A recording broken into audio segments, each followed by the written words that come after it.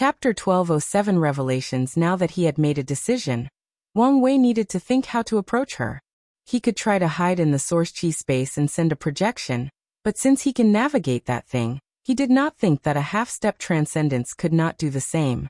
Should I use the plan I have for supreme unity? No, this plan requires a lot of preparation, and I need more information to determine whether it can even succeed, Wang Wei thought. In the end, he decided to take the risk. The power difference was too vast, and his cultivation was weak, limiting much of his options. So he must take the risk and enter the lion's den. As for how he will meet Mithria, the answer was simple. He only needed to find a Buddhist temple and say her name. Wang Wei did not believe for a second these two did not have ways to contact or influence the world during their fight. That's why he stayed away from Taoism and left them as the last piece to dispose of. Wang Wei stood up, looking into the distance. If he could get Mithria's support, he would have more freedom and less restraint on his actions. If she's his enemy and plans to use him as a pawn, he can prepare now. In the worst-case scenario, she determined him an unstable factor and decided to eliminate me, Wang Wei thought. If that happens, the only move I can make is to try to summon Hongjun for help. Wang Wei grunted, not liking how he had to rely on others for his survival. However, his current weak self cannot be helped. In fact, he has other options, for example, accepting his status as a fate seed. As long as he does, he believes fate or even Grand Tao will somehow guarantee his survival. However, he would rather die than become their puppet. He no longer hesitated and teleported away. He needed peace of mind and to understand the complete picture of his situation. The sooner he does this, the more time he will have to prepare for all possibilities. It took him a few hours to teleport to his destination. That's how vast the world was. Of course, if he used the available teleportation arrays, the process would have been instant. However, Wang Wei was technically a fugitive and needed to be careful. He soon arrived at a monastery with a common name, White Lotus Temple. The abbot was an Empyrean, making this faction very powerful in the current political climate. However, Wang Wei did not feel the slightest danger, meaning they did not have any Paragon Array or Tier 12 powers. An indication that their temple did not originate from an ancient lineage, and probably recently rose during this era. As Wang Wei looked at the temple, he thought, "Honger, this is the second time I'm risking my life because of you. The first time paid out, I hope the second time also does." His wife believed in Mithria's innocence, and he believed in her. He quietly entered the core of the White Lotus Temple, where they preserved their luck-condensing artifact. The place was crowded with formations, but Wang Wei manipulated these formations into thinking he was their master and had full access. He found himself in a room with a silver Buddha statue and a white lotus artifact floating above its palms. Wang Wei took a deep breath before bowing. "Mother Mithria, I humbly request a meeting." As soon as his words finished, time paused around him for a few seconds before a woman appeared in the room. Wang Wei's first thought was that she was beautifully ordinary. Her visage was indeed beautiful, even heavenly, but her demeanor, presence, clothes, and aura were all ordinary. These two opposite concepts perfectly blended with her, and her very well-hidden noble, or holy presence. "I've been waiting to meet you for a while now," Mithria said with a smile. "You were? You are very guarded against me." "I can't help myself, Your Excellency. Your strength and, well, reputation are not exactly signs that I should not be guarded," Wang Wei replied, observing everything around him, including every single subatomic particle in this room. Mithria chuckled. "I would never hurt you. After all, you're technically my grandson." Wang Wei's body paused. He understood the tactic of saying outrageous things to throw an opponent off guard, but wasn't this too much? Could it be her flawed method of transcending that fried her mind and made her crazy? "No, it can't be. There haven't been any signs." "No, I'm not crazy," Mithria said, making Wang Wei's lips twitch. He controlled his emotions. "Then, what does your word mean?" A thought came to his mind, but he could not believe it. "You should know what happened to me that led to the corruption of Buddhism in the lower dimension." "I only know that Li Bo used some means to divide your mind into two, your pure and devilish side. The consequences of those failures were more impactful than you can imagine," Mithria stated. "In the process, I lost control of many of my true avatars. That's possible. Although rare, it's possible under specific situations. Wang Wei grunted. Then, the escaped avatars knew of their status, and most tried to escape my influence. One was highly successful in this endeavor, and became one of the prime Yama kings of the Eternal Ascension world. Wang Wei detected a hint of pride in Mithraya's voice. The way she cultivated involved experiencing countless reincarnations, and one of her clones was Maoyu, your grandmother. Wang Wei was officially speechless. Is this why she was born with such an unparalleled state of mind? Why couldn't I sense my grandfather's reincarnation? That's correct. It seems she acknowledged the relationship with your grandfather, and chose to train him herself. Our Wang clan is truly blessed, Wang Wei commented since he was still processing her words. Indeed. Mithraya nodded with profound eyes. It seems you have many questions. Ask away. From your tone, it appeared as if you never tried to recapture your avatars. Why? Wang Wei immediately asked. Li Ba's actions were a blessing in disguise. After I conquered my devil self, my spiritual practice reached another level. It's because of that event that I became a primal paragon. By then, I realized these avatars were now their own individual entity. A few had proven their Tao, and their imprint differed from mine. Even their existence was different, so I let them be. You're a better person than me, Wang Wei commented. He would have hunted these little bastards down and exiled them from this mortal coil. Many of them died fighting each other, Mithraya said with sadness. Some even tried to kill me to become the original. Had they realized they now had their own path and future, who knows what they could have achieved now? Wang Wei nodded before quieting down. You can ask, she reassured. Why did you do it? Mithraya knew what he meant. She was innocent, as she contributed to how the current world situation developed into such a state. After we left the ultimate taboo, supreme unity, and I reached a cultivation level that could be described as pseudo-half-step transcendence, Mithraya calmly explained. If we wanted to reach that level truly, we needed the world to be highly peaceful, with no disturbance. We then worked together to eliminate all the paragons that did not participate in the taboo and the other tier 12 from other paths, and prevented anyone from reviving from limbo. Mithraya sighed deeply. I would like to excuse my action by saying that I preserved the Tao imprint of all these paragons, but I still caused the deaths of countless people, including my own. Wang Wei had many thoughts, but he needed a quiet place to organize and digest them. What about these parasites? Any reason they were chosen? Originally, everyone should have been killed. However, just as we were about to eliminate Time Eater, he convinced us that we needed stewards to keep the world calm and orderly. He suggested most of the others because they were weak and incompetent but ambitious, making them easier to control. We agreed and chose someone from our factions to be part of this new council before retreating. By the time we finished, the situation became like this. The worst part is that Supreme Unity's personality has changed. He became colder and more indifferent, and reneged on our agreement. Agreement? We were supposed to reverse everything after the breakthrough, Mithraya explained. Allow our old friend to return and share our progress. Share? You're willing to share such a technique? Wang Wei asked. Of course, Mithraya replied without hesitation. I was stuck in the Paragon realm for a long time. Then, Wang Qishan appeared and told us about his plan. He organized the Second Origin War that summoned the ultimate taboo.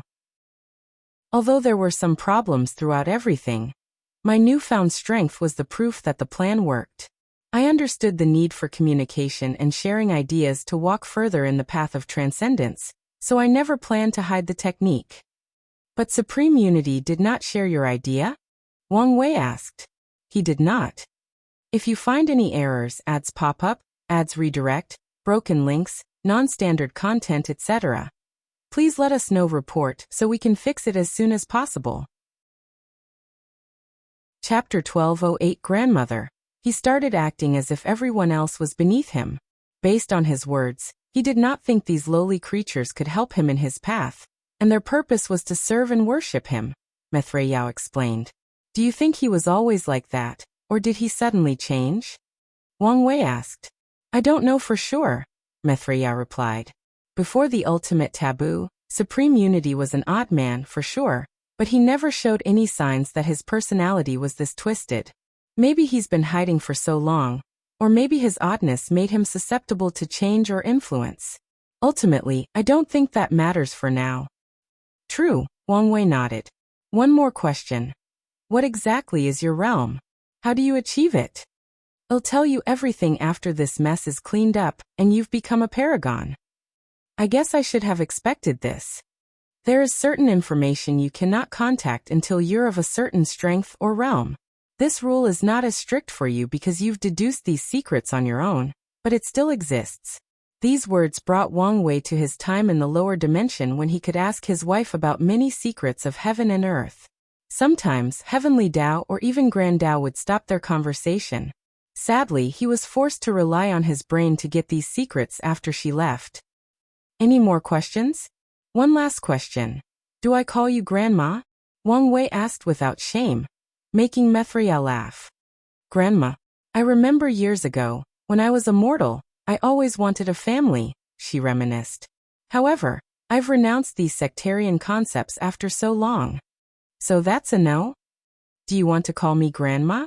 Who wouldn't want such powerful and hopefully doting grandparents? Wang Wei replied cheekily. Betrayal's smile widened. As much as I would love for us to be this close, you should reserve that title for Mao Yu. She might indeed see it as a sign of disrespect, Wang Wei agreed, so he did not bring it on anymore. Now let me ask you something. Oh, I think I'm an open book before someone of your level.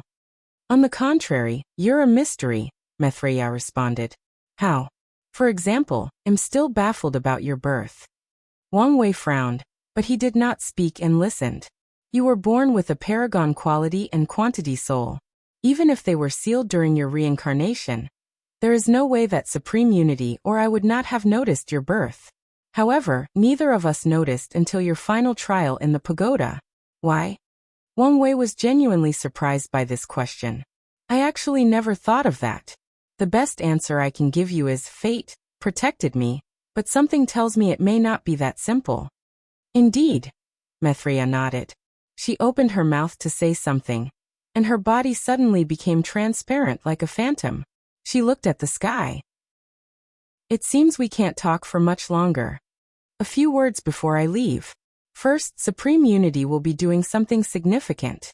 I don't know what it is, but his silence is worrying.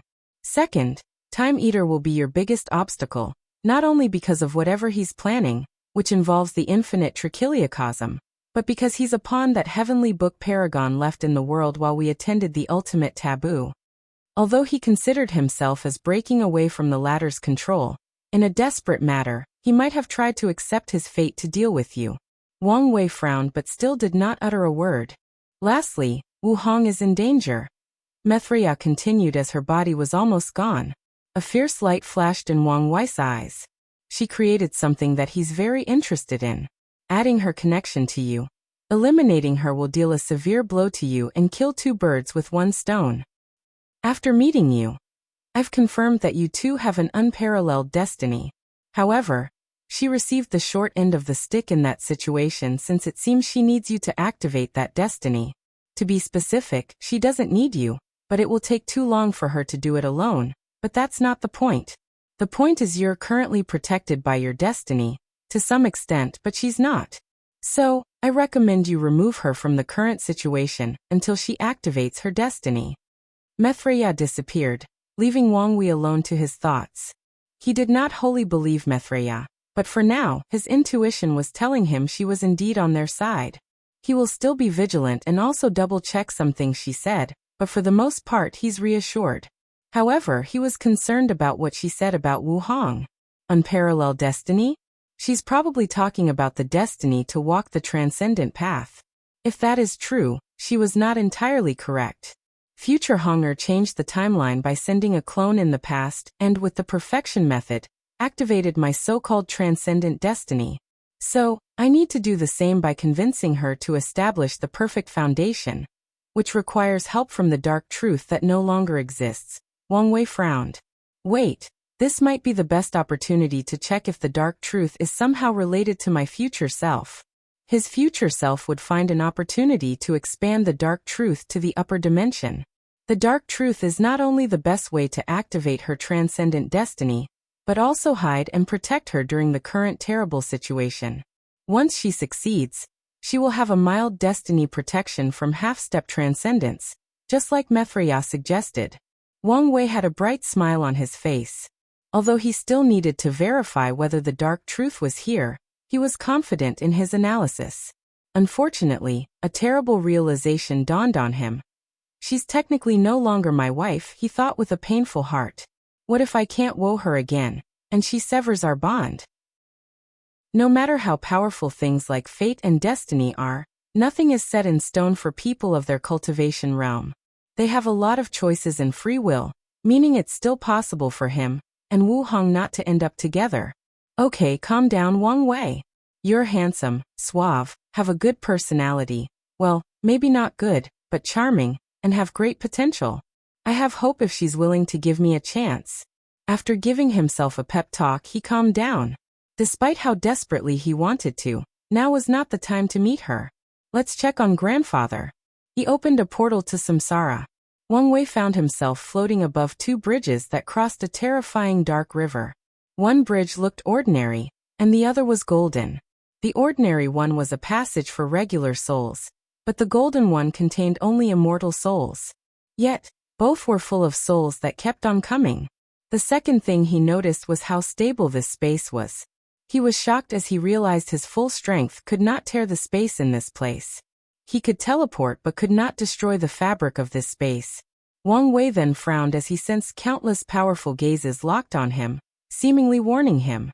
However, they seemed to relax slightly after detecting his minor three-realm emperor status.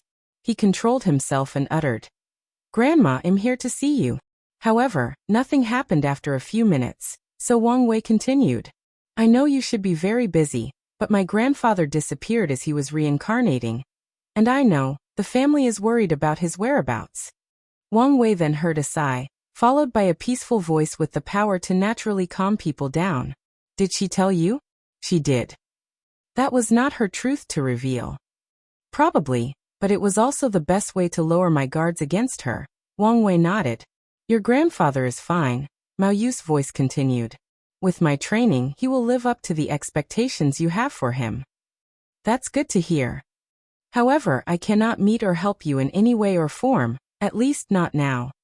"I know there are strict rules and regulations in Samsara," Wang Wei replied. He did not expect any help. "I came to check on Grandpa, and to ask your opinion on MÖngke." "It's good to be vigilant," Mao Yu praised. "As for her, she is someone who truly deserves the title of Buddha. However, her actions are the result of the conflicting ideals of Buddhism and cultivating in general. Buddhism requires a kind, peaceful, and non-confrontational mindset. Meanwhile, cultivation is all about power, a hierarchy, and the survival of the fittest. When presented with the opportunity to reach higher levels, MÖngke followed her instinct as a cultivator instead of a Buddha. Now, she's living with regret and paying the consequences of her choice." Wang Wei pondered. His grandmother's words perfectly encapsulated the character profile he made for MÖngke after their short meeting. If you find any errors, ads pop up, ads redirect, broken links, non-standard content, etc., please let us know. Report so we can fix it as soon as possible. Chapter 1209. Another piece of the puzzle. Can I ask you something important? What Dao does MÖngke cultivate? Wang Wei asked. It's a unique Buddhist-focused Dao called Form/Formless Dao. Not Time Dao. No. I see. Well, thank you for the information, Wang Wei said. I'll be leaving now. Say hi to Grandpa for me, and welcome to the family. Wang Wei had a lot to do and many things to ponder, so he did not waste much time in the afterlife. He opened a portal, preparing to return to the world of the living. Wait, said Mao Yu's voice. This is for you. A small cauldron appeared before Wang Wei. This. A supreme chaos treasure called the Moon Cauldron. It's a soul protection treasure, Mao Yu explained. It seems you're used to relying on your soul's uniqueness for defense, but that won't work anymore in the upper dimension. Be careful since this thing is only for protection and not for battle. Are you sure? If you're going to be in trouble, no need for concern, MÖngke replied. I can spin this as a reward for your achievement of a 3-realm emperor. Twisting the rules? You're really my grandma. MÖngke chuckled. Go and take care of yourself. When your father ascends, tell him to come see me. All right. Wang Wei returned to the White Lotus Temple with the artifact. He did not spend another second and instantly teleported to the masked clan since he had already been there and knew the spatial location. He sat in his room, pondering about his meeting with Betrayal. The greatest information I've pieced together from that meeting is that Betrayal used the River of Time for her transcendent path, Wang Wei thought. He concluded this for a few reasons. Betrayal's main Dao is Form Dao, and yet when they meet, she stops time. Wang Wei reviewed the experience in his mind repeatedly and concluded it was not something she did on purpose or some utilization of law, but an instinct. This is one of the missing puzzles. Paragon often uses the River of Time to navigate the vastness of primordial chaos, or the source chi space. Their battle usually involved traveling to the past, eliminating their opponent when they were weak, and on rare occasions, exploring the infinite trichiliachasm. Supreme Unity wanted paragons or their breakthrough to affect the eternal ascension world, while Betrayal focused on protecting this world's branch of the River of Time. His eyes lit up. How to use the River of Time to become transcendent? Do you just absorb the enormous power from it? Or is it something like imitating its essence in our souls/sea of consciousness? Both were possible, but they could also be far from the truth. There is no point in thinking about this now. If she's telling the truth, he'll eventually know which method she used. An idea for achieving transcendence is one thing, and a concrete technique with specific instructions is another. Wang Wei then shifted his attention to what Betrayal said about his birth. He found another anomaly in his life, and now he wanted answers. I can try to go back and experience it after becoming a paragon.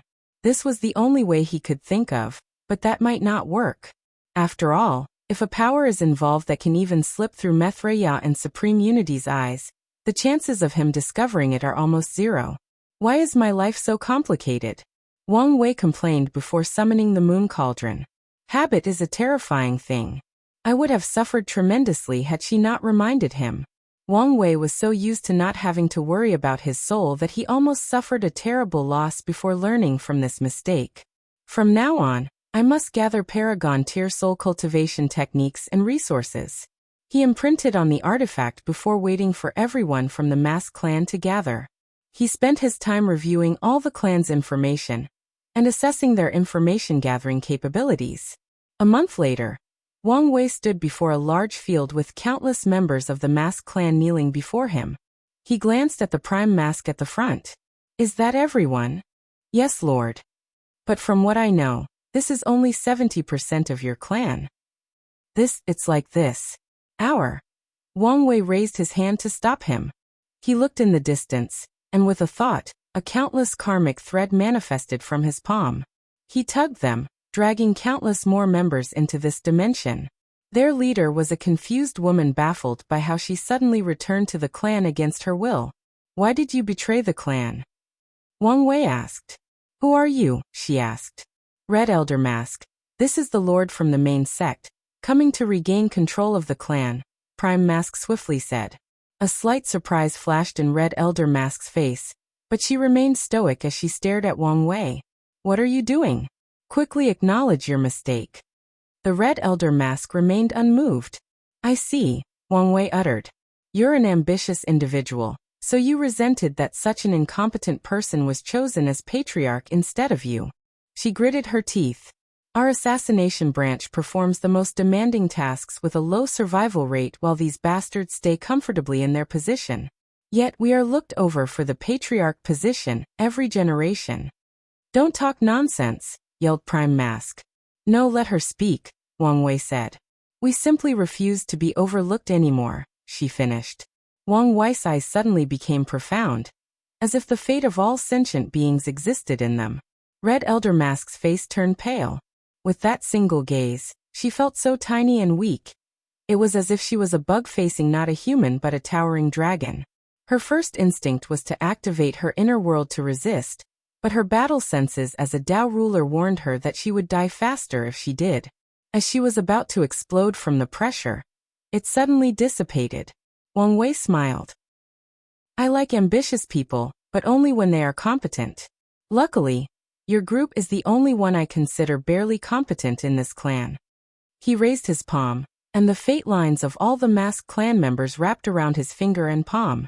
A rune emanated from his soul, and fused with the line. Your fates are now mine, he declared before fixing his gaze on another elder of the black. This one was the yellow elder mask. Have a problem with what I did? The yellow elder mask's body trembled, and he swiftly lowered his head. You didn't have a problem when the sect supported you for who knows how long. Didn't you already know your fate from the day of your inception? No one said a word, so Wang Wei focused on the group at large.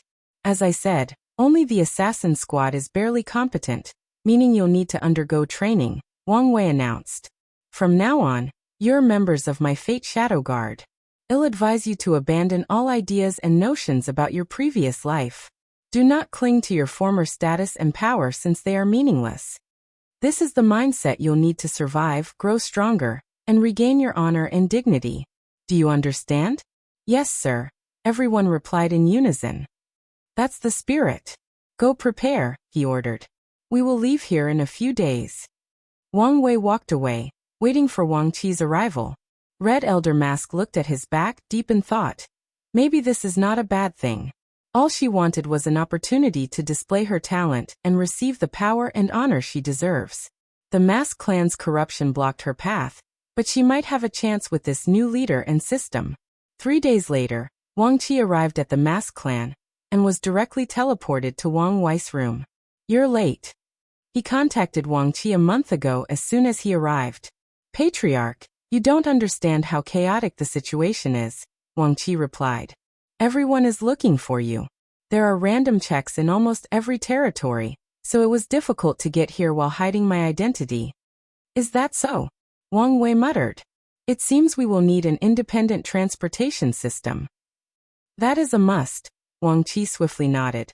Otherwise, our work will be 100 times more challenging. We can create a subspace system for our people to travel. Like the ones we build for mortals? Exactly, Wang Wei nodded.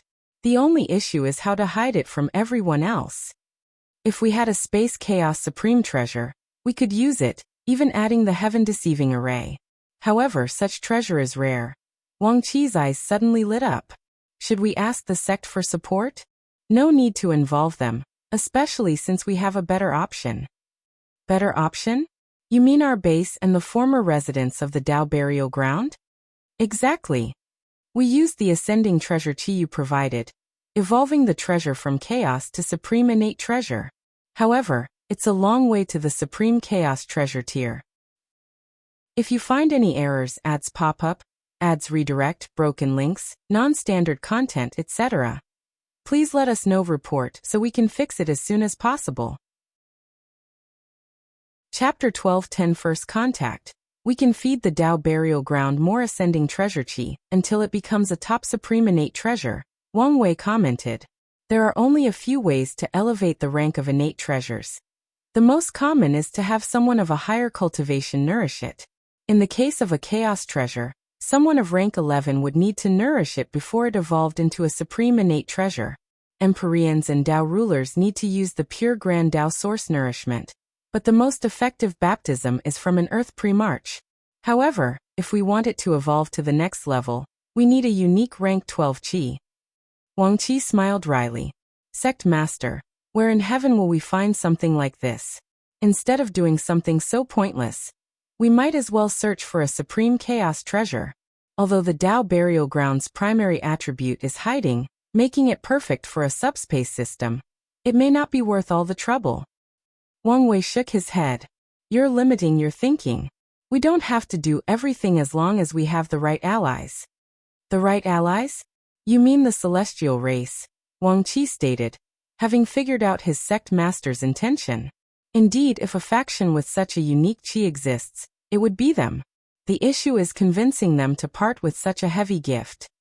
Whether they give it or not can also be a test of how much they are willing to invest in our cause, Wang Wei added. We need to know in advance whether their clan will stay in hiding and do the bare minimum to contribute to the end of this era or invest fully. What choice do you think they'll make? Wang Qi asked. I cannot say for sure, Wang Wei replied as he looked in the distance. Ending this era means returning to the Golden Age where the 13 overlords reigned supreme.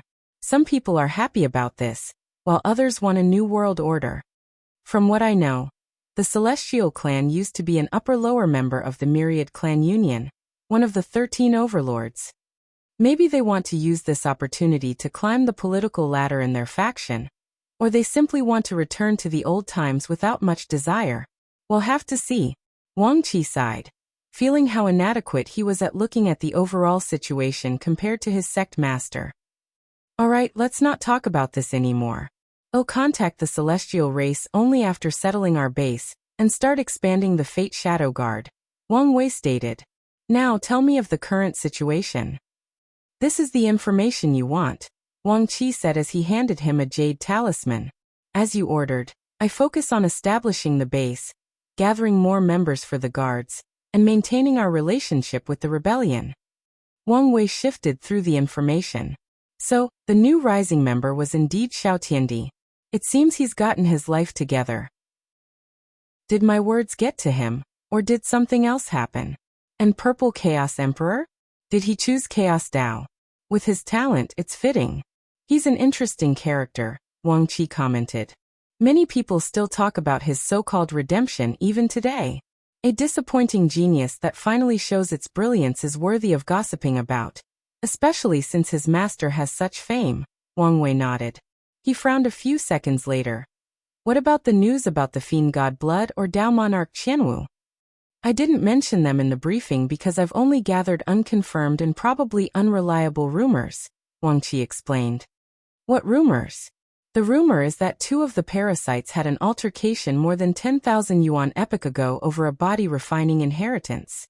I tried to confirm the rumor, but some said it was between Five Feather and Undead Phoenix, while others said it was between Time Eater and Blood Dragon. Wang Wei grunted. What about the Tier 11 Fiend God Blood? This rumor has more substance, Wang Qi replied. There is a chance that the treasury of the Divine Chu dynasty has some in reserve. Them? It seems I may have to visit Shiruolan. Wang Wei remembered that kind and enthusiastic girl that can instantly change into an overbearing and domineering ruler during battle. Sect Master, is this wise? After all, she is the Earth Emperor's daughter. If she has the slightest ambitions, she'll understand that her father is a blocking stone in her path, Wang Wei remarked. I only need to nudge her in the right direction, and she might turn on him. That could work. Alright, let's leave, Wang Wei stated. He did not waste time and teleported everybody to the Dao burial ground. As soon as Wang Wei arrived, two people teleported before him, all on guard. I'm pleased with your response time, Wang Wei praised. Master. The two guards immediately knelt on the floor. He was about to tell them to get up when he suddenly frowned. Who's in charge of security? That would be Yan Wingzhu, codename Bright Shadow, replied one of the guards. Summon her. A petite woman dressed in black appeared a few seconds later, and she immediately knelt after seeing Wang Wei. Master, you've disappointed me. Bright Shadow's body trembled after hearing these words. There are two things that all guards fear and hate the most: mission failures, which are sometimes unavoidable, and the master's disappointment. Master, what did I do wrong? She swiftly asked. Someone has infiltrated our base, and it's an Empyrean, Wang Wei stated calmly while looking in the distance. The base contained countless hidden dimensions that were mainly used for training. Bright Fate's face turned pale, and the situation worsened when Wang Wei's gaze shifted to all of them. You're also to blame for not discovering the intruder. The other already had sweat on their backs. We will accept punishment. The worst thing a guard can do is make excuses for its failure. I'll forgive you this time since you're still adapting to how things operate in the upper dimension. However, there should not be a second time, understand? We do. Good. Wang Wei nodded before pointing to the quiet masked clan members behind him. These are the recruits I brought. They have a special talent, so try incorporating it into our system. Your will shall be done, replied Deming, codename Fate Virtue, since he's in charge of training while Plum Fate runs all outside operations. In other words, they will serve under him once these people are appropriately trained. As Wang Wei watched these people disperse, he secretly shook his head. He chose these three because of their abilities. He even spent years tracking unique insurgent chi for them to ensure their strength would be helpful after ascending. Yet this happened. I miss Wang Ju, he thought. He desperately needed someone competent to lead his guard. Maybe that red elder mask will prove to be what I need. Otherwise, I'll need to search for someone else. Master, what should we do about the spy? Wang Qi asked, his face also pale. Although this was not his job, he blamed himself for such an enormous blunder. I'll deal with him, Wang Wei said before disappearing. He entered the source chi space with an ordinary-looking man bound by golden chains. The man looked at him fiercely. He did not expect for him to be discovered and captured so easily. Such overwhelming strength scared him, but his training allowed him to compose himself. You're very well trained, Wang Wei commented. I'm guessing you won't say anything. The spy continued staring at him. To cultivate an Empyrean as a spy and even train him to immediately try to eliminate himself after being captured. I'm very curious about your master. He entered this man's sea of consciousness to look at his soul. As expected, a potent restriction that leaves me useless. He sighed as he glanced at the complex magic circle above the sky and this spy's soul. I guess we're doing this the old-fashioned way. He returned to the material world and looked this man in the eyes. You should have trained to resist torture, but how high is your pain threshold? The spy stared at him, and Wang Wei smiled. He activated his pain innate talent, and had this man experience the pain of his tribulation. Not a second had passed before the man's shriek echoed in this infinite space full of pure energy. Wang Wei tuned out all the noise, focusing on preventing this man's spirit or psyche from collapsing while also not activating the restriction in his soul. Ready to talk? Wang Wei asked, but all he received was that intense stare. I forgot you're a tough guy. Well, this first session was only 10 seconds. Let's try to triple the time for the second one. The spy's face turned deathly pale. He felt like he lived in a world of pain for an eternity before it stopped. Now this devilish bastard told him only 10 seconds had passed. If you find any errors, ads pop up, ads redirect, broken links, non-standard content, etc., please let us know. Report so we can fix it as soon as possible. Chapter 12:11 Welcome Message. Fine, I'll speak. Please make it stop, said the spy, his eyes devoid of hope. By now, he only wanted one thing: relief brought by sweet death. Sadly, he knew this devil would never grant him his wish unless he spoke. Luckily, speaking is another way to fulfill his desire. Good, Wang Wei nodded. I'm going to ask you a question, and I want you to answer it exactly as I asked. Understand? The spy barely nodded. Let's see. I need to be subtle to prevent triggering the restriction, which will most likely result in his self-explosion, Wang Wei thought. After compiling a plan, he summoned the Bashian turtle shell to boost his divination capabilities. His eyes turned all gray as he channeled the power of fate. Will he explode if I ask him what organization he works for? Yes. What about the name of a useless or abandoned base? Yes. A mission with no relevance to his employer? Yes. What if I ask him about his code name? Maybe, Wang Wei thought as he focused. This bastard will actively use a triggering word to commit suicide? I need to watch out for that. He continued his divination for a few seconds before asking the first question. Tell me all the places you've been to before arriving at our base. No need to be specific, just state the overall area, city, continent, or area. Such a strange question momentarily disoriented the spy, but he answered. Right before teleporting to the base, I was in Sunset City. Wang Wei nodded while observing this man intensely. Sunset City was one of the places where the Fate Shadow Guards recruited new members. Before that, I was on the Black Earth continent. There is a SR. Silence. Wang Wei cut him off. Do you want to experience it a fourth time? The spy's body trembled as he shut his mouth. He hesitated for a moment, but he saw Wang Wei's eyes. He told the latter of the last 2 places he was in before arriving here. If I follow his trajectory, he came from one of Taoism's territories. Is he from a faction under the 7 Cauldron? Or directly from Supreme Unity's core power? Wang Wei was deep in thought before asking the second question. Recount verbatim how a typical conversation with your subordinate usually goes. No need to mention any classified information or phrase. The spy was again puzzled, but he followed orders. It was odd to reenact a conversation, but whatever prevented him from suffering. So his status was that of a vice commander, Wang Wei analyzed from the retelling. And there are more than one. How many Empyreans have you met in your life? What I don't know. Quickly. About 125. Of these 125, how many did you attempt and succeed to kill? I've killed 34, failed 6 times. How many did you have a friendly spar with? Who won? And why did you lose? Wang Wei continued, and after hearing this answer, Wang Wei thought. I can confirm 20 other vice commanders, all Empyreans. Now let's check if Dao rulers and immortal sovereigns are in that position. He asked more questions about the other paths, about people the spy respected dearly without any specifics, and many more. About 33 vice commanders and 5 commanders, with a few that are likely everlasting, Wang Wei thought. Let's see if I can deduce their organizational structure from him. Wang Wei opened his mouth to ask something, but stopped himself before uttering a single word. He looked in the distance. Already here? They are faster than I anticipated.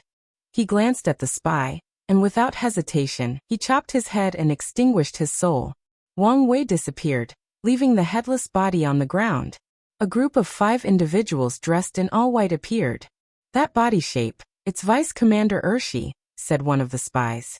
Their leader, the only one whose clothes contained stripes of black, 24 to be exact, calmly observed everything. I can't believe he died so horribly. Wasn't his mission to investigate news about the Destined One? I can't believe that was his end. The people from the Stargazing Pavilion should have done a better job warning of the mission's difficulty. Vice Commander Urshi is an upper middle moon commander. Losing him is a great loss.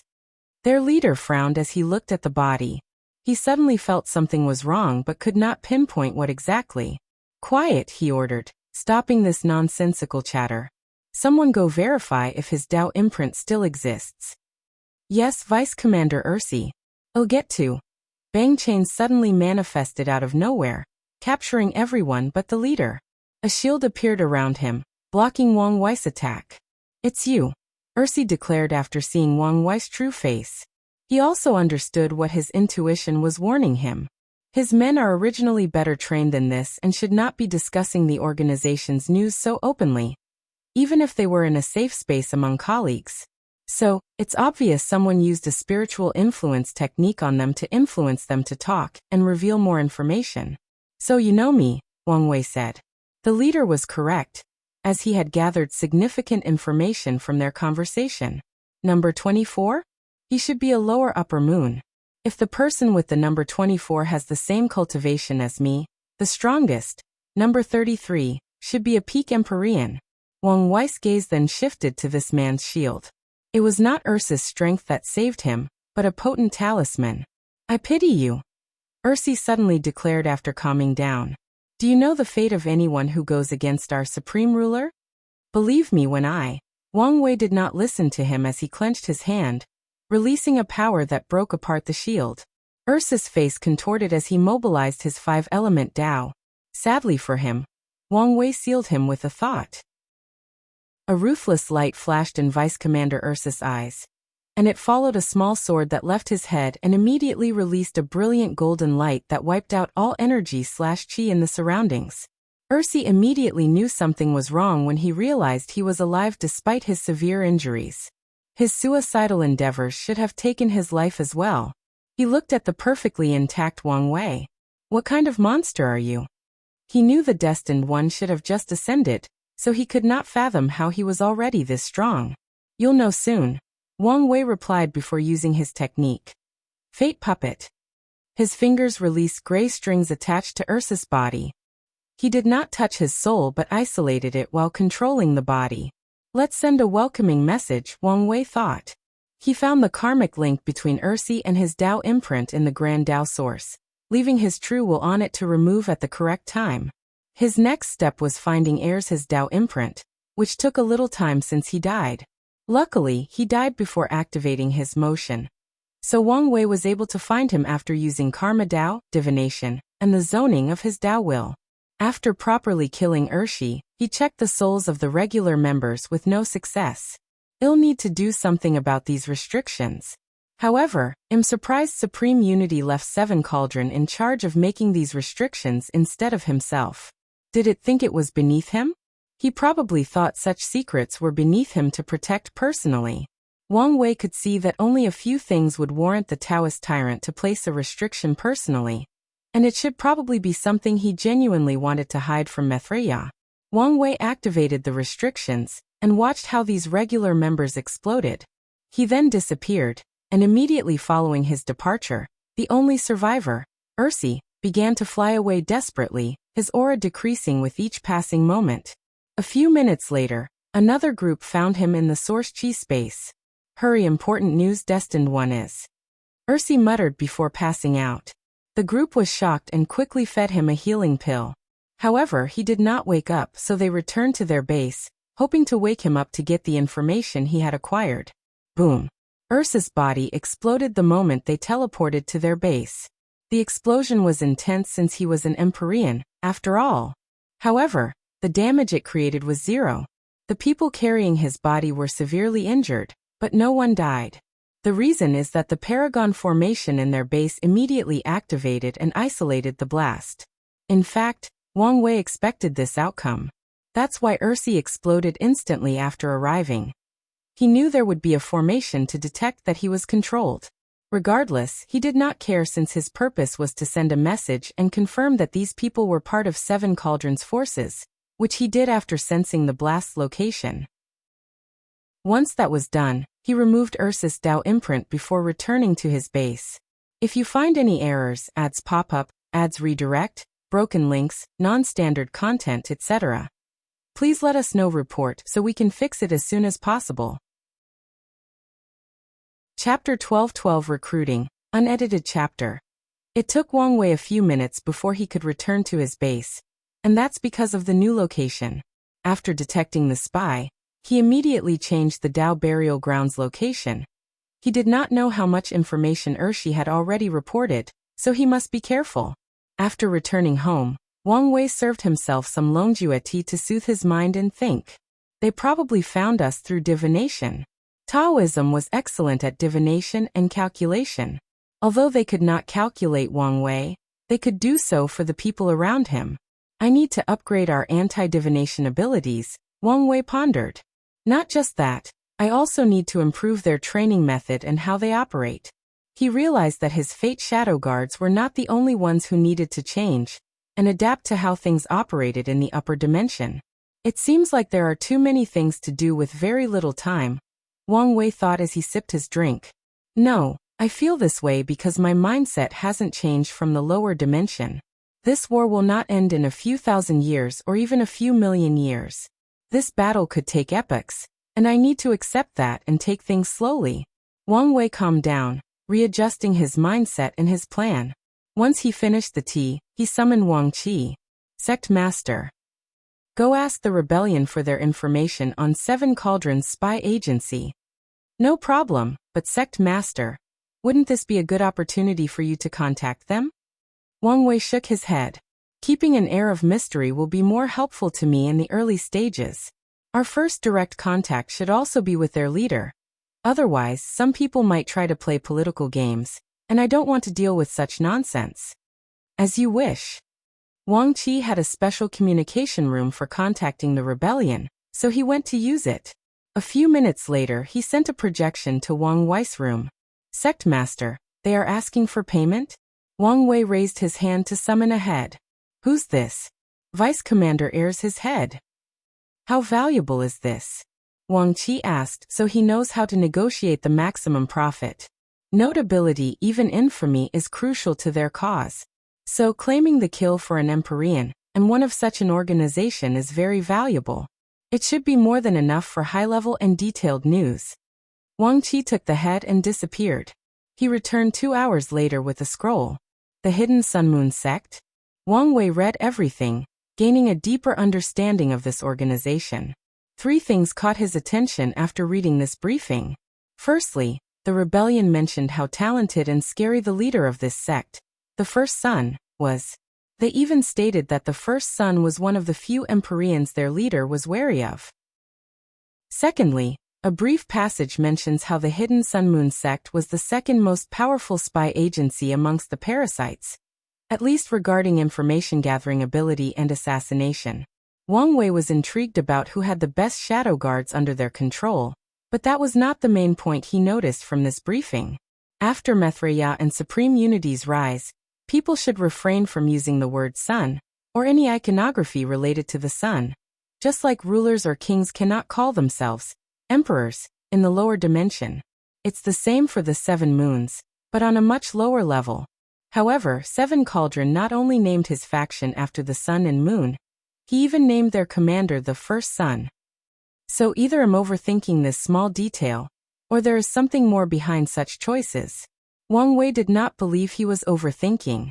The higher the cultivation, the bigger a cultivator's ego usually is, making them care about such insignificant things. The only way for Seven Cauldron to make such a blunder would be if he were indeed politically illiterate, but even if that were the case, someone would have reminded him. With their high self-esteem, the other moons would have definitely confronted him because his vice commanders are classified using the moon. They might even have pressured him to change it, yet the name remains. The more I think about it, the more significant this small detail seems, Wang Wei concluded. Let's see if this information will go somewhere. He looked at Wang Qi. You did an excellent job. The information revealed was way more than Wang Wei expected. Thank you for the praise, Sect Master, but I'm just doing my job. It's good that you take your duty seriously and are good at it, but don't neglect your cultivation, Wang Wei warned. You know how vast and complex this world is. Your fate will be terrible without strength. I understand this clearly, Wang Qi replied. Good. Wang Wei dismissed him before proceeding to his next task, recruitment. He activated his soul flower ability, accessing the soul network. Oh my heaven, so many souls, Wang Wei commented. If he considered the souls he saw as a single grain of sand, there were enough to fill the entire observable universe on Earth with still a significant amount of people left. Wang Wei sighed. Moments like this showed him how small and insignificant he is. He controlled himself to focus on his ability. There were a few areas with a vague outline, signifying places with a Tier 11 formation of one of the paths. However, he did not care since even the ones with Empyrean's formation meant that he needed to take time to break into them if he wished. So he focused on the all-black areas. Tier 12 protections, Wang Wei thought briefly before frowning. He noticed countless souls with marks on them. Too many people with restrictions in their souls, he complained. Let's filter these souls out, he muttered. He first removed all the mortals with no cultivation, which eliminated 60% of the souls, a number that shocked him since mortals make up 80% of the population in the lower dimension. He eliminated the souls with restrictions he could not currently deal with, followed by the ones with deep backgrounds and abundant resources. Lastly, he eliminated anyone with a cultivation less than Tier 7. The next step is the halls and systems. Wang Wei quickly finished everything before forcefully summoning these chosen souls. Many cultivators from Tier 7 to Tier 11, and from all paths gathered in a large room with gray fog for a sky. Wang Wei sat cross-legged in the sky above him. A few Empyreans did not like someone floating above their heads, and prepared to display their strength. However, the wise ones knew better since someone who could summon so many souls at once should not be trifled with. Wang Wei released a bit of his soul pressure, suppressing these bold individuals. Many of you should have heard rumors of me, for I am the destined one charged with ending this terrible era, he declared. I have chosen you because of your talent and abilities. Sadly, fate was not kind, so it did not give luck or destiny. You've come so far without any reliance and background. The people listened attentively. I come with an opportunity, Wang Wei. Source stones, formations, pills, talismans, weapons, luck, Anything you want, you can get it. He smiled. Of course, you've lived long enough to understand that there is no free lunch in the cultivation world. So, what do I want in return? Well, it doesn't take a genius to figure that out. I want help to end this insufferable era. Your cultivation journey was arduous, making you value power even more. Sadly for most of you, the path ahead is blocked, and all resources are strictly controlled by either those parasites or those ancient sections. Wang Wei raised his hands to summon a few buildings created from the fog. If you choose to join my Changing Fate Hall, here is how things will operate. There is the Mission Hall. You can choose missions, and upon completion, you will receive Dao Source or Fate Points based on your choice. Fate Points come with a 5% discount for all purchases, and it's also a system to increase your rank to access some rare-level resources. He summoned another building. There is the Resource Hall, where you can exchange almost everything, including cultivation, rare qi, and even longevity resources. There is the Profession Hall. Anyone with a profession Dao can receive specific missions that involve their profession.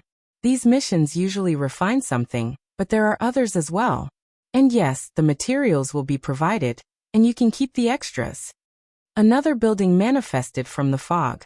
The Information Hall. You can exchange and sell news, secrets, and rumors. Lastly, there is Prime Hall. This hall is for people who truly wish to follow me instead of only using this transactional method of exchange. You can imagine the benefits and risks of this hall so that I won't say any more. Wang Wei finished. Any question? If you find any errors, ads pop up, ads redirect, broken links, non-standard content, etc., please let us know. Report so we can fix it as soon as possible. Chapter 12-13 The Changing Fate Hall, and I added the Information Hall in the previous chapter. Empyrean White Cloud was an old man dressed in all white robes with golden cloud patterns. His long hair was white, along with his beard that reached his chest. He calmly listened to this person's words. There is no way for him to be the destined one, he thought. Many information agencies have deduced that the chosen one is from the lower dimension. However, the person in front of him was an Empyrean.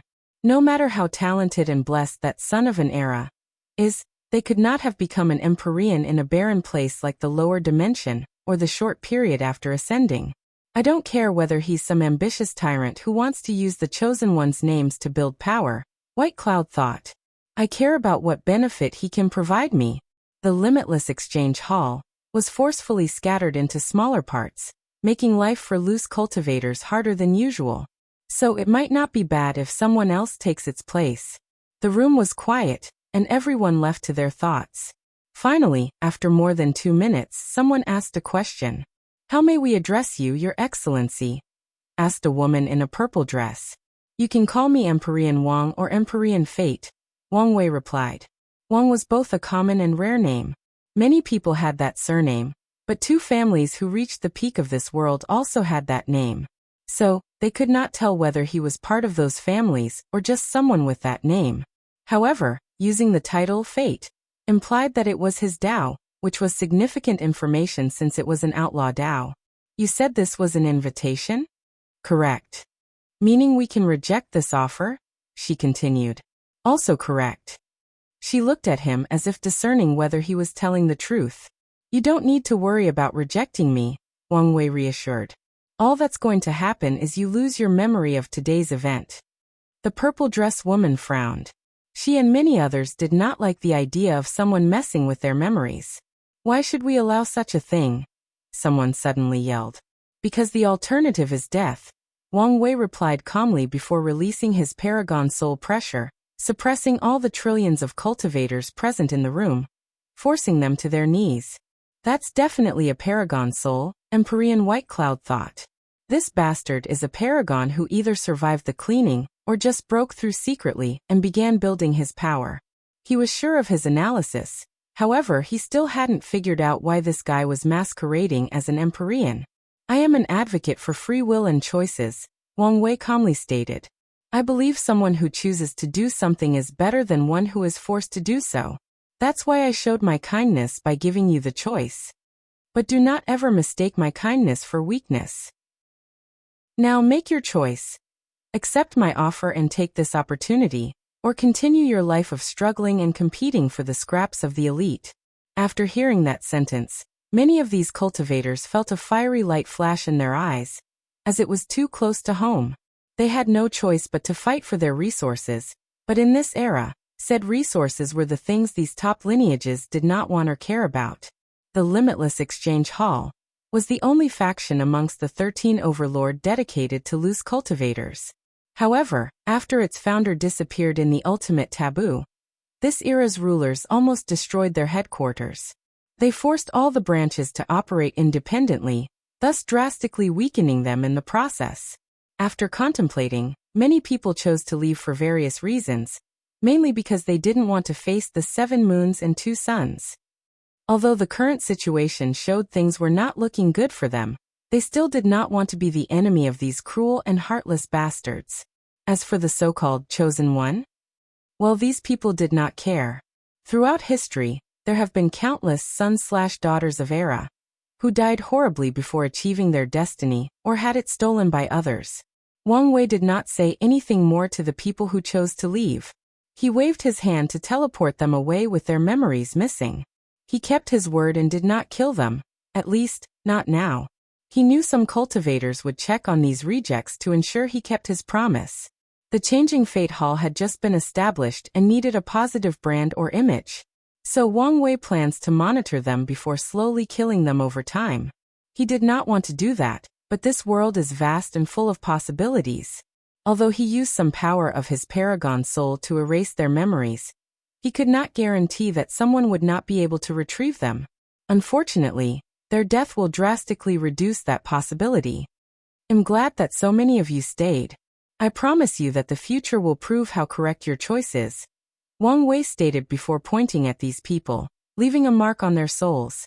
No one said a word since they expected this. After all, they were joining a secret society, so secrecy and control were everything. The people who could not accept that had already left. Wang Wei left, and the recruits took a moment to review the ability of the mark and the message it left them about how things operated in this hall. After a few minutes, everybody flew to different halls. While most people headed to the mission hall, Empyrean White Cloud chose the information hall. He found himself in a booth with one person before him and a sign above with a few rules. 1. If you sell information, we have ways of determining the truth and the value of the information. 2. If you sell rumors, you will be compensated after we verify the truth. Some news might also require time for verification. 3. Some leniency will be allocated for selling rumors. However, you will be deducted fate points if you sell rumors as accurate information. 4. Selling false information will result in your capture and investigation. It seems they encourage selling rumors with some validity behind them, White Cloud thought.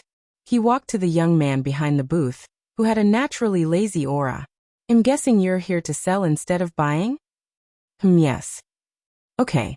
What is it? Can you tell me what's valuable? Empyrean White Cloud asked. Currently, news about the parasites are the most valued.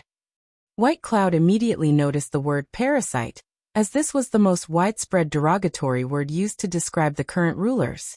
After that is information about lost history, secret realms, and places with rare spiritual herbs or ores. I see. White Cloud uttered before taking a moment to ponder. Someone from the Undead Phoenix once tried to recruit me. Oh, they said they were from the Immortal Legion and promised me immortality even better than everlasting Empyreans. You didn't accept such a good offer? Asked the booth man. Such a thing was too good to be true, replied White Cloud. Plus, these bastards were rude and arrogant. They didn't invite me as much as they ordered me to join. Since he escaped these people's clutches, White Cloud disdains these rulers. No parasites. Your news seems valuable. Tell me everything that happened and what you know about this Immortal Legion. The young man behind the booth listened attentively, and once White Cloud finished, his eyes suddenly turned gray and mysterious.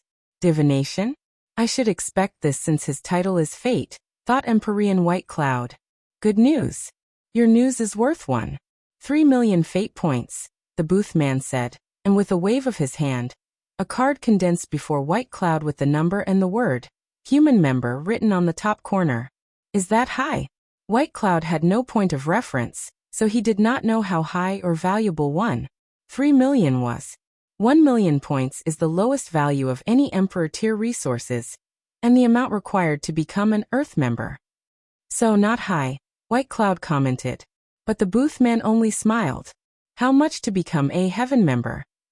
1 billion points, and it's also the starting sale price of Empyrean tier resources. Such a vast difference?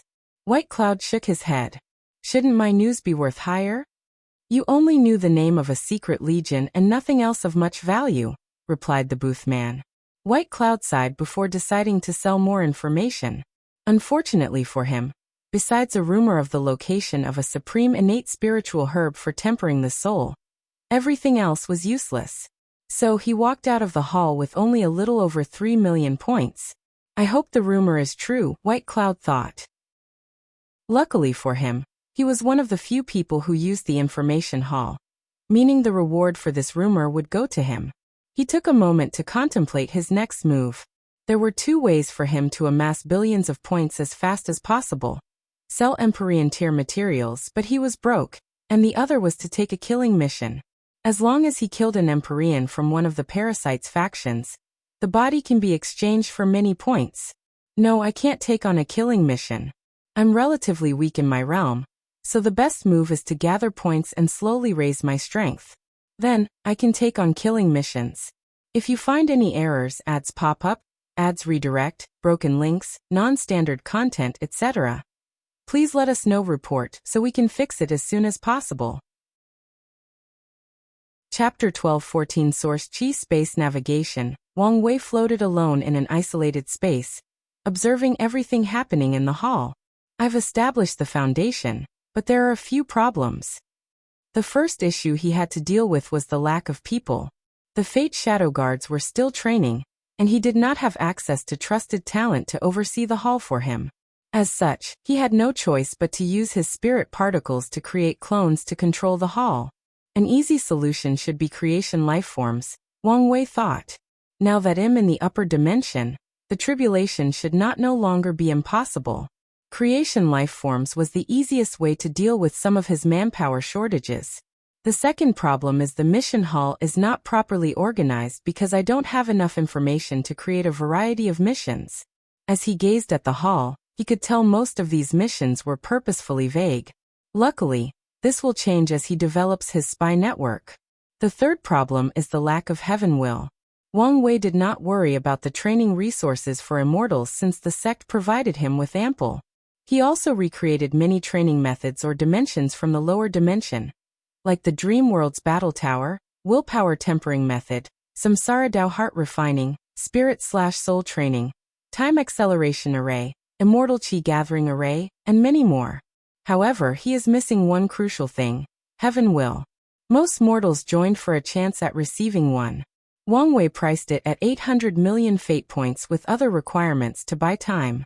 I can solve this issue by raiding a few sects with reserve, he thought before focusing on his most significant problem. I have recruited 16 Empyreans, 40 Dao rulers, and more than 300 immortal sovereigns.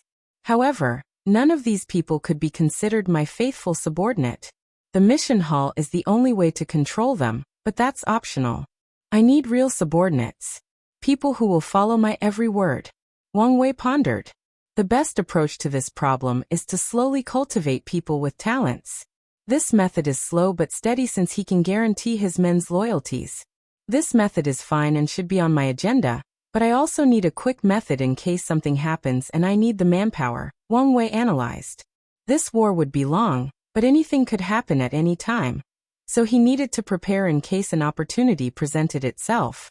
I need to conquer a few people, but where can I find a large number of subordinates? He asked himself, and he immediately had the answer. The Lawless Zone. His eyes immediately twinkled out of greed. That place was once a place for criminals to hide from the world's powers, but after the parasites took control, many people rushed inside for refuge. It's decided. My next main goal is the Lawless Zone, he decided. However, he still had a few more things to do. He looked at the space around him. My soul network ability is the perfect way to build a transportation system. He did not expect his ability to spread to almost every corner of the Eternal Ascension world, so he never considered using it as their system's foundation instead of the subspace. However, I still need to turn the Tao burial ground into a subspace, he concluded. He did not want too many people to know about his ability, thus lowering the possibility of discovering it. There is no absolute in this world, and he did not want to risk someone knowing about it and developing a way to notice it. Additionally, he still wanted to turn the Tao burial ground into a supreme chaos treasure. The subspace will be our primary method of communication and teleportation, and the soul network will be our backup plan in case something goes awry. As the saying goes, a crafty rabbit has more than one hiding spot. Wang Wei returned homeland and immediately summoned Fate Virtue and Plum Fate. Master, they knelt. Fate Virtue, you should have trained a few batches since you've arrived, correct? Yes, Master. Where are they? Most of them are operational while a few remain on standby. Summon the ones on standby. Fate Virtue whistled, and countless shadows materialized behind him. Wang Wei sent information directly into their minds before teleporting them to the changing Fate Hall. His gaze then shifted to Plum Fate. I have a mission for you, Wang Wei said before pausing. His eyes turned all gray as he manipulated the fabric of fate itself. He condensed an information talisman that he handed over. This is a list of sects with secret reserves of heaven wills. Some have no affiliation with the parasites, so you only need to steal theirs. You can eliminate everyone else. It will be done. Wang Wei dismissed everybody, leaving Wang Qi alone. Why are you here? Wang Wei asked. I don't think I even called you. Sect Master, I think I may have found a way to get you the fiend god blood. Oh, I'm listening. The sect madam. Wang Wei's lips twitched. Don't you think I know many of our problems can be solved if I ask her? There is a reason I haven't asked her. Sect Master, permit me to speak candidly. I notice you lose a lot of your boldness and overthinking regarding things with the madam, Wang Qi said. Exchanging gifts is an excellent way to communicate and get to know someone. I'm sure the madam and you would not want to start the relationship by being indebted to each other. You previously sent her a gift, so it's normal for her to reciprocate. Wang Wei grunted softly, not because of anger but because this bastard was right, and he did not like that. She did say she would give me a reciprocating gift. See, she understands, Wang Qi grinned. Fine. You can visit her. Use this to navigate inconspicuously. He granted Wang Qi access to the soul network for teleportation. He only needs to lock on to a soul closest to his destination and use it as an anchor for his teleportation. Wang Wei shook his head as he watched Wang Qi's disappearance. I can't believe I'm receiving dating advice from this bastard who's been single for billions of years, he thought. However, he's right. If I want a chance at wooing her, I need to stop overthinking, be bolder, and be more direct with my approach. He stood up and glanced toward the Origin Seal continent for a few minutes. Then he entered the Source Chi space again. He activated his Chi Flower ability, and an invisible lotus manifested before him.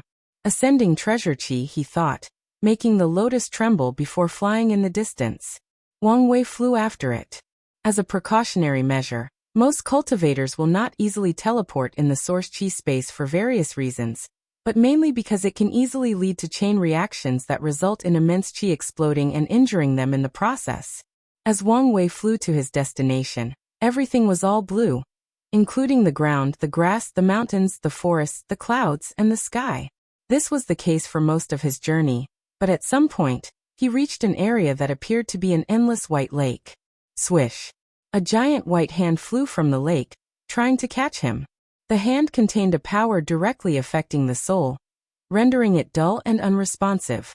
If it were any ordinary cultivators, they might have fallen into the lake even if they evaded the hand.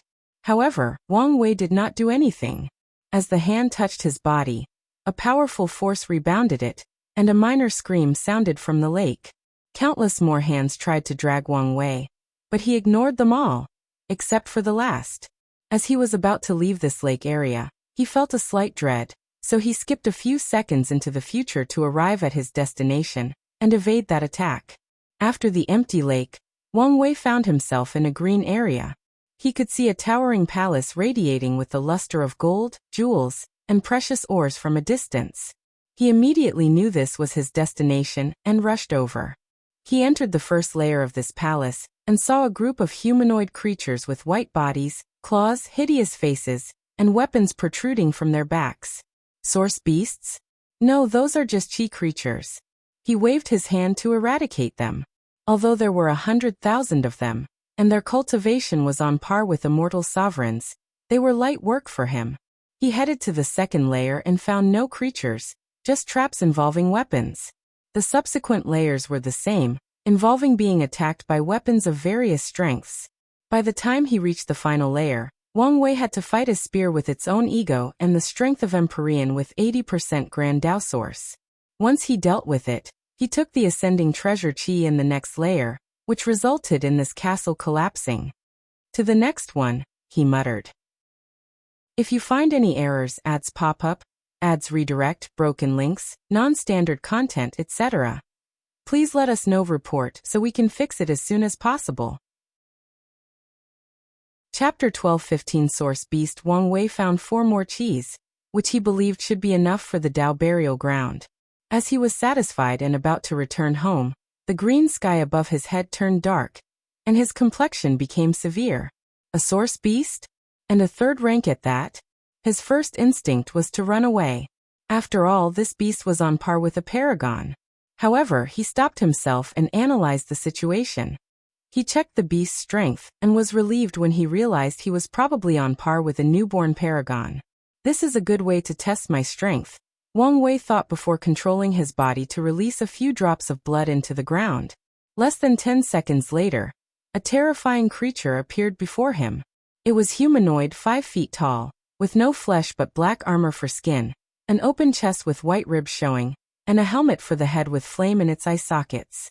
First, let's check my defense, Wang Wei thought before running toward the creature, and a powerful flame chi rushed from the mouth part of the helmet, instantly incinerating Wang Wei's body and soul. He instantly regenerated from the previous drop of blood with a wry smile. I didn't even last a nanosecond before the flame burned me to ash, he thought. He was supposed to be immune to flame, but before this paragon tier chi flame, his proud defense might have well been baby skin. I already knew the difference between Empyreans and Emperors, but the difference between paragons and Empyreans is truly something else, Wang Wei analyzed. He summoned the Black Dragon armor set and turned the ball into a halberd. Let's play.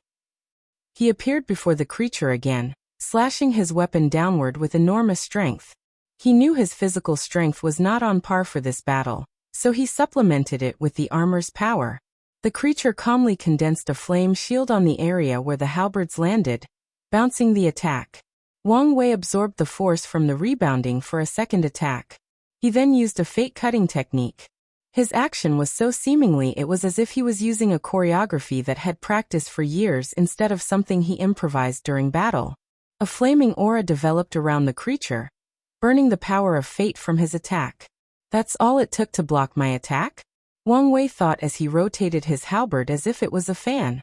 He added space Dao to the rotation, turning the weapon into a grinder capable of grinding space-time. Such an attack was enough to turn every life, atom, and energy in the lower dimension into fine sand. A laser rushed from the source beast's eyes with tremendous heat and force, stopping Wang Wei's weapon. The beast then released a fluctuation from his mind, which agitated the energy in the surroundings. Wang Wei suddenly felt a slight weight in his mind. Energy domination? Wang Wei analyzed. Immortal Sovereign can use this ability to influence lower-tier emperors, but it's useless against people of the same rank. However, insurgent Immortal Sovereigns can also use it to affect Empyreans. However, this ability does not influence an Empyrean's Dao as it does for emperors. Instead, it targets their soul, reducing control over their Dao. If I didn't have a paragon soul, I would have been in terrible shape, Wang Wei analyzed. However, where did it get so much energy? I haven't detected an immortal mansion or chi storage organ. Wang Wei observed his surroundings and immediately found the answer. The source chi space was the beast's chi storage organ. It can draw energy from the environment and has an infinite amount. Its only restriction is the amount its soul can bear. The coldness of fate. Is fate cold? Yes, and in every sense of the word. The universe is full of pain, suffering, and atrocious tragedies, and the main culprit behind these things is fate. It ruthlessly created certain lives and gave them such fates. A terrifying chill, even worse than the coldness from hell, rushed from Wang Wei's halberd. He used the creature's opposite element to attack it, which should have worked. However, the creatures manifested a cold blue flame with the same characteristic. The worst part was its flame rapidly absorbed Wang Wei's coldness. Shackles of fate. Wang Wei appeared behind the creature, releasing a gray chain composed of strings. The beast tried to burn it, but it bypassed him and entered its body. The creature's fate was rapidly changed and reduced to a pinnacle rank 2 source beast. Wang Wei took this opportunity to sever this creature's death line and instantly killed it. Unfortunately, the bones from its back rushed out and hit him in his stomach before his attack even landed. Even my fate shackle did not last long enough to attack. His battle instinct took in, and while flying away, he used a soul attack, Soul Sword.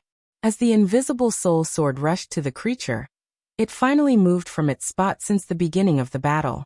Wang Wei already rained on his body and ran toward his opponent. He focused on a double attack approach. He would distract his opponent with his physical attack, while the killer moves would come from his soul. Of course, he would also mix in a few potent physical attacks. Unfortunately for him, the beast was now aware of his soul's potency, and had already wrapped its soul with a soul flame protection technique. So the two fought for a few days before the beast left after giving him one last glance. As he stood alone with his armor and weapon, Wang Wei muttered, "This was disappointing." In this battle, he found so many flaws in his current strength. All my techniques have not evolved since my time as an emperor. It's no problem dealing with my peers since they were so good in the first place, but they are completely inadequate for fighting above my realm, Wang Wei thought. I have no experience soul fighting with people on the same level as me, let alone more powerful individuals. Lastly, I thought I had adapted to fighting methods rank 11 and above, but I was wrong. The Source Beast did not have a Grand Miss Will World as part of its fighting arsenal, but if Wang Wei were fighting a genuine paragon, he would have to worry about that. He squinted. All the previous issues are primarily because I'm too young, and despite my decent cultivation realm, I haven't been an Empyrean for long. He knew he could remedy most of his flaws after a long cultivation retreat. However, I still haven't figured out how to make up for the Grand Mist Wheel.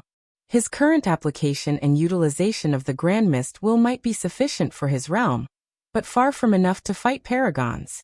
This battle was a wake-up call. Wang Wei sighed. He realized how much he had underestimated these parasites and the paragon realm. Although he despised these people, his feelings did not change the fact they were paragons and had access to the world's resources for countless yuan epochs. Even a pig will become genius or wise after leaving for long enough, let alone these people who were not stupid, as proven by the fact they became paragons and ruled over the world for so long. Wang Wei exhaled before returning to the Eternal Ascension world. As he calmed down to drink his tea, he muttered, "I need to meet Shishangyan, then Zhenbiyu before I go to the Lawless zone.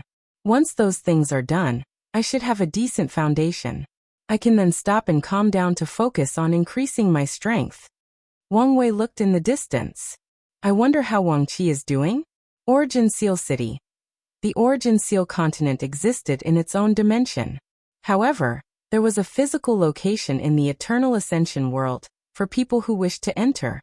Usually he would teleport to the city and utter the Empress name, and if she wanted to see him, she'd teleport him. However, as soon as he arrived, Wang Qi noticed a disturbance. A group of armed cultivators floated outside the city, facing the city's mayor. The Phoenix's people? Wang Qi. He noticed that most of these people were from the demon race, and their armor contained a symbol of a phoenix in 5 colors. Why are they causing trouble here? He observed around, and after seeing many people snooping, he followed suit. "Why are you being unreasonable?" asked the army leader, a woman with purple eyes but no pupil. She was also the only one without a helmet. "I'm just following the Empress rules," replied the mayor, a petite woman with pink hair, and wearing a white hanfu. "Are you aware that you're committing treason?" asked the commander. But the mayor's response was a gentle smile. What if I insist on entering? According to the Empress' words, do so at your own risk. Are you threatening me? I am, so what can you do about it? The smile did not leave her mouth. If you find any errors, ads pop up, ads redirect, broken links, non-standard content, etc., please let us know. Report so we can fix it as soon as possible. Chapter 12:16 Gifts. The army leader took a deep breath to calm down, which was challenging for her since most people would bow down to her when she showed up anywhere. However, dealing with these ancient lineages was usually infuriating, and the Origin Seal continent was the worst since their leader was alive and a potent threat despite her current state. We are only searching for a criminal. Once we find out that you're not hiding it, we will leave, she persuaded. So just be reasonable. I am being reasonable, the mayor replied. After all, I'm not stopping you from searching. I merely warned you of your fate if you do so. A ruthless light flashed in the commander's eyes.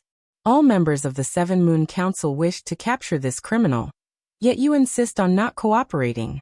Are you sure you're ready for the consequences? All of you can enter. I'm not stopping you, the mayor rebutted with her usual smile. The question is how many of you will return. The commander clenched her fists so hard that sparks flew due to the friction of the metal from her armor. The council ignored the Origin Seal continent because of this fear. Even if all of them besieged her, many of them would die in the process. One of the Sun Rulers also placed her on the protection list, meaning that Twinflower would never fight against her. The Hidden Moon was too cowardly to make an enemy out of her. Lastly, the others would not want to risk their lives to eliminate her, so they just ignored her as long as she didn't go too far. Unfortunately, over the years, the Origin Seal continent has become a symbol that their power was not absolute. You'll regret this, the commander declared with raging eyes. She ordered her man to retreat, and a formation manifested above their heads to teleport them away. The mayor sneered before returning to her mansion. As expected of the sect madam, Wang Qi muttered, I can't wait for the sect master to have this level of power. I bet he'll be even more domineering. Is that so? Wang Qi was shocked, and before he could react, his surroundings had changed. When he saw the beautiful woman opposite him, he instinctively said, Sect madam, I mean Empress. He quickly bowed to show his respect. You can be at ease, Wu Hong stated calmly. Why are you here? I came to send the sect master's regards, Wang Qi said. He suddenly realized he was in too much of a hurry, and should have asked the sect master for a handwritten note. However, it was too late, so he decided to improvise. He wanted you to know he was here, and was doing fine. Is that so? Wu Hong muttered. She thought briefly, and as she was about to say something, she sensed something outside the cultivation room. She sighed mentally before opening the formation. What do you want? I sense someone with the sect's luck has arrived. I thought the kid came to see you, Yan Hai replied. Ancestor, Wang Qi said in surprise before bowing even deeper. If his worship of Wu Hong was more out of fear for her strength, this one was out of respect for his sect's founder. You can stand up, Yan Hai nodded. I don't recognize you, but you have Turtle's aura. The Turtle Shell Emperor was the one who gifted my immortality. Since you're alive, I'm guessing you did not abandon your role as guardian? I would never, Wang Qi quickly said. The sect master needed some talent and he chose me. That's good, Yan Hai nodded. How is that boy Wang Wei doing? Has he contacted the sect? In a manner of speaking, Wang Qi replied. The sect master doesn't want to get the sect too involved, but they've provided resources as a starting fund. Not getting the sect involved? That's something Brother Qishan would have done, Yan Hai muttered. Did they treat him well? Or do I need to intervene? Yes. The sect master was very satisfied with the aid. Don't beat around the bush and speak. Yan Hai had dealt with enough of these slimy advisors to know what they were thinking. Well, the sect master is looking for unique resources for his body refining. I tried to convince him to ask the sect for help or even the Empress, but he was being stubborn, Wang Qi explained. Body refining? Is he looking for Dao Monarch Qianhua's inheritance? He doesn't need to hurry and should take this time to open the gate of power. He's already done that. What? Yanhai was genuinely surprised, especially since she knew the plan was for Desolate to guide him through the tribulations. Yes, and he's also an Empyrean, Wang Qi added. Seriously? Yanhai said, and even Wu Hong showed a surprised look. I knew he would have a lot of merit after creating so many memorialized Lux, but this is something else. He's probably the youngest Empyrean in history, even with time formation. No, not just the youngest Empyrean, but the youngest person to achieve Tier 11 in both paths. Wang Qi wanted to brag about this sect master before the sect madam, but decided not to be too obvious. Anyway, the sect master's accomplishments spoke for themselves. Yanhai turned to look at Wu Hong. Why are you looking at me? He's your husband, and am currently using all my Tier 11 body refining resources. He's not my husband, she corrected. Husband, husband seed, preparatory husband, husband-to-be, all the same. Wu Hong wanted to curse. She did not know how long she had wished that her rigid time nexus was not a husband, but a pair of sworn brothers like this lucky woman. Especially after learning about the man's identity, and how complicated seniority would become. Wu Hong sighed before summoning 2 boxes with runes engraved. She opened the first one to reveal a clear drop of blood containing the cosmos. Wang Qi immediately felt a terrifying pressure weighing on him. He might have been forced to kneel without the box's suppression. This is from an adult fiend god with space primordial law. And the second one is from an elder feed god with life primordial law. I have nothing related to fate, so those must do. I'm sure I know the sect master will appreciate it, Wang Qi swiftly said. Do you want to give him the 11th and 12th revolution you've created? Wu Hong asked. No. Let him create his version. Then we can compare and maybe fuse the best parts into a supreme technique. Yanhai replied before focusing on Wang Qi. I can't let you go empty-handed. I don't want that boy to start saying his ancestor is cheap. Yanhai summoned a small tree on her palm, surrounded by a golden light. This is a peach tree of wisdom. Its function is the same as the Bodhi tree, and its rank is Tier 12. Tell him I'm not giving it to him but lending it since the tree is not mine but the sect's public property. She took this thing to ultimate taboo to help her understand if they found a transcendent method. As such, she never had a chance to return it. I will tell him. Wang Qi nodded as he carefully put the tree away. Anything else? Yanhai asked. If he needs any help, you can ask now. I think that's it for now, Wang Qi replied. The sect master has a plan and is executing them. So, I think everything will be fine. That's good to hear, Yanhai nodded. If he can kill these bastards, our people can return, and we can work together to find a way to kill or exile Supreme Unity. Things can return to normal again. What if he fails? Wu Hong asked. Then we'll use Plan B. Which is? You and I go on a rampage and kill these bastards, Yanhai said. We might die, but it will be worth it since the others can find a way to revive us from limbo. You make it sound so simple. Isn't it? Most of us had our existence damaged, so even reviving, our strength will be weakened, Wu Hong explained. We can use abundant resources to fix the problem, but it will still take time. How many people will revive knowing they will be weakened, and someone as powerful as Supreme Unity above their heads? Not to mention Mithria. You might believe her, but many others won't. In their eyes, she might be as bad as him. The problem was never these 8 parasites, but the other 2. You may be correct, but you also can't disagree that removing these 8 will make the situation much less complicated. Especially that slimy time eater, Yanhai replied. I don't know what he's planning, but my intuition tells me I won't like it. Wang Qi stood silently to the side, wondering whether he should be listening to these things. However, he realized this was significant news he could bring to the Patriarch.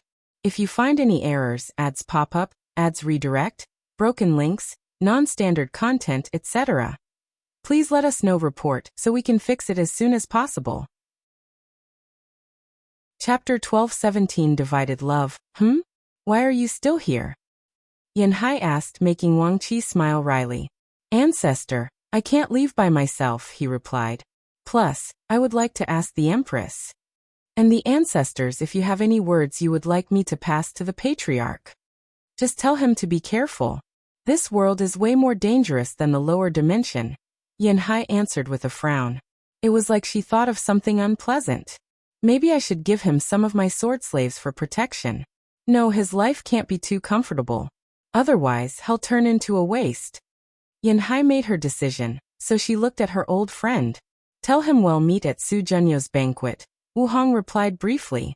Wang Qi's body suddenly visibly paused. Is there a problem? No problem, Wang Qi swiftly said. I'll make sure he gets the news. Wu Hong scrutinized him for a few seconds, but did not say anything. She waved his hand and he disappeared from the room. You were actually thinking about lending him your sword slaves? Wu Hong asked.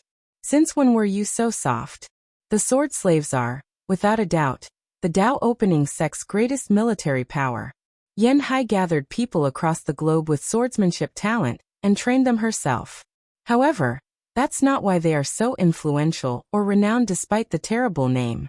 Countless lineages will pay the Dao opening sect an excessive amount to allow their swordsmen to experience the sword slave training.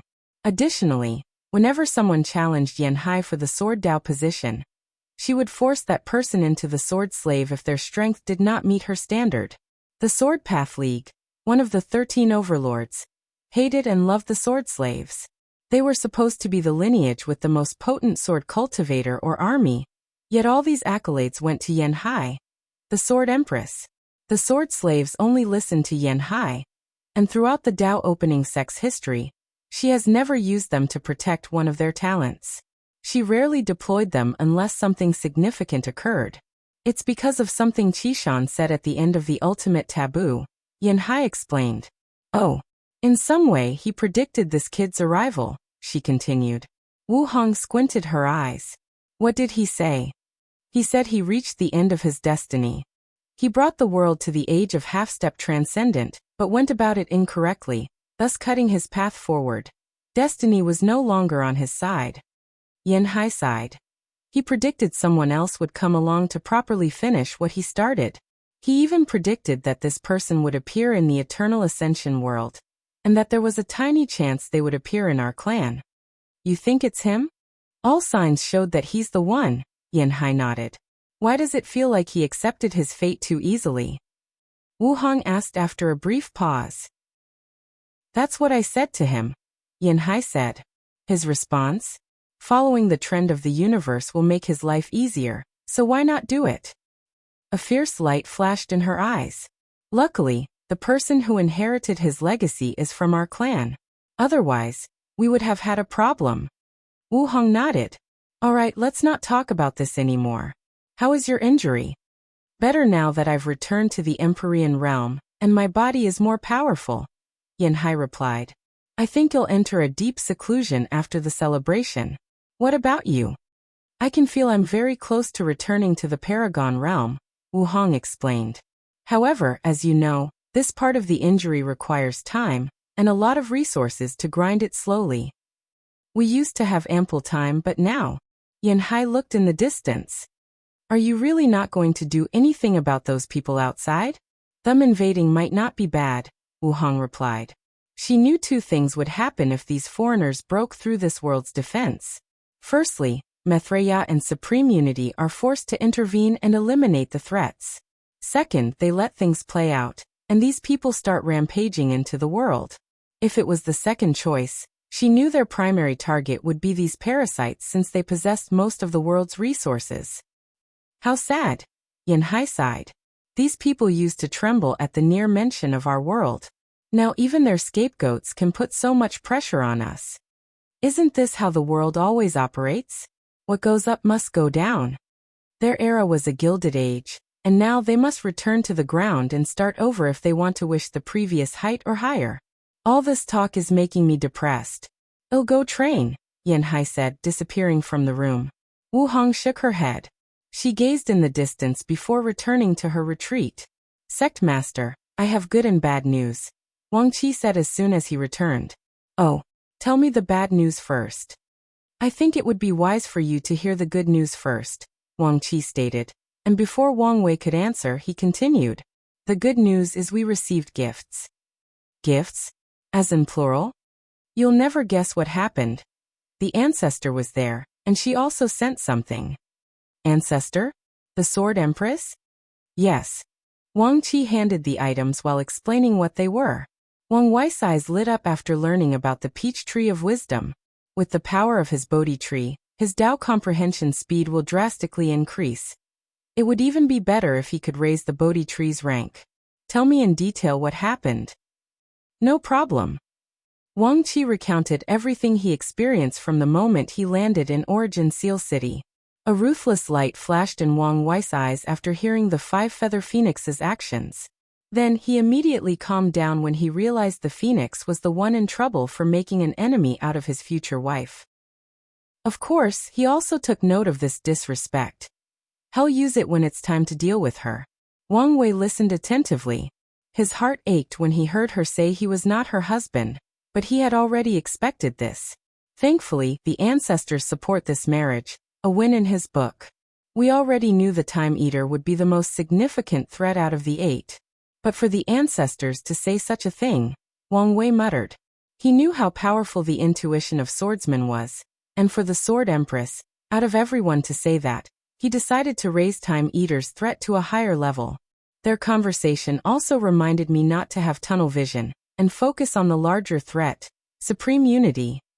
Wang Wei knew he should not underestimate the parasites, or he would suffer horrendously. However, he also needed to keep in sight of the real enemy. Countless thoughts flashed in his mind in a short period. Then he focused on Wang Qi. So what is this bad news you've been avoiding? Well, the sect madam said you can have your first meeting during Su Junyo's celebration. Are you serious? Wang Wei asked with wide eyes. Yes. Shit, he swore. So I was right? Wang Qi asked. About what? About the fact you have a secret relationship with a woman called Su Junyao. I know she's beautiful from what people are saying, but, you bastard. Wang Wei flicked his finger, releasing a small air shock that hit Wang Qi in his forehead. The thing had no power, but it was excruciating. Don't talk nonsense. If I'm speaking nonsense, why did you react like that after hearing the news? Wang Qi asked while in pain. Sect Master, I love and respect you wholeheartedly and would die for you. But I won't help you cheat on the sect madam. What a strange line to draw, Wang Wei said. Anyway, why are you so adamant? Isn't it normal for a man to have a harem of beauty? Shouldn't a powerful and successful man like me have a harem of 3,000 beauties? Then, I would secretly despise you, sect master, Wang Qi replied. How can someone claim to love someone else but divide that love into many? So, you believe that someone cannot love more than one person? That's right. Wang Qi nodded as he felt the pain disappear. If you do, you don't love your companion as much as you think or say. Or worse, you do love them, but you gave in to your lustful desire, and such a person does not deserve respect. Your view on marriage and relationship is too black and white. Wang Wei shook his head. However, I would love for you to meet Li Jun and say these words to his face. I'm sure Liling would love you. Wang Qi wanted to roll his eyes. He would never say these words to the Li clan patriarch. He only did so with Wang Wei because that's the person he serves. Sect Master, don't change the subject. What's your relationship with that woman? If you find any errors, ads pop up, ads redirect, broken links, non-standard content, etc., please let us know. Report, so we can fix it as soon as possible. Chapter 12-18 The Path to 11th Evolution. You only need to know there is a karmic bond between us, and I need to meet her to remove it, Wang Wei explained. That's it. Why do I feel you're not telling me the whole truth? That's all you need to know. Wang Wei stared at him, and Wang Qi gave up asking for more information. Well, I believe you. I hope you don't antagonize the sect madam for this woman during the celebration. Wang Wei waved his hand to dismiss him, and left to his thoughts. His first meeting with the future wife might be disastrous if it happens at Su Junyo's celebration. Did she know about our connection? Logically speaking, this should not be possible. However, Wang Wei once theorized that his Wu Hong left memories for this one, meaning she might not know him more than she let on. If she does know, why do this? To test me? She should know how I feel about Su Junyao. Is it to see if I've changed since she disappeared? See if I can resist the temptation of the most beautiful woman in the world. Wang Wei felt stressed and wanted to pull his hair. Wait, why am I stressing about this? I didn't do anything wrong, and I had no plans with her. So what if all three of us meet? It won't change what I want, so I should not be this overworked over anything. He exhaled to calm down. Now that Head figured this out, he was more excited than worried since he got to see her after so long. Wang Wei smiled before heading to his cultivation room for a brief retreat. He activated the formations before summoning the Space Fiend God blood and studying it. He lost himself in the essence of this blood to find its mystery. After an unknown amount of time, he opened his eyes. It seems Ancient Desolate took inspiration from the Fiend Gods for the higher levels of the Ancient Desolate body refining scripture. Wang Wei muttered. In this retreat, he figured out how to evolve his bloodline to the 11th evolution. Indestructible Empyrean's cultivation focused on three aspects: strength increase, Dao immunity, and will-body fusion. The strength aspect is the primary cultivation focus, measured by the number of heavens in the adult Fiend God realm. Dao immunity is what Wang Wei and a few talented body refiners achieved as they opened the gate of power. Limit indestructibility. All indestructible Empyreans must achieve a pseudo-limit indestructibility by the time they reach the 10th heaven to open the gate of flesh. Body refiners usually recreate the tribulations of the previous true power Dao realm on a much larger scale, to increase their immunity to whatever Daos their gate used to contain. Increasing their strength can passively increase their immunity, but long ago, when the body refining path was in its infancy, the people felt it was insufficient. So they began actively training these defensive capabilities, primarily by absorbing rare resources, and eventually created techniques to accelerate the process. Sadly, heaven and earth restricted this path as a way to divide people into a strict hierarchy based on their foundation and achievements. For example, body refiners are limited by the number of tribulations they survive. The minimum requirement to open the gate was 1267, meaning such a body refiner can only increase the immunity to these 1267 Daos, and not anymore. People who survive the 3,800 Dao tribulations have a second chance at achieving true limit indestructibility, but most failed the second attempt, and can only condense a pseudo-one. The third cultivation aspect of indestructible Empyreans is the most important: the will-body fusion. As the name implies, body refiners must increase their willpower before fusing it with their bodies. Once that process is completed, they'll meet the requirements to open the gate of flesh and acquire the ability that granted inextinguishable paragons their titles. Will immortality. As long as an inextinguishable paragon's willpower remains solid and unbroken, they could not be killed. In other words, once Wang Wei enters the Elder Fiend God realm, to kill him, someone must capture him and find a way to break his spirit and willpower so that he gives up on life, and that's the only way to prevent him from reviving. Wang Wei closed his eyes to access his bloodline seed. After analyzing the bloodline, he figured out a few things. Firstly, adult Fiend God's primary attribute is not whatever Dao their primordial law is, but primordial chaos. All body refiners, no matter what technique or cultivation systems they used, will experience one event in their life before entering the first realm of the true power Dao realm, sanctification of the flesh. They must choose a concept or characteristic that will fuse with their blood, allowing them to revive from a drop of blood. Wang Wei became enlightened in the power of nothingness, but Fiend Gods chose primordial chaos, which granted them countless benefits that made any body refiners envious. Due to their deep affinity and love for primordial chaos, they can temper their willpower by exposing their minds to the vastness of primordial chaos.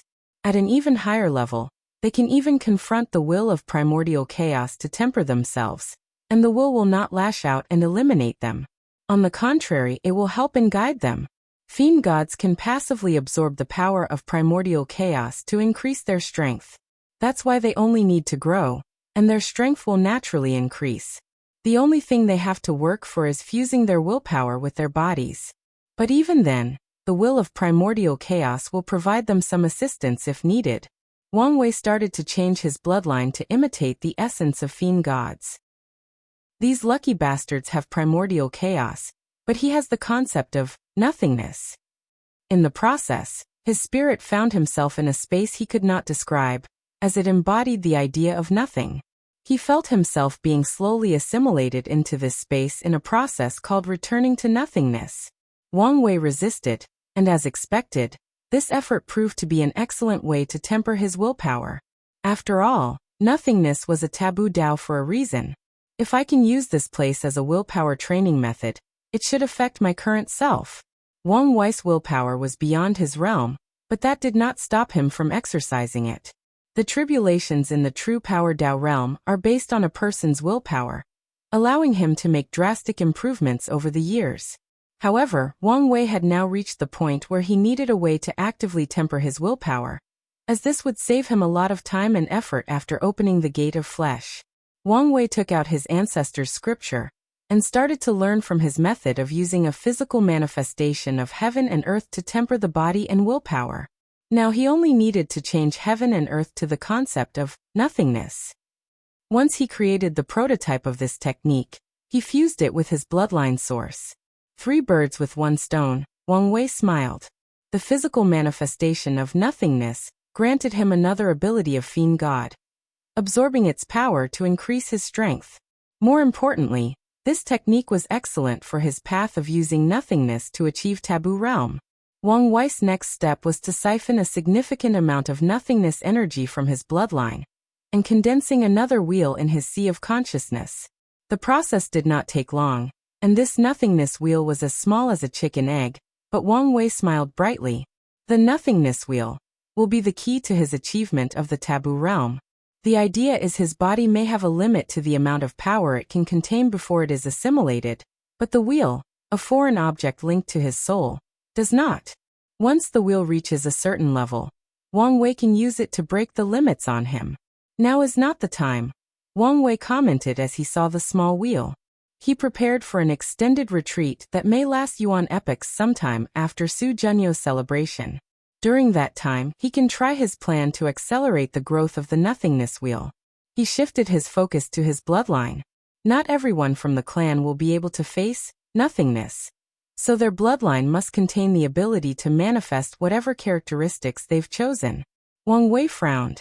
He hadn't developed this ability to modify and make it so universal. Then there is their advantage of the primordial chaos will. Do I need to recreate that? I could leave my willpower in the bloodline to serve the same purpose, but I don't want these guys to rely too much on their bloodline. Yes, it's better if they don't have to rely on any help. These people's bloodline was already potent enough. They did not need any more advantage. The human race became one of the most powerful races in the chaos universe because of their spirit of hard work. They were born weak, so they work 100 times harder to reach the top. Meanwhile, top innate races like fiend gods require heaven's help to balance races like humans to prevent them from outshining them. Wang Wei moved on after making a decision. Lastly, I need my bloodline ability to become passive. Once that happens, he must survive an immemorial tribulation, and his bloodline will complete the last step to achieve the 11th revolution. Wang Wei exhaled, stood up, and left the cultivation room. If you find any errors, ads pop up, ads redirect, broken links, non-standard content, etc., please let us know. Report so we can fix it as soon as possible. Chapter 12:19 New Leader. 30,000 years passed? Wang Wei muttered. I wonder how much time has passed in the lower dimension? His theory was correct. The time difference between the upper and lower dimensions drastically changed as soon as he ascended. As such, he would not be surprised if less than a week had passed in the lower dimension. Wang Wei did not focus too much on this and closed his eyes to access the changing Fate Hall. He first checked the mission hall records and nodded in satisfaction after seeing the number of missions completed in this short period. It seems these mortals were motivated, Wang Wei nodded. Many people have exchanged a heaven will, meaning his guards did not disappoint him a second time. The casualty is a little high, Wang Wei noticed next. Many people died during missions, including from being captured, and the restrictions he placed on their souls activating. It won't be long before I need a second round of recruitment, he summarized before checking on the news gathered. With so many people selling information and the newly trained Fate Shadow Guard, he now had a decent spy network. It was far from good, or even at the level of unparalleled in the lower dimension, but it was decent, especially considering how long they started. There were many pieces of news or information that Wang Wei found vital, so he reviewed all of them.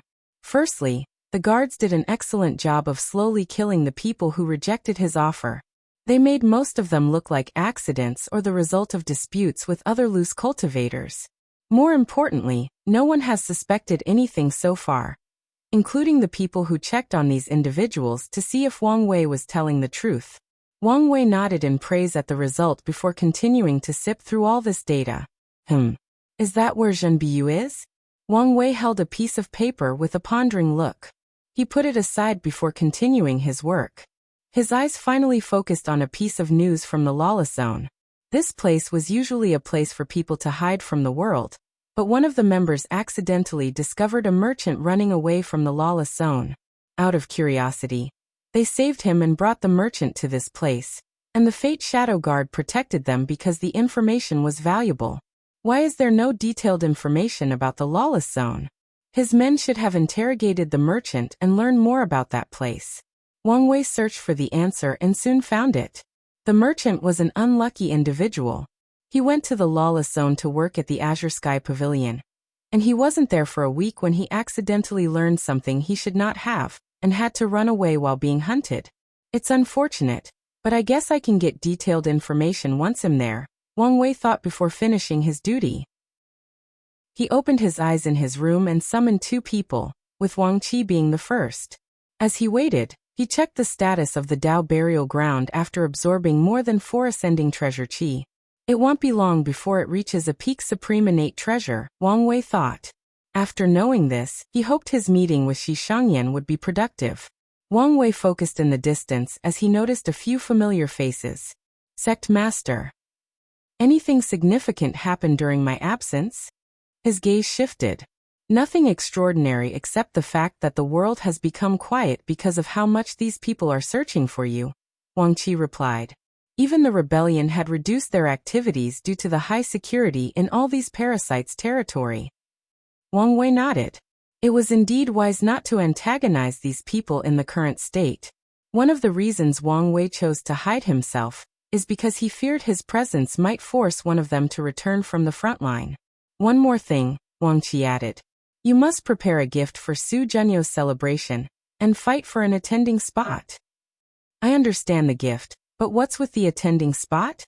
From what I gathered, everyone is welcome to this celebration, but if you want to be in the room present with her, you must have a VIP card, and there are 3 ways to get one. Personal invitation, a battle ring to display your strength, and lastly, spend lavishly to receive one. I see, Wang Wei nodded. However, there is no need to fight for one. Oh, contact Xiao Tiandi. He should provide one. Given your history, will he?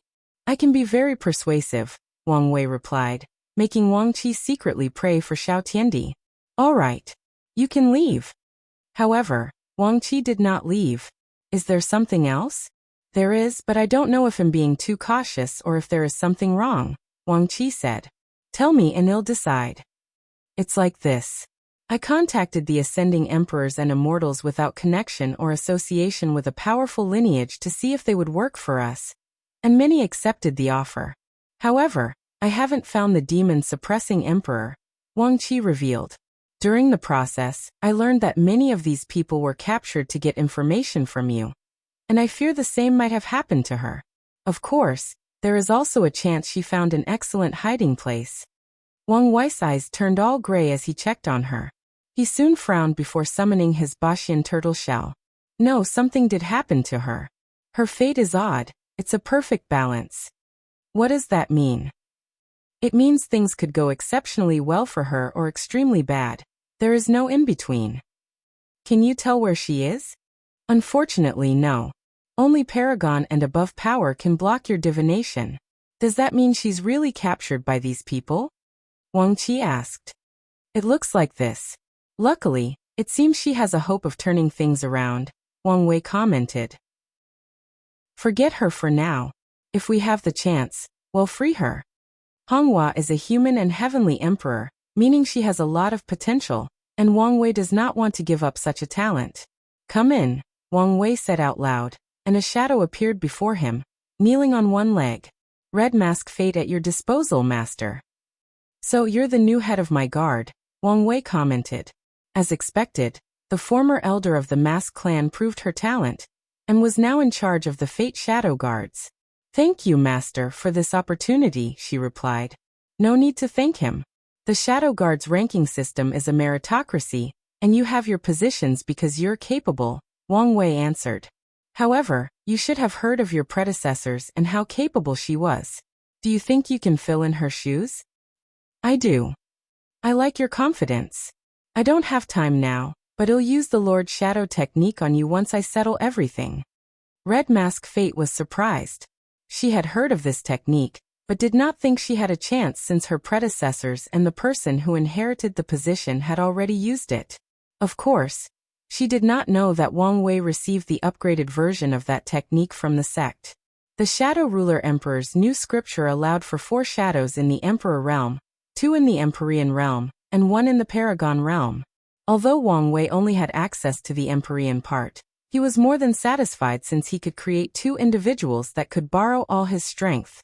The sect even gave him the rare resources to create these unique shadows. Report the situation to me, Wang Wei ordered. Although he had deduced most of it from the changing Fate Hall situation, he still needed to hear the nitty-gritty from Red Mask Fate. And that's precisely what she did, and Wang Wei listened attentively. You did an excellent job, Wang Wei praised. I hope you keep up the good work. He ordered a few things before dismissing her. She's a talent, Wang Qi said. True, but how much of a talent is yet to be seen? Wang Wei could tell Red Mask Fate was talented, but her current success was primarily the result of the fact she's from the upper dimension, and did not have to experience the adaptation period. This fact makes her the best candidate he has for this leadership role of his guard, but hell no if she's genuinely talented once they face obstacles, and she has to improvise. Only then will her position truly be secure. Wang Wei summoned a talisman with stars engraved on them from his unique space. He activated it to contact Shi Shangyan, and less than 5 minutes later, she replied with a coordinate for a meeting. Wang Wei squinted his eyes because the meeting place was somewhere in the source chi space. If you find any errors, ads pop up, ads redirect, broken links, non-standard content, etc., please let us know. Report so we can fix it as soon as possible. Chapter 1220 Betrayal. And Myriad Sect Alliance is changed to Grand Sect Alliance to differentiate with the Myriad Clan Union. Wang Wei made some preparations before entering the source chi space. The talisman became a guide similar to his ability, leading him to the meeting's destination. He found himself facing a vast ocean that was the purest of blue. Immortal chi? This place is so valuable. The energy in this ocean was enough to cultivate more than 150 immortal venerables, or more than 5 immortal sovereigns. What a meeting place, he commented with squinting eyes. He glanced in the distance. There was a small pavilion at the center of the ocean with 2 people waiting with already brewed tea that he could smell from such a distance. Wang Wei flew over and slowly landed. He first glanced at Shi Shangyan, and his first thought was how beautiful she was. She had on a blue hanfu with star symbols that illuminated her presence when looked at the right angle. She stopped reducing her aura and beauty, Wang Wei commented. Shi Shangyan's beauty was on par with Su Shi, if not better. However, her reputation in the lower dimension paled compared to Su Shi because she actively lowered her aura and beauty. Wang Wei glanced at the second person. It was a middle-aged man. He looked ordinary compared to Shi Shangyan, but in the depth of his eyes, there was a light more brilliant than any star. This is our celestial clan patriarch, the Cosmic Earth Empyrean, Shi Shangyan introduced.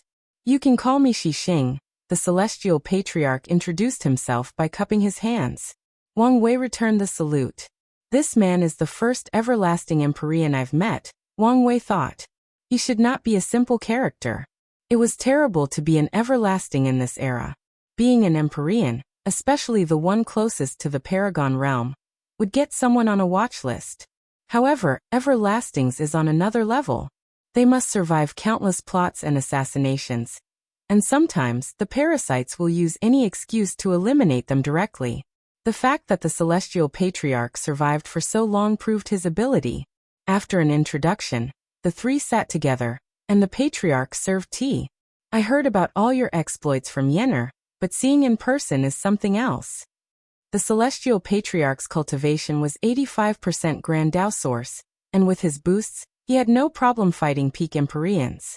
However, as soon as he laid eyes on Wang Wei, he felt a warning from his intuition. How old are you, if you don't mind me asking? Very young, Wang Wei replied, making Xixing sigh. The saying is right. True genius only appears in times of chaos. He could barely accept an ascendee to be an Empyrean already, but for the latter to have such strength, I guess he's the chosen one for a reason. Patriarch, Xishangyan stated while motioning her head. Oh, where is my head? Xixing said. This ocean is a meeting gift. How generous, Wang Wei praised before sipping his tea. He felt a hot feeling rushing through his body and slowly nourishing it. Good tea, he commented. This tea would have benefited him immensely if he were in the 0 or first heaven. However, the effect was still applicable to him on a smaller scale. Maybe a little too generous. We wanted to start this meeting on a good note, Xixing replied. That's good to hear. Yenner told me you like to do things directly, so let's do that, Xixing stated. Have you come to garner our support? That's correct. We intended to support you from the beginning. Hence this gift and why we sent one of our most talented members to make contact, Xixing continued. However, we also want to benefit from this ordeal. So, to be straightforward, what can we get from you? Wang Wei put his teacup on the table. Before I answer, let me ask, who decided to serve the 5-feather phoenix? Was it your clan's personal decision, or one from the Myriad Clan Union? Why does that matter? It seems it was your decision, Wang Wei deduced. Your intention was probably to turn on her, and become one of the parasites and rise to a level on par with the Union by using the world's resources. Unfortunately, your view of the situation was wrong.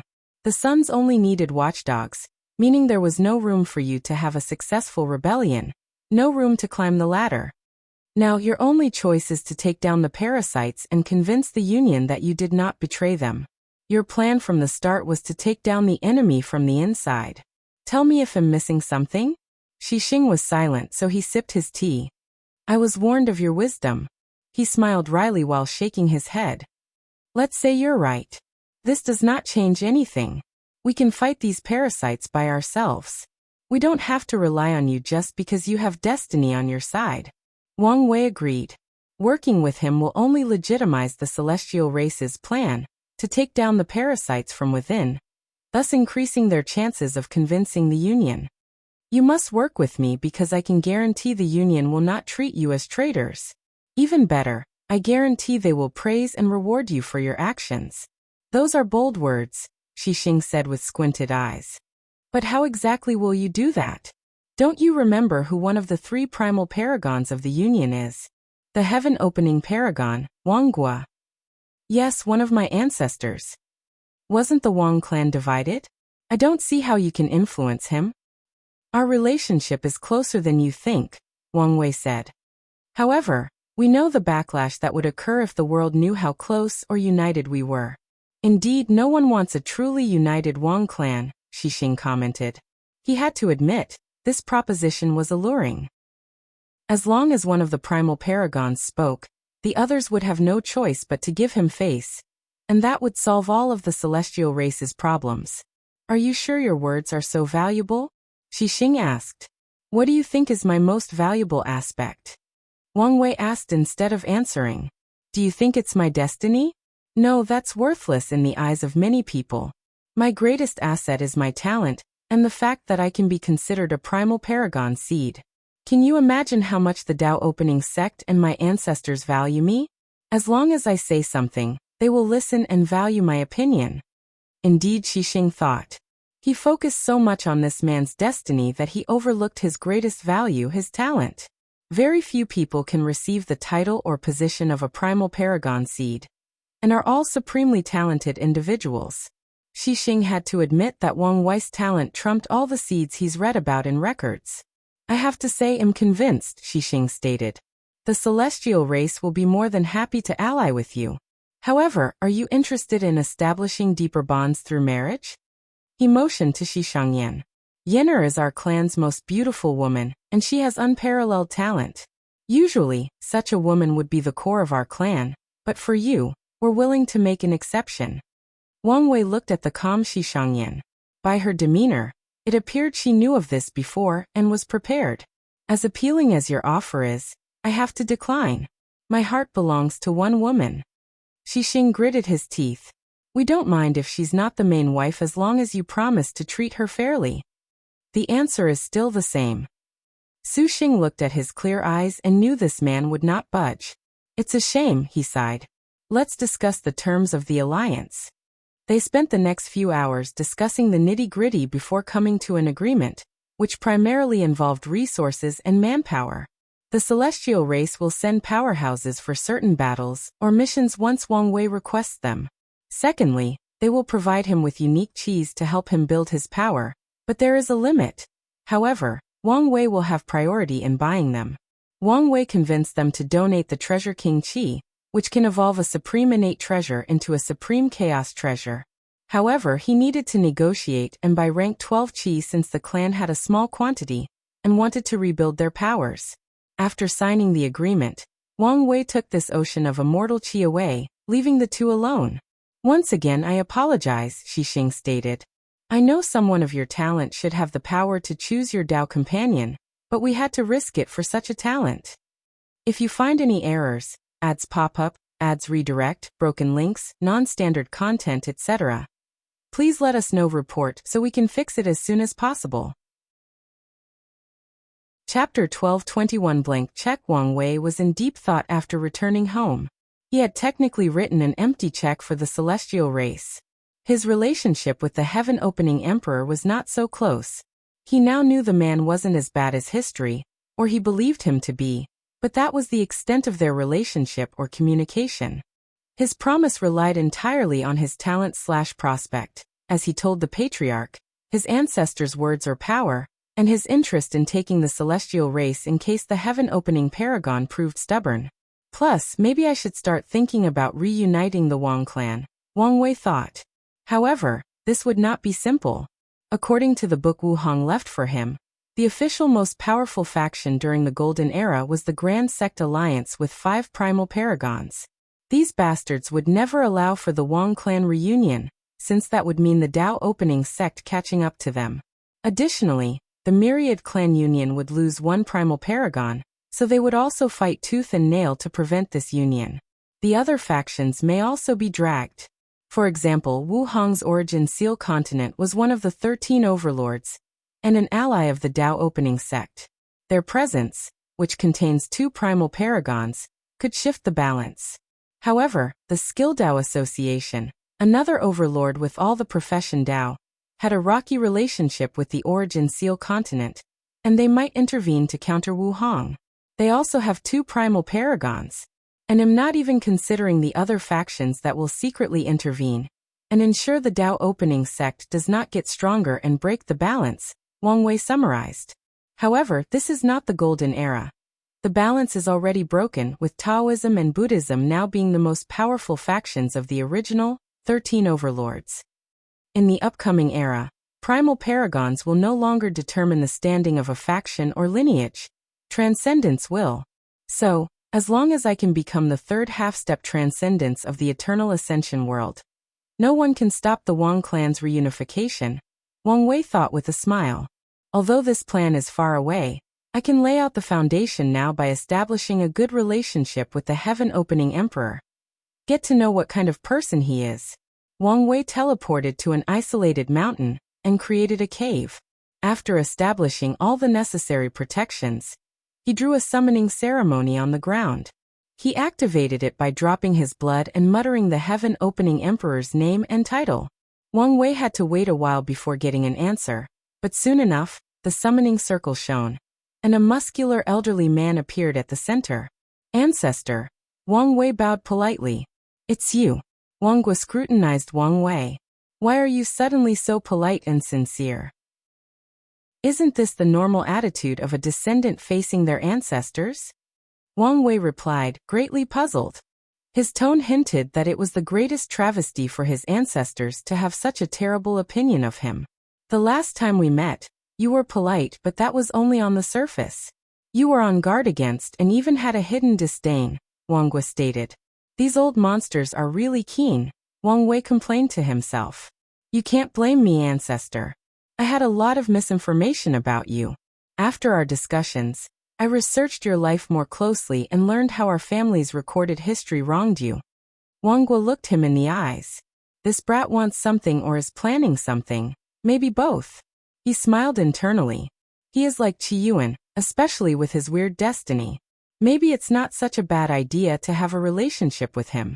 Brat, I've lived too long, and one of the side effects is that I've grown to despise people who spoke like politicians with flower tongues, speaking in a roundabout way and never getting to the point. So, state your intention directly. Wang Wei sighed internally. I guess being direct is another trait of the Wang clan. Fine, but I'd like to point out that I wasn't lying about researching your life and getting a new perspective, Wang Wei stated before explaining the entire situation with the celestial race. So, ancestor, are you going to give this descendant a little bit of face? No problem. Really? So simple? Even if you didn't say anything, we wouldn't annihilate them or something for their betrayal, Wang Guo explained. Why? The celestial race is the primary reason our union has the largest number of Tier 10 and 11 cultivators among all the overlords, and the highest number of insurgents. They are more valuable than they realize. Indeed, their ability to safely navigate the source chi space makes them crucial to building middle-level officers. Although paragons and above are usually the determining factors in battles between lineages, when their strength is relative, the deciding factors are the number of emperors, Empyreans, insurgents, and immortals from the other paths. Are you sure the other two families won't give you much trouble? Wang Wei asked. Even if they would not eliminate the celestial race, this was a perfect opportunity to weaken and ultimately control them using their treason as an excuse. Your interference will prevent that. You don't have to worry about that, Wang Guo replied. He knew how to get them to agree.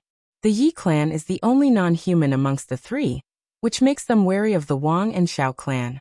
As long as Wang Guo approaches them, they will accept his offer, as they'll see this as an opportunity to weaken the bond between the Wang and Xiao clan. Of course, Wang Guo will only see them if the Xiao clan does not want to give him face. Okay, now is my time to be direct, Wang Wei stated. Your unilateral cooperation is suspicious. Even the political implications behind Wang Guo's actions cannot wholly explain why he agreed so readily. Wang Guo chuckled. You can think of it as a way for me to repay you. Repay me? For what? For the human fiend god bloodline, Wang Guo revealed. It is an excellent way to push the Wang clan's bloodline to another level. Another bastard that stole my idea, and this time, without me even knowing, Wang Wei thought while sighing. I guess I should be glad it remains in the family. I guess that makes sense. Is there anything else? No, but we can have tea if you want. I'm a dead man. Where can I enjoy tea? Plus I hate tea, Wang Guo stated. Since there is nothing more, I'm leaving. Here. He raised his hand to condense a necklace with a blood-red crystal. What's this? It's to hide your bloodline fluctuation, Wang Guo explained. We don't want others to notice its uniqueness and have ideas. As far as these people are concerned, they only need to know our Wang clan's bloodline is unique. Nothing more. Although he knew not everyone had the knowledge, capabilities, and luck to elevate their bloodline to be on par with fiend gods, Wang Guo did not even want these people even to have the thought. Wang Wei's lips twitched. The bastard stole his idea and wanted to protect him from others stealing. Wang Wei took the necklace while secretly complaining. He wished the patent system he created in the lower dimension would apply to the upper dimension. No, he wanted it to be even more strict. Thank you, ancestor, Wang Wei said as he put the necklace on. You're welcome, and clean this mess up as soon as possible, Wang Guo added. Being dead is not a fun experience. I will. After the heaven-opening Emperor's limbo projection disappeared, Wang Wei eliminated all traces of his presence in the mountain before returning home. He removed the necklace and temporarily unsealed his soul to access most of its power. He scanned the necklace to its subatomic particle, but found nothing wrong. Wang Qi, he summoned.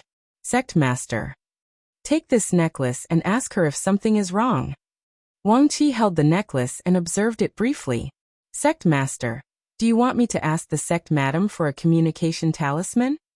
He did not mind being the intermediary between those two lovebirds, but he also felt it might be time for them to start communicating directly now that they were in the same place and not separated by dimensions.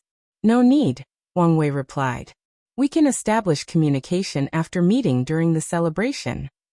If you say so. Wang Qi left and returned a few hours later. The sect madam said there is nothing wrong with the necklace. Its purpose is to hide bloodline, and whoever created it has an extreme understanding of genetics. However, she added her own seal to reassure you. That's good to hear, Wang Wei nodded. He observed the thing and sensed a potent seal. Then, without hesitation, he absorbed the necklace's crystal into his bloodline source, sharing this protection with all members of the Wang, Yan, and Li clan.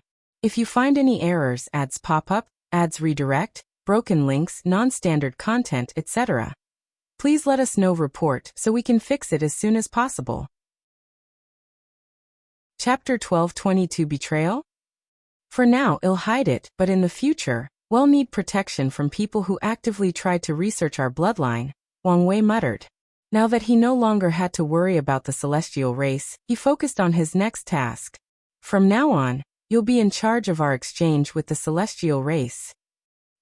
Sect Master, I'm a little spread thin. I need more people, especially talents, Wang Qi quickly said. Although he was glad the sect master believed in himself to give him so much power, he also wanted to do his job correctly. Wang Wei suddenly remembered someone. Go find the brilliant Smile Emperor and have him join our cause. Wang Wei condensed a guiding talisman connected to the latter's fate. One last thing, Wang Wei said. He raised his hand to create a new dimension to house the ocean of immortal qi he received as a gift. Use this place to increase your cultivation once everything temporarily calms down. I will. Wang Qi left, and Wang Wei followed soon. He teleported near the corner of Taoism's territory before changing his clothes, hair, and demeanor to that of a Taoist priest. He used his yin-yang Dao to accentuate the Taoist vibe he wanted to portray. For the next few days, Wang Wei traveled in this territory, observing and listening. Nothing happened to him, which was good and bad news. The bad news is Supreme Unity's lack of action, despite gallivanting in his territory, made him wary. The good news is he may not have to worry too much when dealing with Taoism and Seven Cauldron. Wang Wei activated his soul network and locked on the soul he wanted, which was located in the Peaceful Heart Temple, a place of solitude and exile for many priests. He did not immediately interact with it but observed the surroundings. As expected, it's an ambush. He summoned the soul to the fog space. Zhenbiyu looked confused. She was meditating when a powerful force pulled her primary soul into this place. Her resistance was futile. She looked at the person before her. I knew you could meet me without anyone noticing. I guess I don't have to worry about which side you're on, Wang Wei commented. I resent the fact you think I'm this kind of person, Zhenbiyu replied. Tell me what happened to you. Wang Wei changed the environment into two cushions facing each other. After I ascended, I started doing missions for the rebellion to understand the situation and gather resources, Zhenbiyu explained. I used the talisman you gave me to track Emperor Fiveheart and eliminate her. She had a bright smile while mentioning this. Without that obstacle, her state of mind reached a higher level, and she perfected her Dao heart. These achievements made her more joyful, and her cultivation speed increased significantly. Then two people from the Five-Element Balance Palace came to see me. They asked me why I didn't return to the sect, and I told them I had personal matters to attend to. They wanted me to return immediately, and one of them was even rude about it. Luckily, I had prepared for this. I told the rebellion of my background, and they suggested I become a double spy, so they gave me something called a false mind pill, which would allow me to hide my thoughts and lie to an Empyrean. They even helped me clean up my aura. Wang Wei nodded as he understood what she meant. Zhenbiyu proved the Dao in the upper dimension, and with the proper method or person, it's possible to determine this fact from her aura. I told them about you, Zhenbiyu continued. I didn't tell him any important information, but enough for them to have some understanding of your personality and capability. It was the only way to get their trust. Don't worry. I understand, Wang Wei reassured. Zhen Biyu sighed in relief. I'll hand over Emperor Five Hearts artifact to you. No need. This thing has no destiny with me, so you can keep it. You can repay your debt later on with something else? Are you sure? I've come to learn that this thing is valuable. Oh, how valuable? It's a supreme chaos treasure embryo, Zhen Biyu explained. Although its power is only on par with a chaos treasure now. As long as you provide it with enough resources, it can grow to such heights. Moreover, you don't have to feed it unique resources, just a certain quantity, and it will condense into shape. That's indeed valuable. So have you changed your mind? Not at all, Wang Wei replied calmly. Your personality is indeed odd. What makes you say so? You're obviously greedy, but you can also give up on such a rare item without hesitation. What can I say? I'm an enigma, Wang Wei shrugged. This artifact had a similar effect as the Tao burial ground, so there was no point in having it now. Additionally, his intuition told him the best use of it was with her. Tell me about your sex situation or Taoism in general. Heavily divided, Zhen Biyu answered. A small and new faction supported by the Supreme Ruler and Seven Cauldron ruled the sect, while the majority faction, which originated from ancient times, is very dissatisfied with the current situation. I haven't figured out exactly why the old faction is unhappy, but my deduction is something to do with the restrictions that there can be no paragons born in the world. And from what I gathered, most other Taoist lineages are similar to ours. Wang Wei pondered. He could deduce the source of these people's dissatisfaction. Supreme Unity and Mithriya killed all their previous paragons and prevented them from reviving or creating more. Additionally, the resources they used to control were not drastically reduced and were in the hands of Seven Cauldron. It would be weird if these factions were not dissatisfied. Why are you in this place? Wang Wei asked. It was a big deal after you ascended, so I approached the sect and said I owe you karma, and there is a chance you may contact me. They agreed to this ambush operation, but I just wanted an opportunity to contact the outside world. You have something you want me to pass to the rebellion? Yes, I've gathered valuable information, and unfortunately, I still have a debt to pay them for the heaven will, Zhen Biyu explained. You can read it before passing it on. Her soul condensed a talisman, and Wang Wei took it. You don't have to worry about them. I'll pay your contract, so from now on, you report directly to me, Wang Wei said. That's fine. Zhen Biyu would rather deal with Wang Wei than the rebellion, because he knew what kind of person the latter was. However, the rebellion was an assembly of all types of individuals, many with different ideals and goals from their primary cause. If you want to contact me, leave the sect to an area not covered by a paragon formation, and I can reach you anytime and anywhere, Wang Wei added. I understand. I'll give you a parting gift. Wang Wei condensed his soul network ability into a seed that manifested as a lotus flower on his palm. He accessed his paragon soul temporarily to bless the lotus, and did the same with the sect's void-rushing talisman. Finally, he fused the lotus with Zhen Biyu's soul. If your identity is detected, activate this ability, which should take your soul away even from a paragon formation. However, you must be quick and decisive. This thing might work on a formation in passive mode, but once someone takes control of it, you're screwed. Don't worry, you'll be fine. Zhen Biyu was confident she would not be caught.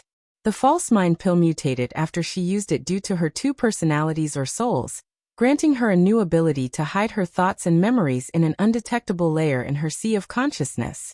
She was even confident about lying to Seven Cauldron's face. It's good to be confident, but don't be cocky, Wang Wei warned. I know. Her personality was usually calm and patient, so she would not do anything unnecessary or stupid despite her confidence. Wang Wei waved his hand to teleport a small pile of second-rank Tao sources. This should be enough to turn your artifact into a peak supreme innate treasure, but be careful that your sect doesn't force you to hand it over. I won't let them, Zhen Biyu nodded with determination. She was more confident with her mission as a double spy with the artifact once this thing evolved to the next level.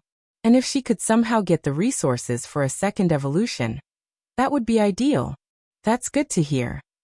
However, I'm now more indebted to you. I'm sure one day, I'll need you to return the favor, Wang Wei stated. Now let's put on a little show to increase these people's trust in you. If you find any errors, ads pop up, ads redirect, broken links, non-standard content, etc., please let us know report so we can fix it as soon as possible. Chapter 1223 The Lawless Zone. Zhenbiyu opened her eyes, and Wang Wei's projection manifested before them. They glanced at each other briefly before Wang Wei started speaking. I'm glad to see you too, but I'm not here for pleasantries. Do you remember the favor you owe me? Well, I'm here to bang.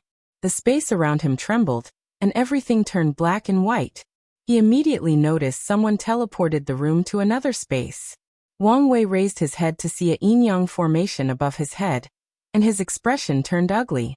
You betrayed me? Tchh, this guy is the destined one? Said an annoying and arrogant voice.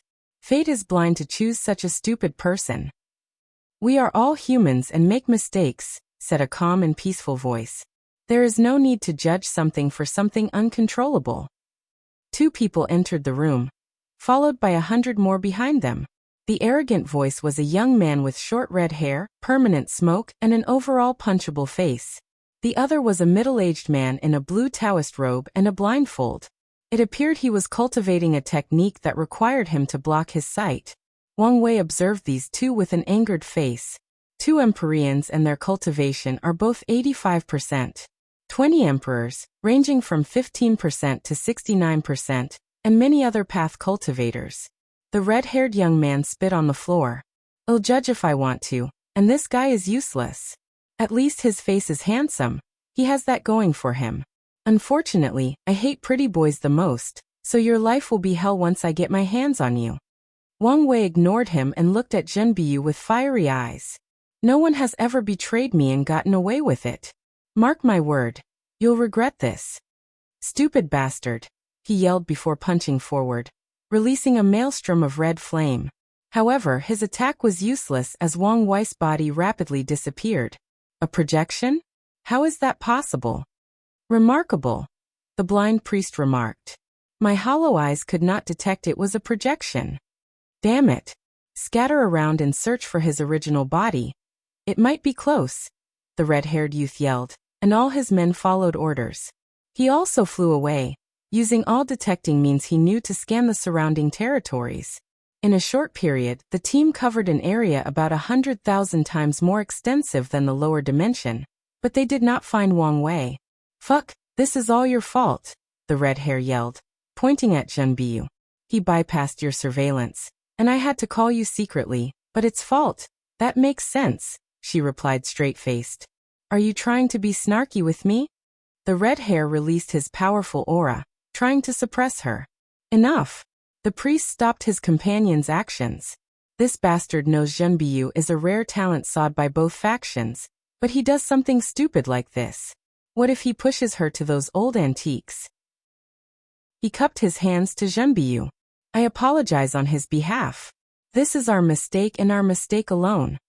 The blind priest sensed his partner was about to say something stupid again, and he gave him a deep glare, sending chills down his spine. Despite their similar cultivation realm, the red-haired youth knew he was weaker than the latter. It's fine, Zhenbiyu. Let's return to the sect and report the situation. She then pretended to pause before saying, let's go slow. Is there a reason? Wang Wei is a vindictive person, and he refuses to suffer any losses. He might attack us on our way back. Is that so? Then we will do as you say. Soul Network Space. She's quite good at this job, Wang Wei stated as he watched everything from the shadows. He condensed one of his spirit particles into a clone, and sent it to harass this group during their return. He then reviewed the information Zhenbiyu gathered before sending it to his guards to archive. He teleported away to his next destination, the Lawless Zone. The entrance to this bizarre area was a massive purple black hole. Wang Wei immediately felt a weird aura emanating from it, and after brief observation, he allowed the gravity pull to suck him in. As soon as Wang Wei appeared on the other side, he sensed a terrifying pressure weighing on him. This power. He summoned his Tao Protector puppet, and observed the effect. The puppet can only use peak Empyrean strength. This was in line with what he knew about the Lawless Zone. This place forbids strength higher than Empyrean, meaning their strength would be limited even if a primal paragon came here. I understand why this place became a place to hide from the top powerhouses of the world, Wang Wei commented. However, I wonder whether this place will have the same effect on half-step transcendence. The Lawless Zone has existed for a long time, so long that no records of its origin are left. As such, there are many rumors about how this place came to be, and the most popular theory is true heavenly Tao created this place as a haven for loose cultivators and balanced out the top lineages of the world. Wang Wei did not believe in this theory. In his opinion, true heavenly Tao operates much more cruelly in the upper dimension, meaning it would not care if top lineages hoard all the wealth and resources, especially if they keep cultivating top talents and cultivators. Wang Wei put away the puppet and looked at his surroundings. He was in a desolate field with dark red earth. The world around him was not clear but slightly dark, and it was not due to the purple sun above his head. Someone with karmic ties with me is here? He closed his eyes to focus on the thread. Empyrean Black Heart? Oh bastard. Your time of reckoning is coming. He still remembered one of the few times he came so close to death, and it was all due to that bastard. Previously, I had to rely on someone else's name to deal with you, but now the situation will be reversed, Wang Wei sneered. He focused on his surroundings and immediately picked on clashing sounds more than 300 light-years away. His divine sense scanned the area and noticed two people fighting. A black mantis over 5 meters tall was slashing a woman with long dark hair more than 2 meters long. She tried to resist, but it was futile, as the opponent's slashes were too fast. That's what you get, you lowly missed life. You should have died with your creator.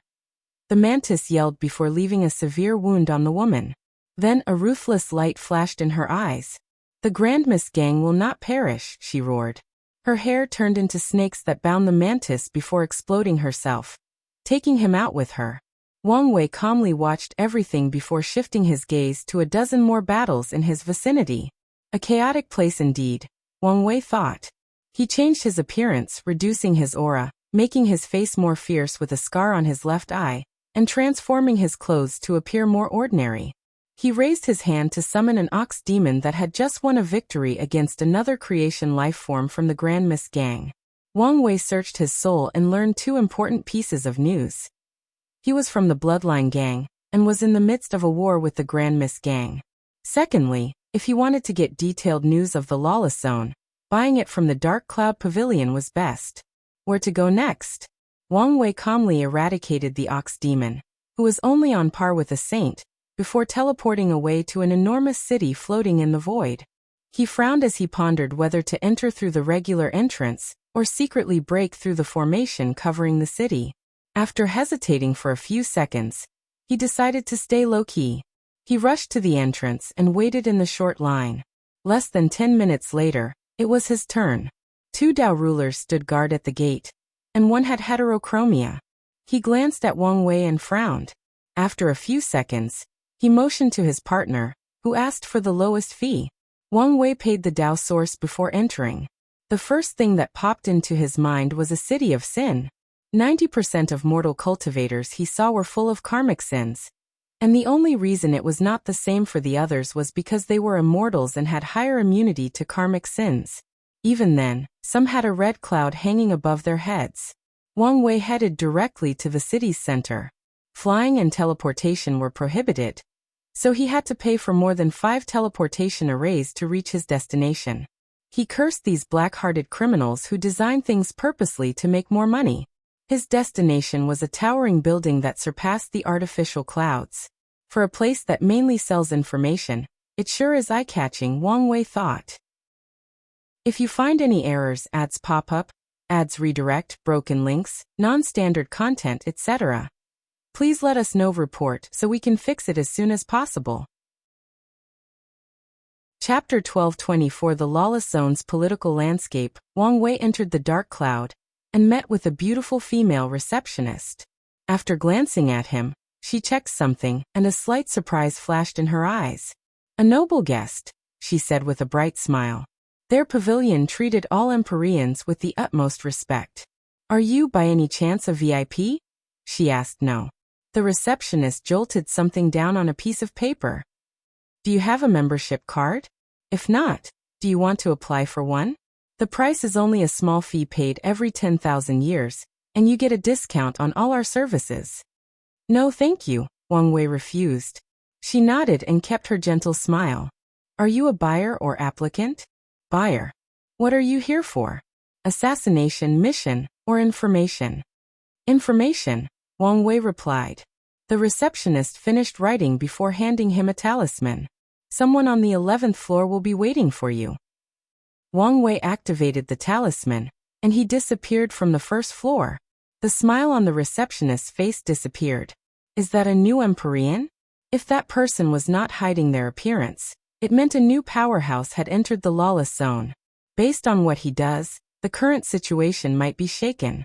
She immediately reported this news to her superior, before attending to the next person in line.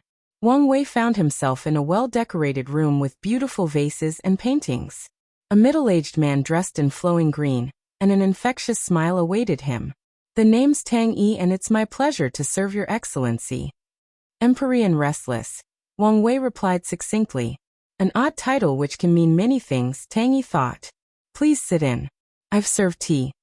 Wang Wei immediately noticed this room did not have cushions and a small table, but 2 comfortable chairs and a medium-sized table. It felt like he was at a restaurant instead of a personal meeting, but there was still a sense of intimacy to the decor. "It'll be straightforward," Wang Wei said after sitting, not touching the tea or snacks. "I just arrived here and need to know who not to offend." "You've come to the right place," Tang Yi replied. "The most powerful forces are the 1 hidden master, 2nd kings, 3 pavilions for gangs and 5 demons. These forces have the highest combat powers and the highest number of powerhouses, and they control most of the resources. You can join them but must avoid them if you want to remain independent." Tang Yi closely observed all of Wang Wei's reactions. Interesting name, but it would have been better if they went to 9. There used to be 6 halls, but not long ago, it was revealed that one person secretly controlled all of them, and he died, so the other forces divided his assets. "Oh, who is so capable?" Wang Wei asked. "A man named Wuxia. The one who cultivated deception Dao." "You know him?" Tang Yi asked. "He has some fame on the outside." "I see." Wang Wei was not surprised that Wuxia had its own power in this place. As a Dao monarch, he was on the list of people to be hunted down. This place was the only way to hide. He even knew that Wuxia had left his treasure for recultivation in this place. However, he did not know the exact details of Wuxia's power, since Wang Wei only had his partial memories. "How much do I need to pay for detailed news on information about these factions?" "How detailed are we talking about?" "Tang Yi, the highest level your pavilion is allowed to sell." "That will be costly," Tang Yi replied, rubbing his hands. "I'm good for the money." Tang Yi pondered briefly before mentioning an absurdly high price. Wang Wei did not hesitate to pay. No bargaining whatsoever. This sucker must be a nouveau rich, spending money like it means nothing, Tang Yi thought. Little did he know that Wang Wei did not care about the money because it would return to him 100-fold after conquering this place. "Excuse me." Tang Yi went to a backroom and returned with a talisman half a minute later. Wang Wei used his divine sense to receive the information it contained. His first major observation was how little information about the Dark Cloud Pavilion this thing contained, which made sense they would not sell themselves out. His second observation was about the hidden master. Why is there so little known about this hidden master? Wang Wei asked. There were no pictures, information about his realm, or even his Dao. The only information was that whenever the Time Eater came to this place to clean it up, the hidden master would appear and band everybody together to deal with him. Afterward, he would disappear and never show his face to the world. I'm sorry, but this is the only information that our pavilion is willing to sell about the hidden master. Tang Yi swiftly replied, his face showing genuine regret. Their pavilion did not even have much information about this person, so there wasn't much to sell in the first place. Wang Wei nodded. What about independent powerhouses? Is there anyone I should be wary of? There are a few. Although they don't have a large force behind them, their fighting prowess is top-notch, said Tong Yi. Do you want news about them? Yes. A moment. Wang Wei then paid an exorbitant price before receiving the talisman. He stood up. Well, thank you for your service. Wait, Tong Yi said before handing him a purple card. This is our VIP card. Next time you arrive, someone from the 12th floor will serve you. Additionally, the card comes with a free mansion. Wang Wei took the card and received the information it contained before calmly putting it away and leaving. His new house was in a prime area near the pavilion, meaning he did not have to travel too far. The card served as the control center of the mansion's formations, so Wang Wei took control of them. They should have done a better job monitoring this place, he thought. He removed all the flaws in the mansion's formations and the ones on the VIP card. Wang Wei found a room he liked and settled down. Let's get some more information. He used his Bashian turtle shell to divine more information on these factions and their leaders, especially for the Dark Cloud Pavilion. The effect of my divination has dramatically decreased in this place, Wang Wei complained. But even so, it's odd that I found nothing about this hidden master.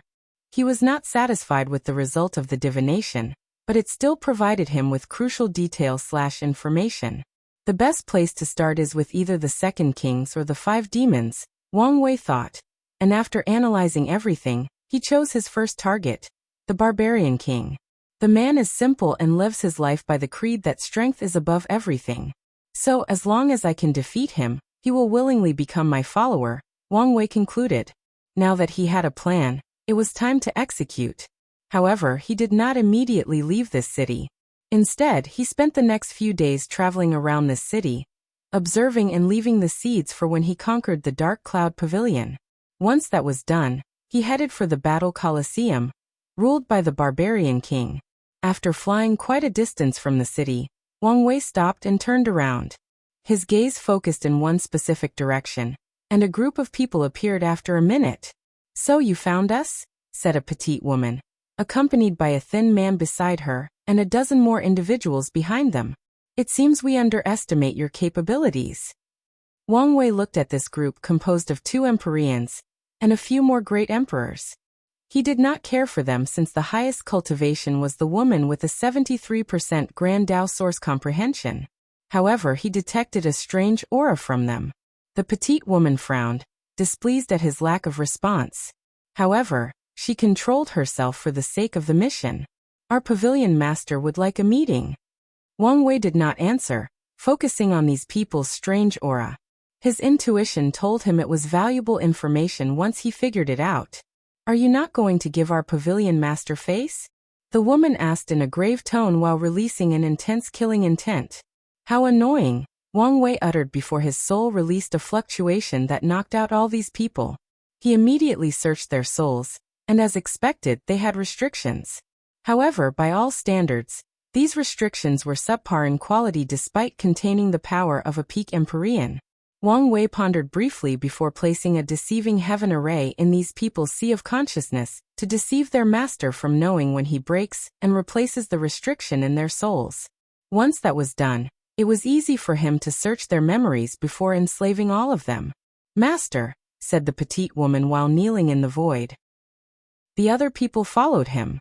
If you find any errors, ads pop up, ads redirect, broken links, non-standard content, etc., please let us know. Report so we can fix it as soon as possible. 1225 The Battle Colosseum, so that's why their auras are so weird, Wang Wei commented, finally figuring out the puzzle. So many talented individuals. It seems I made the correct decision to come here. He glanced at his new subordinates and started beating them up. He then handed a talisman with access to his strength to the petite woman before disappearing. The petite woman then secretly led the group back to the pavilion. They immediately entered a secret room to activate a formation. Pavilion Master. They all saluted as they knelt on one knee. Things didn't go well? Asked a hoarse voice hidden by a black mist. We have failed you. How strong is he? Do you have a reference? The Dark Cloud Pavilion Master asked. He defeated us with such ease, I'm guessing a minimum of 80%. Guess. I'm sorry, sir, but it was truly an overwhelming defeat. Is that so? The shadowy figure muttered. One last question. Why are you still alive? He wanted us to send a message, the petite woman replied. A message? What a bold fellow, the pavilion master sneered, not hiding his slight irritation. What message? The petite woman hesitated. Speak. The hesitation did not abate. Do you want me to repeat myself? The pavilion master asked sternly. So she quickly answered. He said the next time you people play such tricks on him, he will burn our pavilion down. The pavilion master laughed, his voice containing a hidden chill. I can't remember the last time an overconfident brat has entered this place. He exhaled deeply. Maybe this is good news. We've been a little too quiet lately, and I need someone to make an example of. You're dismissed, and don't forget to head to the law enforcement for your punishment. Yes, pavilion master. The communication ended, leaving the mysterious figure alone with his thoughts. I need to start moving. The Dark Cloud Pavilion's current situation was not ideal, especially compared to the other pavilions. The Azure Sky Pavilion sells weapons, talismans, and special ores. The Green Earth Pavilion's primary focus is pills and spiritual herbs. Both these people control over 90% of the market. The Dark Cloud Pavilion's primary service is information and assassination, and they also control the market. However, the nature of their work was different from the others. Resources are rare in this desolate place, so the other pavilions could only do business because of their secret connection to the outside world. However, the Dark Cloud Pavilion did not have to rely on the outside for their work.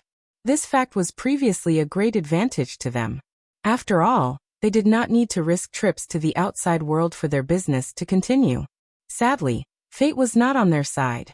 The situation on the outside drastically changed, leading to fewer people coming to the Lawless zone, and more people leaving. The other pavilions' business became easier to conduct, leading to a drastic increase in profit. The pavilion master even suspects these pavilions have already established a footing in the outside world, preparing to possibly leave this place. Meanwhile, he's stuck here. His information network was useless on the outside, and his previous attempts at establishing one failed miserably. The situation has reached the point where he needs to make drastic changes to maintain his power, and maybe even increase it.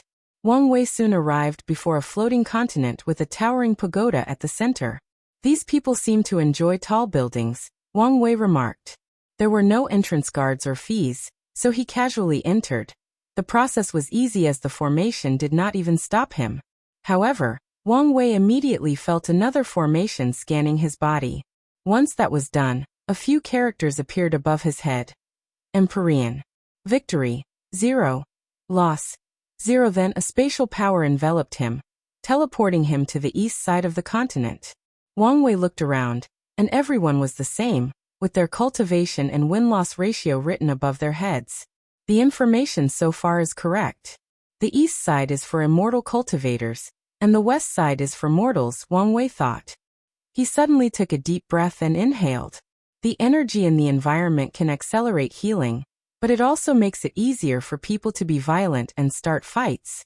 This barbarian king truly worshipped the art of combat. Hey, you over there. Yes, Wang Wei replied. I like your clothes. Give them to me, said a middle-aged man with a lion mane for a beard. Wang Wei looked above his head. Empyrean. Victory, 31-34. Loss, 12. No, he declined. Ballsy, aren't you? I like your kind. Come, let's decide the ownership of your clothes with combat. The middle-aged man declared with a grin. Do you want regular or killing battle? In this place, you cannot refuse another person's challenge unless you're a titled individual, in which case only other people with titles can challenge you. Of course, people with higher cultivation can challenge lower cultivation, but only in regular combat. I choose killing battle. The middle-aged man's smile froze. Do you understand what you're doing? I do, Wang Wei nodded. After killing you, I can inherit everything that belongs to you, including your house, wives, and resources, and even your dead body will now be my property. The middle-aged man turned red. Most people will choose regular battles unless they have deep animosity. He only wanted to take this bastard's clothes as a welcoming ceremony to this place. He did not expect to meet a madman. Where does his confidence come from? He thought with gritted teeth. No matter. I'm confident in my victory, and I'll make sure he regrets his choice. Anyway, it's not like he can decline this fight, especially since he's the one who initiated it. Fine. As soon as he uttered these words, the surroundings changed. A force suddenly appeared and teleported them to a desolate world with a red sun, and no life in sight. The middle-aged man rushed toward Wang Wei immediately after the teleportation process ended, using his knowledge and experience in this place to his advantage. Boom. Wang Wei slapped him, and a loud cracking sound echoed in the sky, followed by a large explosion as the middle-aged man crashed on the ground. Wang Wei appeared next to him, looking at him with cold and indifferent eyes. Merci. No problem, but you must be my follower from now on, Wang Wei bargained. Okay. Wang Wei pointed at his forehead before releasing a blue light. However, he soon frowned. A restriction? Moreover, it's odd. Although its power is only at the Empyrean level, its essence is much higher. What's more, this one contains a slight innate aura. Is the restriction from a heaven premarch, or maybe a supreme chaos treasure? Wang Wei analyzed the situation swiftly. He looked at the middle-aged man. Why did you surrender when you already belonged to someone else? I do. You didn't know? The middle-aged man shook his head. It seems the barbarian king was not some brute that only cared about fighting. He must have been secretly building his power to ensure his position in this place. Please don't kill me. Don't you have any pride? Wang Wei suddenly asked. What is pride worth? There is hope for me as long as I'm alive. I forgot these cultivators in the upper dimension don't have as much pride as the lower dimension because of how accessible the Emperor Path is, Wang Wei commented. Alright, I'll spare you. Now hand over the key to your house and access to all your resources. Thank you. The middle-aged man handed him a space ring, and after checking it, Wang Wei nodded. His surroundings changed again, and they returned to the Colosseum. His victory increased by 1, and Wang Wei flew away. He fought 4 more people to check their souls, and 2 had secret restrictions. He headed to the center of this continent, where the pagoda was located. The middle-aged man was less than 2,000 victories away from meeting the requirement to enter the pagoda. Additionally, he was strong enough to buy housing close to the tower. Although it was not as good as those people with 4,000 or 5,000 victories who could live directly next to the pagoda, it was decent. After entering the house, he found more than a dozen women waiting for them. They were slightly surprised by his presence, but that was the extent of their reaction. Master, they bowed to him, speaking fluently without hesitation. One of them stepped forward. What is it you desire today? Wang Wei observed her, and he could immediately detect a strong emotion, worry. She must have been the favorite, and now, she's worried whether she will lose her position. He took a moment to think about what to do with these women. Releasing them would only mean they would become someone else's property. Let's just keep them until I take over this place. Then, I can fight for a better way for them to survive. How many of you know how to cook? And I mean truly know how to cook? He asked. A slight majority raised their hands. Cook me your best dish. You can use the best materials around. Join my Discord to have many discussions about the story and so on. Here is the link. Novelcole Discord.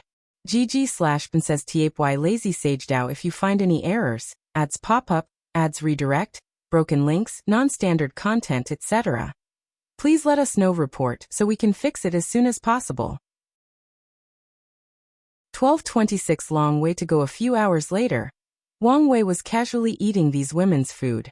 He did not care nor had any expectations. He gave them a task as a way to psychologically comfort them since he knew they would feel useless if he ignored or completely dismissed them. And in this terrifying place, being useless meant they would be killed, discarded, or even worse, traded as goods to someone else. Wang Wei uttered after taking a bite in one of the dishes. He focused and ate even more. This is delicious even by my standards.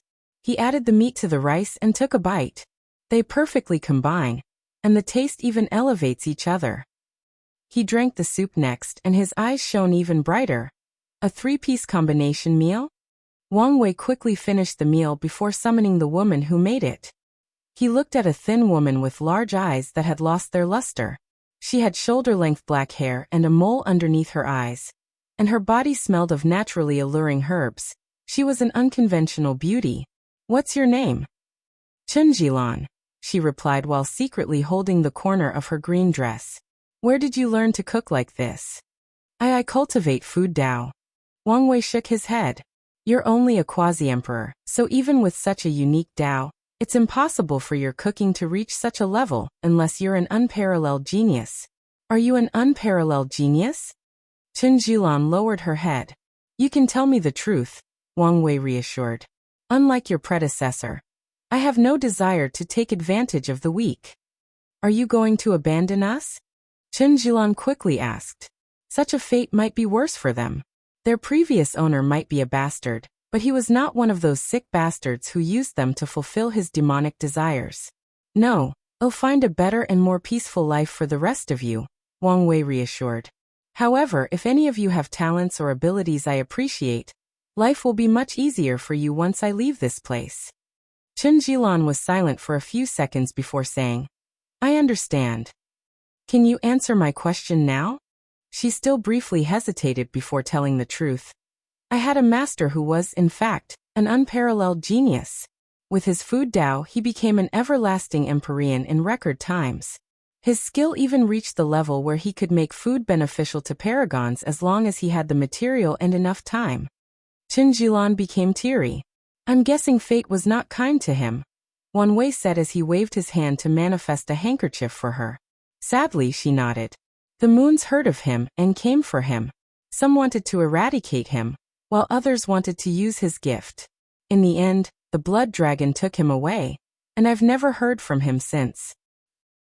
She's not an immortal, and her lifespan is limited, so this should have happened recently, probably between 1,000,000 to a few billion years.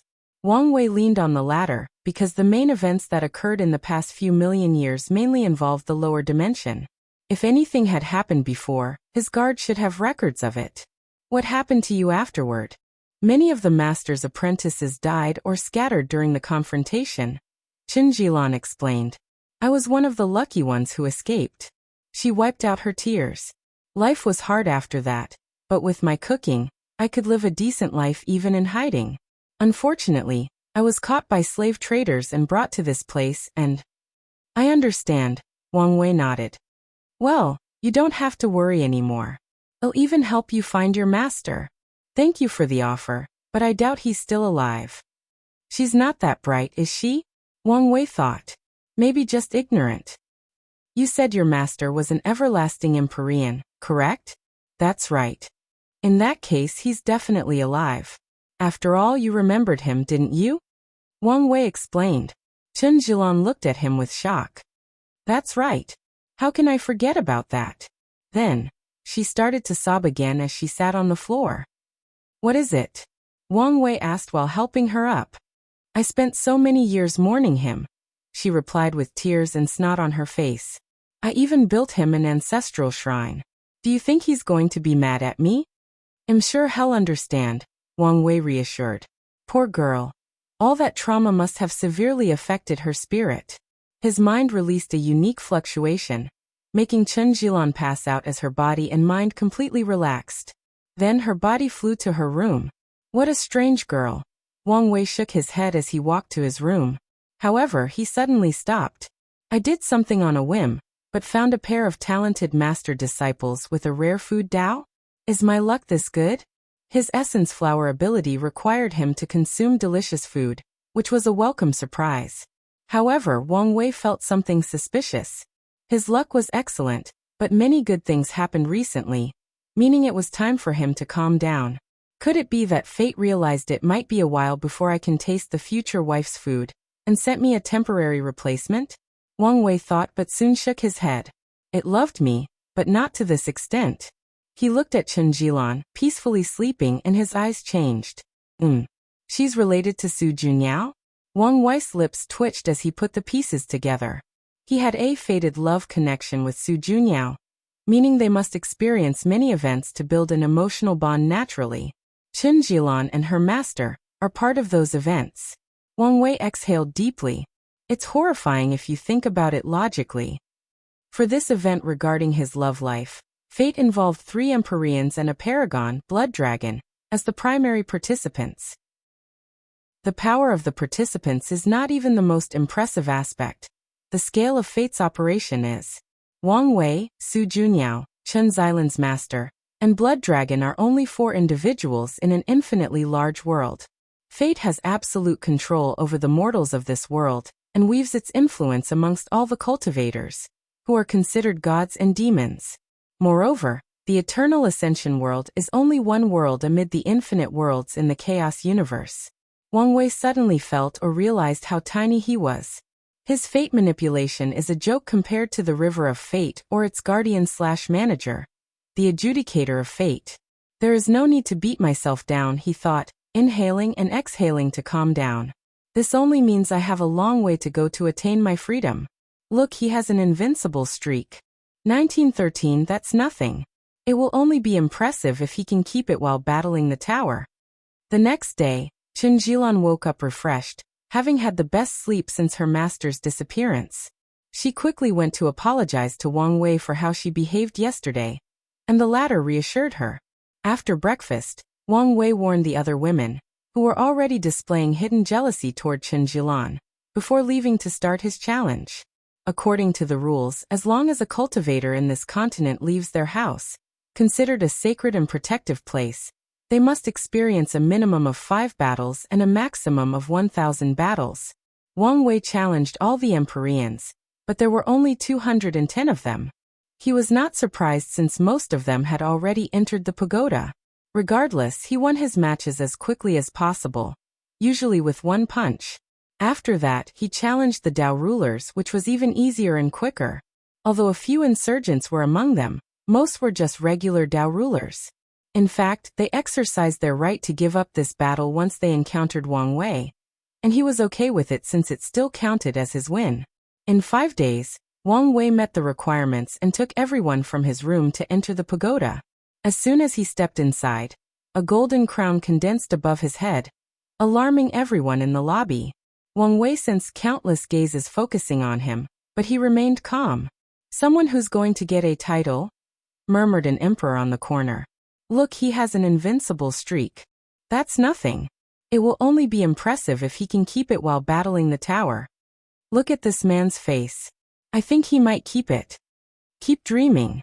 Only a few people can remain undefeated as they climb the tower, and they all lose that streak anyway after fighting the Barbarian king," sneered another bystander. "Either way, I have a good feeling about this one, so we'll bet on him." "That's what you said, but the person you chose was defeated on the 3rd floor." "I'm telling you, my intuition is telling me this person is the real deal." Wang Wei calmly observed and listened. An administrator from the pagoda came to lead him to a private room. "Join my Discord to have many discussions about the story and so on. Here is the link. Novelcole Discord. GG/PrincessTapy Lazy Sage DAO. If you find any errors, ads pop up, ads redirect, broken links, non-standard content, etc., please let us know. Report so we can fix it as soon as possible. Chapter 1227. The Barbarian King. Wang Wei sat comfortably in a chair with a list in his hands, which contained the resources he could exchange in this battle pagoda. As someone with 5,000 victories, he's entitled to 5,000 battle points, and an additional 5,000 points for a perfect winning streak. Most of the resources are not rare. However, the fact he could get his hands on them in this place, and possibly on a large scale, is proof of the Barbarian King's ability, Wang Wei commented. However, a few things are eye-raising. He saw Heaven Wills on the list as exchangeable resources. Could this place also give birth to Heaven Wills? He immediately denied this. If this were true, the top lineages would do everything they could to conquer this place. Maybe he has deep connections, including with the pavilions, Wang Wei summarized. His eyes shifted to what genuinely caught his attention on the list. What is the effect of the battle temple? He was curious since this was the priciest thing on the list, requiring battle points per hour to access. "I'm sorry, sir, but only people on the 4th floor are privy to this information," replied a well-mannered woman with blue hair, a white robe, and a reassuring smile. That's fine. Anyway, let's get this over with. It's good to be confident, the receptionist replied with a businesslike smile. After reviewing footage of your battles, we've granted you the title Domineering Fist.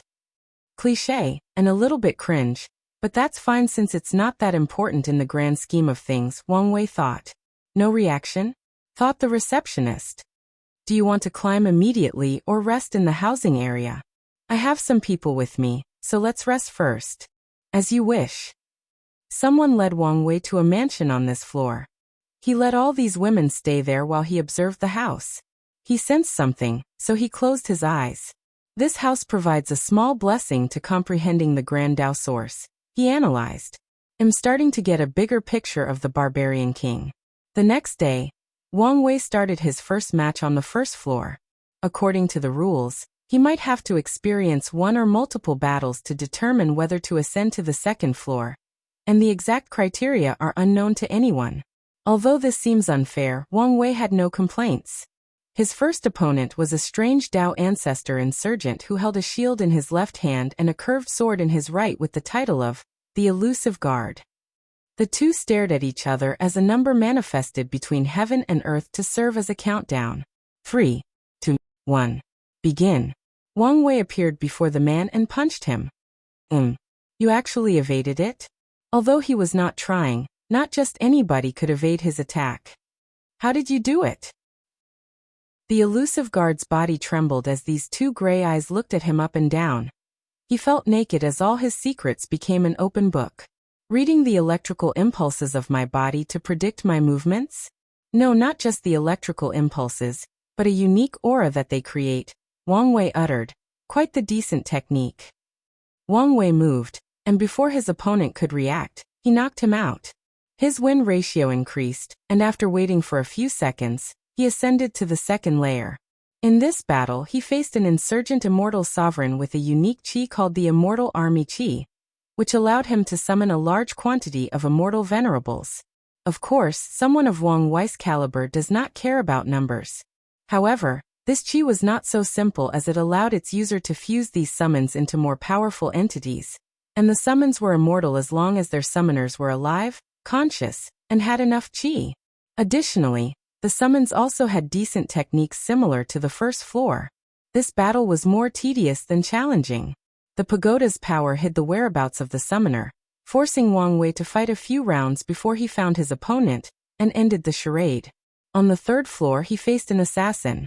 They fought in a misty space, and the environment was designed to give his opponent the advantage. On the fourth layer, Wang Wei headed directly to the battle temple. He found himself before a large bronze mural with drawings of people fighting. The mural had no easily discernible aura, but it felt ancient and powerful. Wang Wei closed his eyes and immediately felt his mind even more active than usual. Ideas and thoughts flashed around at an alarming speed. So that's what it is, Wang Wei thought with a smile. I've been thinking about improving my techniques, and fate sends me this place. The Battle Temple's sole purpose was to help people create better techniques or battle skills. That's why the previous challengers all had decent techniques despite mostly being loose cultivators with no foundation, and not being unparalleled geniuses. Wang Wei lost himself in the act of upgrading his techniques, when he was suddenly interrupted. Not enough battle points? What a shame. He was annoyed that he had to stop. The process of creating/upgrading his technique was never so fluent, smooth and dare say, easy. He exhaled. No need to be upset. Once I defeat the Barbarian King, this place will be mine to use as I see fit. After knowing what was waiting for him, Wang Wei speed ran through the next challenges. He had to face Empyrean from the 7th floor and battle more than once before ascending, but nothing could stop him. The only battle he paid attention to was on the 9th floor when he faced a series of battle puppets, the last one of which even forced him to use 50% of his strength. After passing the 9th floor, the pagoda became lively. It's been a while since someone had reached the 10th floor, meaning the Barbarian King hadn't displayed his might in a while. So, this battle suddenly became grandiose. Everyone in the pagoda and outside gathered to experience this major event. People bet on who was going to win. And of course, the majority favored the Barbarian King. The official gambling hall of the pagoda focused on specific bets, for example, how long will Wang Wei last? Or whether he'll be able to injure the barbarian king in the slightest. Wang Wei floated in the air with his arms crossed, ignoring all the whispers outside. He was interested in an opponent like the barbarian king, and luckily he did not have to wait long. A space crack appeared in front of him to spew a towering, muscular man. The barbarian king was 3.5 meters, making him a small giant compared to Wang Wei's 1.95 meters. His braided hair made his face fierce but with a hint of suaveness. The barbarian king wore a simple black robe, but did not put on the top, leaving his upper torso bare, showing his intimidating physique. His muscles were so defined that it could be said his muscles had muscles. Above him, a win-lose ratio of 2,349 to 0 manifested. This ratio might appear small, but considering the high requirements for the 9th floor, it was actually impressive that so many people finally received the opportunity to face him. A barbarian with a giant race bloodline? Wang Wei commented. What a strange combination. This battle might be interesting. As soon as he laid eyes on this person, he knew he was a worthy adversary. The barbarian king was a peak indestructible Empyrean that achieved limit indestructibility. His body will fusion is already in the advanced stage, one step from perfection, Wang Wei thought, and his eyes immediately shone. This man is an unparalleled genius. Interesting indeed, the barbarian king spoke, his voice deep but also reassuring. I thought this would just be a match to display my power after so long. But you might be a truly worthy opponent. I'm honored, Wang Wei said without any signs of respect whatsoever. He released his aura, and the barbarian king grinned, showing his rows of white teeth before also doing the same. Their aura clash twisted the void, and the crowd watching went wild. The battle countdown ended, and Wang Wei rushed forward. Boom! His body flew backward, crashing through a few mountains. He had to use his superb control of force to reduce the attack's effect and stop himself from continuing. He looked at the right side of his body, and it was gone. It calmly regenerated as he sighed.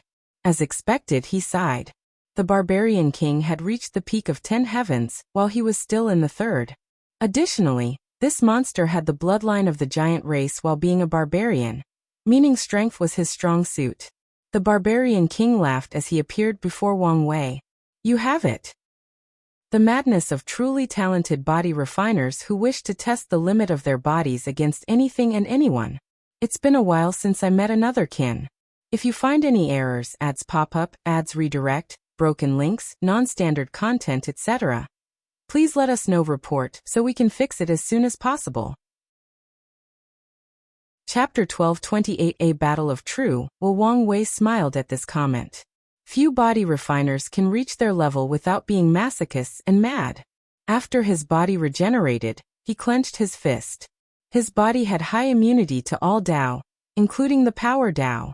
So he had to deactivate that immunity to test his strength, which is why he was hurt. However, he was prepared for a real battle after learning about the wide gap between the 3rd and 10th heavens. He activated all his grand Dao boosts. He raised his hand to summon a purple bolt of lightning before throwing them. The barbarian king casually swapped the attack away, and Wang Wei appeared before him, plunging his hand into the latter's stomach. He used his 5 fingers as a spear, and normally such an attack could pierce a universe, breaking it into 2 parts. However, it did not even scratch the barbarian king's skin. The king responded by dropping his massive elbow on Wang Wei's cranium. The viewers expected to see a headless corpse with blood spilling, but the attack merely created a massive shockwave that destroyed the surroundings. As for Wang Wei, he was perfectly intact. The two stared at each other before clashing repeatedly.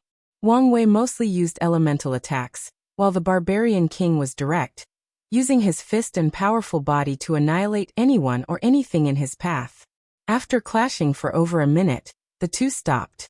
They immediately knew that with their limit indestructibility, no attack would work on each other.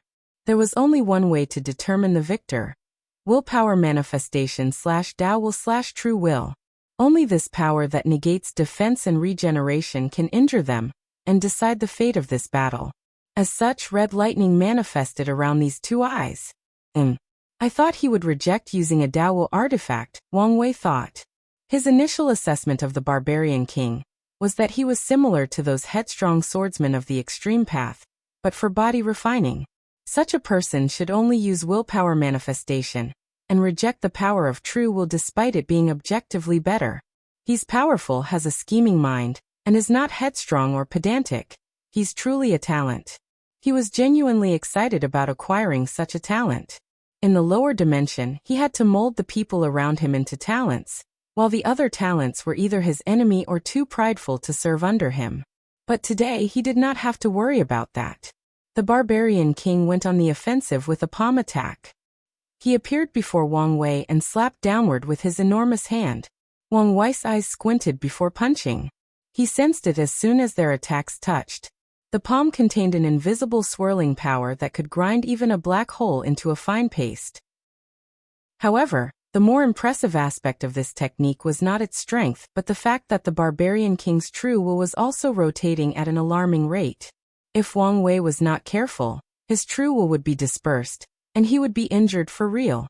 Unfortunately for the Barbarian King, he met an expert. Wang Wei's true will seemingly assimilated with his opponent before reverting the rotating force, turning it into a backlash. The Barbarian King's huge body moved with terrifying speed a few kilometers away, and he glanced at a tiny red part of his palm. He was injured.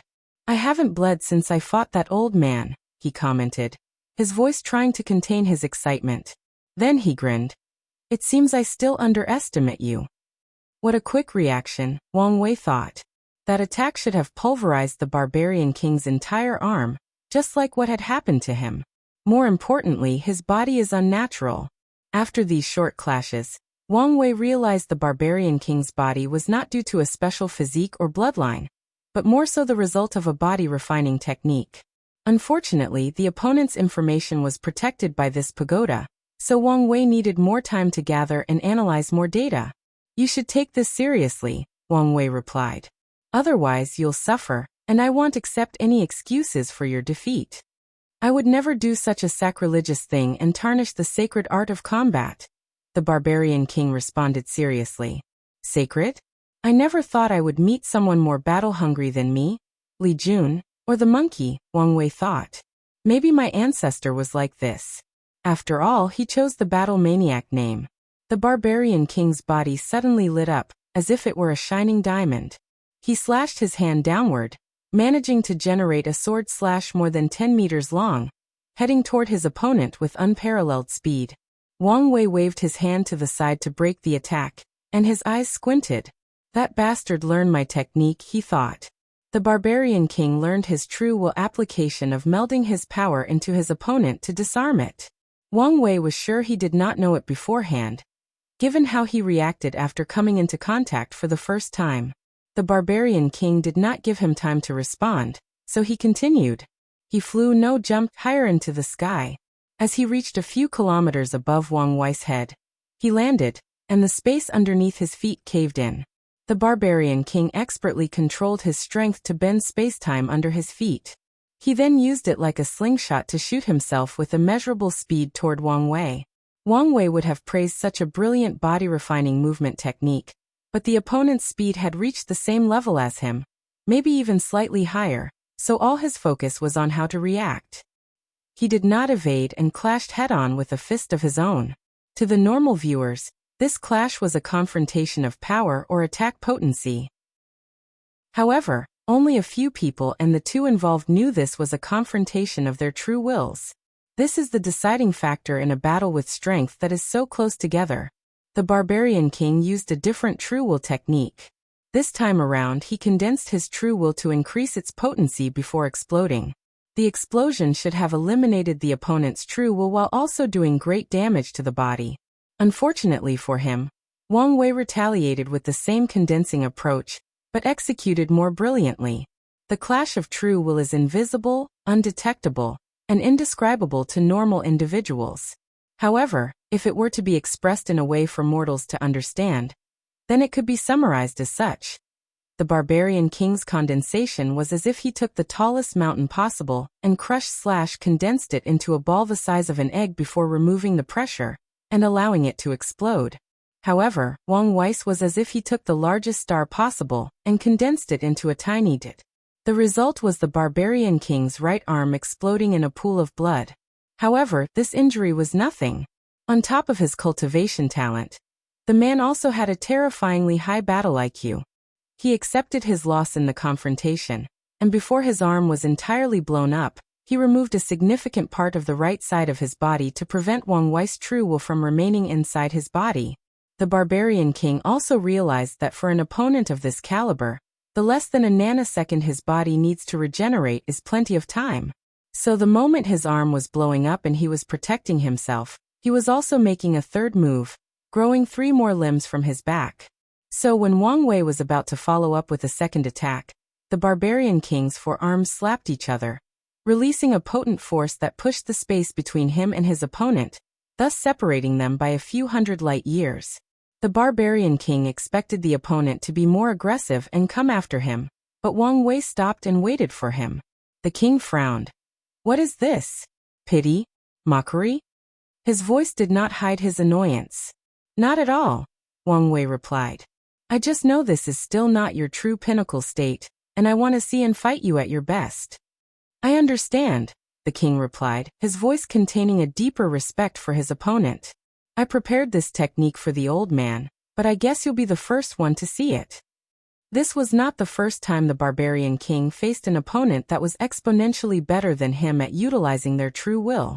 After that defeat, he trained his true will non-stop but felt it was not enough. So he developed a method that was unique to him to give him an advantage. Muscle will. An unknown will awaken from the Barbarian King's body to fuse with his true will.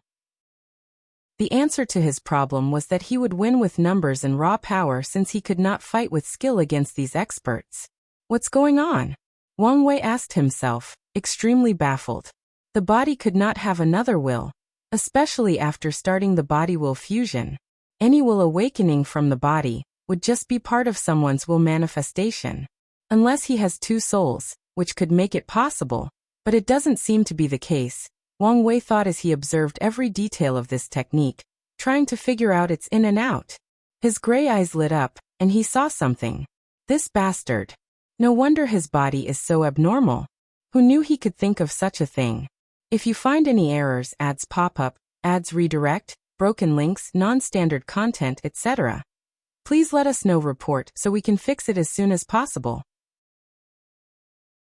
Chapter 1229 A Monster in the Flesh. As the Barbarian King used his technique, Wang Wei was able to notice the changes in his body, allowing him to know why he was such an anomaly and solve a mystery that puzzled him. From what Wang Wei knew, the giant race had been extinct for a long time. They existed in a time that could be described as ancient history even by this world's standards. The current giant race is the product of evolved creation life forms and has nothing to do with its ancestors. So, how did the Barbarian King acquire his bloodline? He could have found a relic or inheritance of the ancient giant race and acquired the bloodline. However, the chances of anything related to them still surviving in the modern era were slim. The only other explanation is that one of the Barbarian King's distant ancestors had some affairs with the giant race, and the Barbarian King accidentally won the bloodline lottery, awakening that giant bloodline countless yuan epochs later. Such an act already made the Barbarian King special. The Barbarian race was known for its powerful physiques and talent for body refining, and now he also had the talent from the giant race, who could grow taller and bigger than the innate demon gods and the fiend gods. However, what truly impressed Wang Wei was what he did with that bloodline. The Barbarian King's body refining technique involved using his bloodline to condense a giant clone. He would cultivate that clone to be as big or strong as possible before fusing them into himself. This technique was like an origin cultivator had cultivated hundreds of Dharma bodies to fuse with. Wang Wei could tell that the Barbarian King's skin, muscles, flesh, bones, organs, and blood were fused with hundreds of giant clones, turning his physique into the monstrous entity that it is currently. One giant already takes so many resources to cultivate, but he fused with hundreds of them, Wang Wei lamented. The Barbarian race must have dedicated so much effort to train this bastard, but why was he living in this desolate place? As soon as he asked his questions, Wang Wei had an answer, so he could only shake his head. The Barbarian King awakened the will of all the giant clones he had previously absorbed, fusing them into one before combining them into his true will. The lightning around his eyes was no longer red but purple. "Now I'm at my best," the Barbarian King declared. "Indeed. In that case, let's get this show started." Wang Wei used his Fate Escape technique to appear before his opponent and punched him in the stomach. The Barbarian King responded by blocking with his left elbow. This attack was an initial test, so Wang Wei used the previous condensing technique. As expected, the Barbarian King learned from the previous battle and drastically improved, but he was still not in the same league as Wang Wei. However, he did not need to. His muscle will made up for the parts he was lacking, allowing him to make up for the gap. Invincible aura. A golden shade enveloped the Barbarian King's body, and his overall atmosphere changed. Anyone looking at him would know he was a man of indomitable spirit. Yes, he had an invincible battle streak, but that was not why he was invincible. He was invincible because of his nature to never give up no matter the situation. He was invincible because he believed that no one could stop his path forward. The Barbarian King's power increased since this technique could grant a Grand Dao boost. He went from a strength of 99% of Grand Dao source to 9,999%, climbing closer to the strength of the Paragon realm. His right hand then went directly to Wang Wei's head, but the latter responded appropriately. Determinism aura. A dark gray hue emanated from his body and enveloped the world, turning into a dark shade. The golden light around the Barbarian King's body faltered as a terrifying feeling of fatalism. The Barbarian King's mind was suddenly full of the idea that a higher power determined everything in his life, and all his accomplishments, including his battle victories, were not the result of his actions or capabilities but determined by fate. These thoughts almost destroyed his belief system. Luckily, he was a man with incredible willpower, so he soon overcame these thoughts and feelings. Unfortunately for him, the effect of his aura was rendered useless, allowing Wang Wei to evade his punch while counterattacking with another punch to the chest. The Barbarian King took a dozen steps back with a hole in his stomach. Wang Wei had finally used the true trump card of his true will technique, versatility and change. So in this attack, his true will started with a condensing method to lure his enemy into a sense of complacency before turning into a twisting attack, which caught the Barbarian King off guard. However, the talented body refiner also made the correct choice in this situation. He used his two wills to force the opponent's power from his body, allowing him to continue this battle. Wang Wei was more aggressive since he was now taking this battle seriously, so he teleported before his opponent and used one of his old techniques. He gathered vibrations from every aspect of his otherworldly body, his skin, muscles, bones, cells, and even every atom of his existence, and condensed them into a force that he released through his hand. Such an attack should have been devastating, but the Barbarian King had an answer. A white projection of a giant manifested behind him, and the creature embraced the Barbarian King, as if it were a mother protecting her child. Cracks spread throughout the projection as soon as Wang Wei's fist touched it, but the technique still granted its user a moment of respite as it blocked most of the attack's strength. Wang Wei's eyes suddenly released a beam of chaos flame as a follow-up, and the Barbarian King responded by opening his mouth and swallowing it.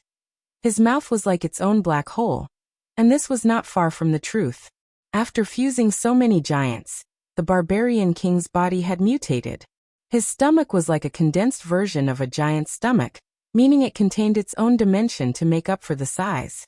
Wang Wei manifested strings that swiftly attached themselves to the Barbarian King's limbs, but the big man escaped this technique by a surprising means. In a matter of less than an attosecond, he shrunk his body to the size of a particle before returning to its original size after escaping the immediate range of the strings. War God's 3 talents. The Barbarian King created 3 projections/clones with the same strength as him. He decided to use numbers to give himself the advantage in this battle, so he ordered the projections to attack as he waited on the side to assist or make use of an opportunity. The clones immediately surrounded Wang Wei before attacking his head, all their first turning into a lion energy projection. Boom!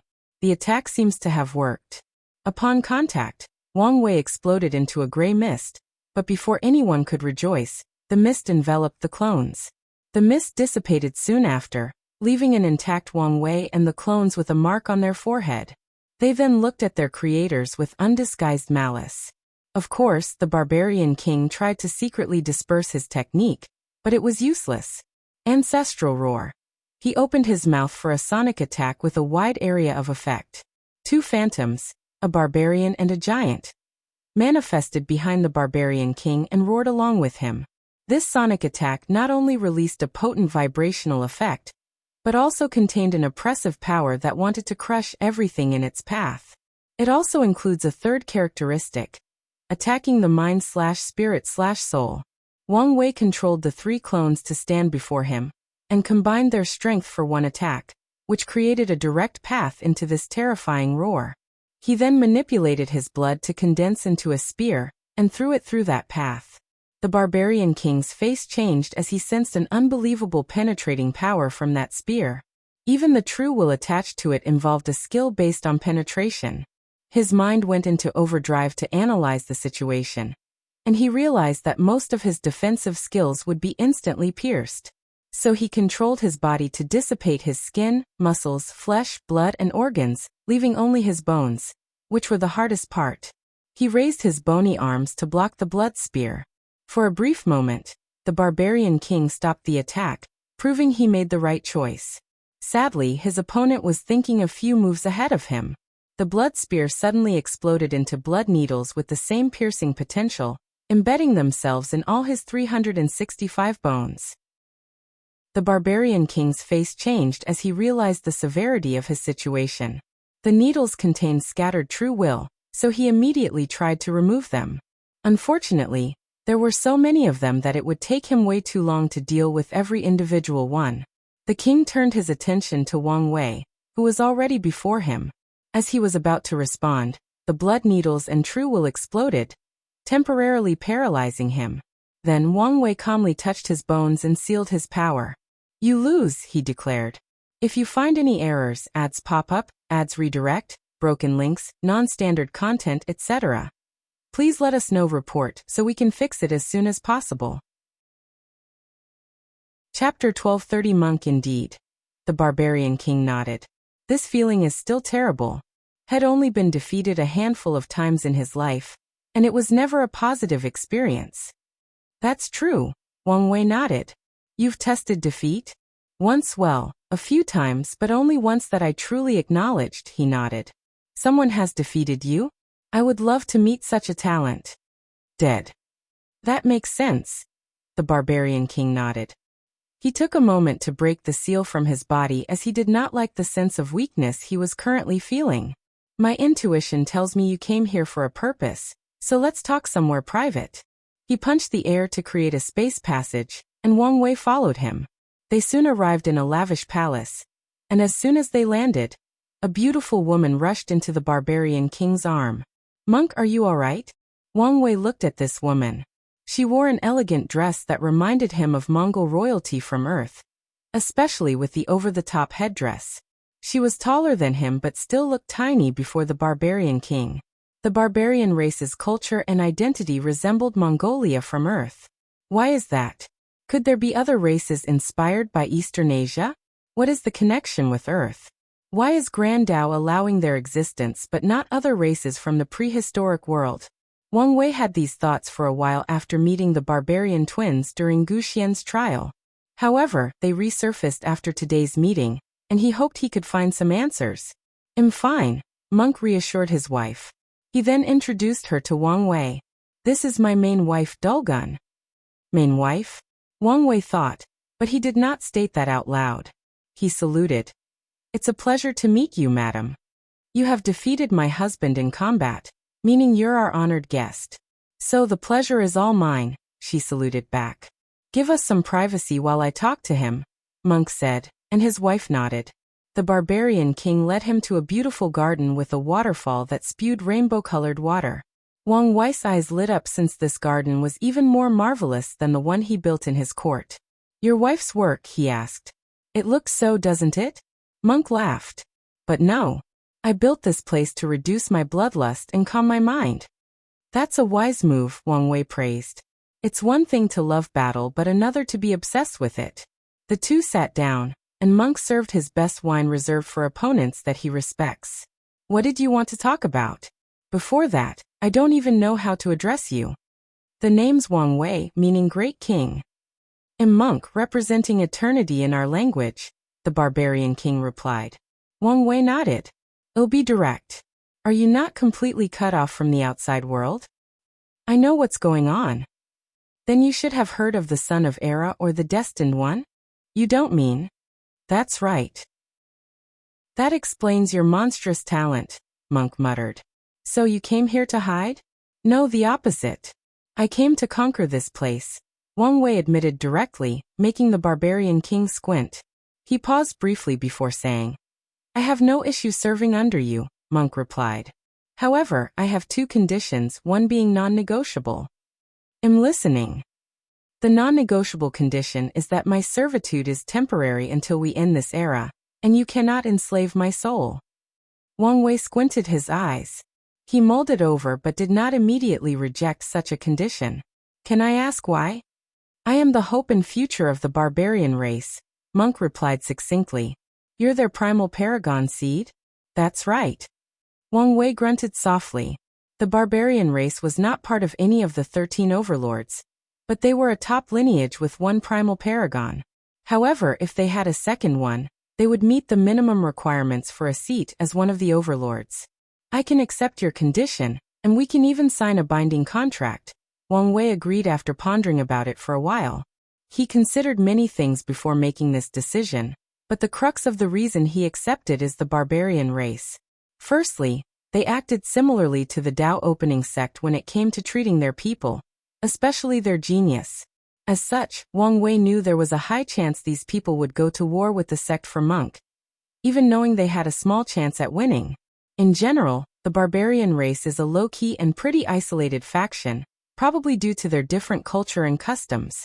As such, they are neutral in most situations or events, but their only enemy is the pre-March origin temple, one of the 13 overlords, composed of the innate demon gods. Their feud started because one of their geniuses was assassinated, and since then, they've been at odds with the innate demon gods. They even formed a loose alliance with the tribal Sacred Mountain, another overlord ruled by the demon race and enemy of the pre-March origin temple. Wang Wei did not want to make an enemy of the barbarian race, even though it may be worth it for MÖngke.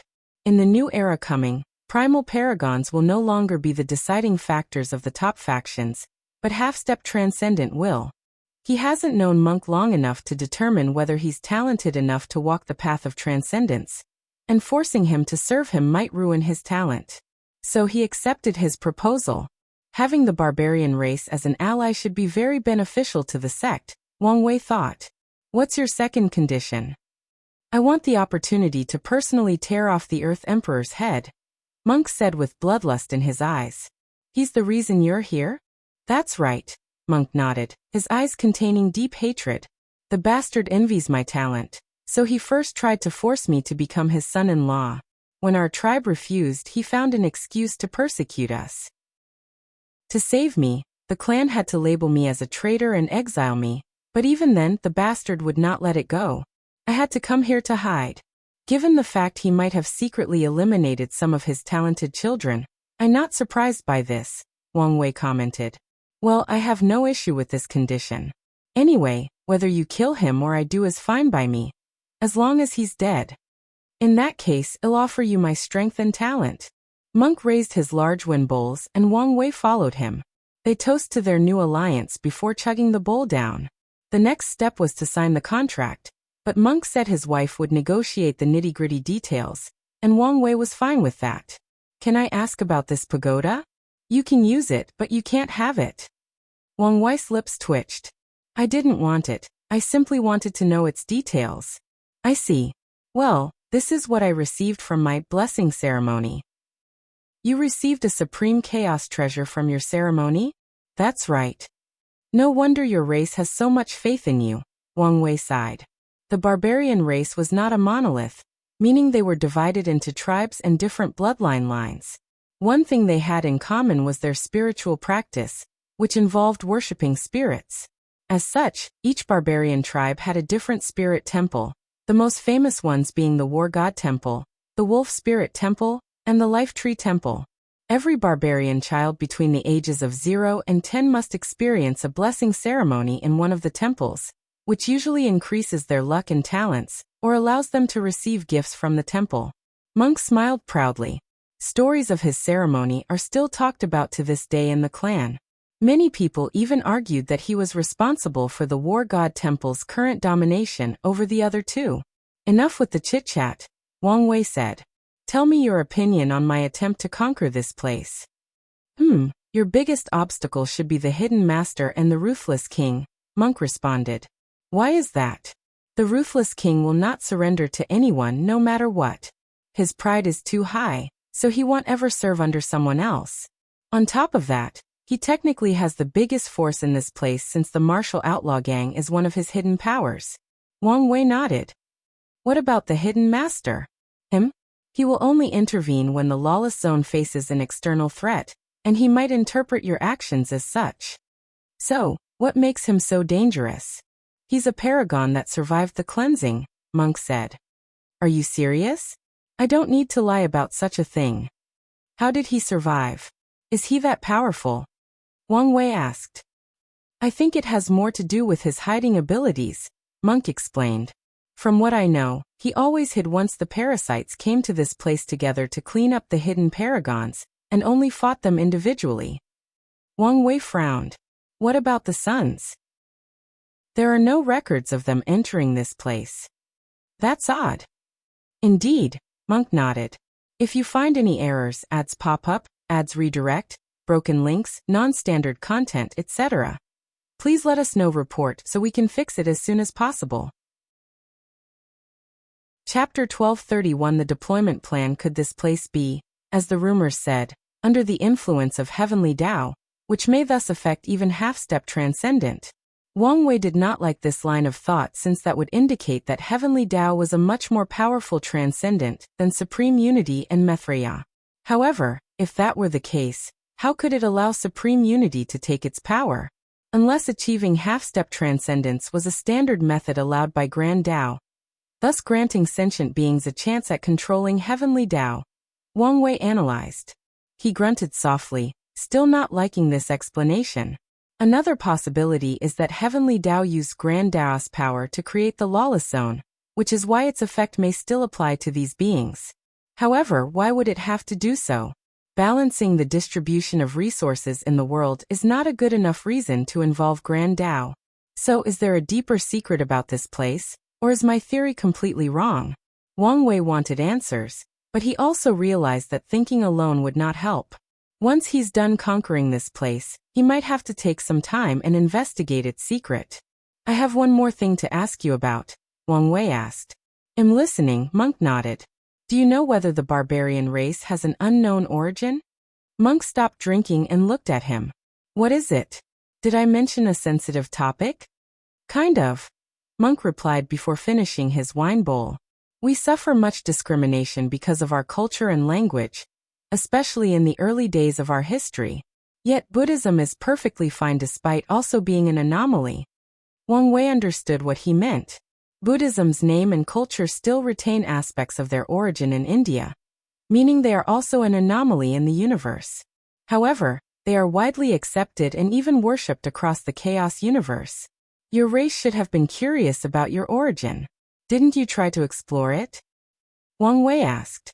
We did, Monk replied. The result was that we were born in the eternal ascension world, just like everyone else, and our culture diverged from others at a certain point in our early history. Meaning there was no anomaly from your development? You just naturally evolved such a culture? Correct, Monk nodded. Another possibility is a higher power influenced you without even noticing it. Wang Wei nodded, and Monk gave him a praising look. We deduced the same thing after realizing that most of our brethren from other source chaos worlds evolved in the same way. They developed the same culture with minor changes in languages and so on. Wang Wei pondered about the situation. He was intrigued by Buddhism and the barbarian race's origin, believing them to have some connection with the prehistoric world in one form or another.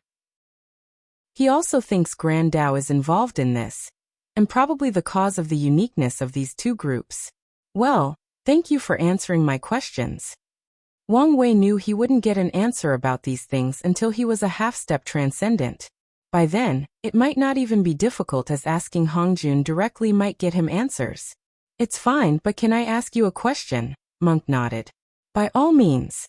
Why is your battle IQ so high? MÖngke asked.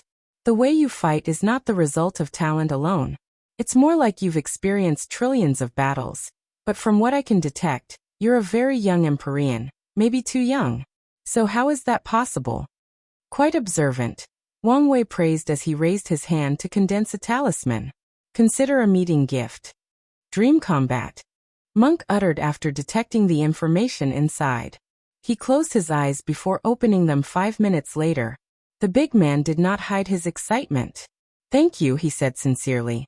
He could not fight and learn at all times, even when awake or doing menial tasks. There was no greater gift for someone like him. No problem. I did not expect someone else to love battle as much as I do, MÖngke added. Such a brilliant technique. Why didn't I think of it before? I wasn't the sole creator, but we indeed enjoy the art of combat, but I doubt as devoted as you. Oh, there is someone else? Can I meet him? He's still in the lower dimension, and probably won't ascend for a while. That's a shame. However, when he does, please notify me, and I will hold a grand banquet to welcome him. No problem. The two chatted briefly before ending this meeting. The outside world was shocked by the Barbarian King's defeat, but the big man lay on his huge bed beside his wife. So what do you think? Only someone chosen by fate with such tremendous destiny could defeat you, Dulgun nodded. Then she asked. You said his name was Wang Wei? Yes, why? Do you think he's from that Wang clan? It's possible, but Wang is such a common surname. What do you think is most likely? That he's an extremely talented individual with great destiny with that surname, or chosen for that destiny, because he's from that Wang clan. You have a point, MÖngke nodded. If that's the case, our alliance doesn't have to end once we defeat these parasites. We can extend it to involve our respective factions.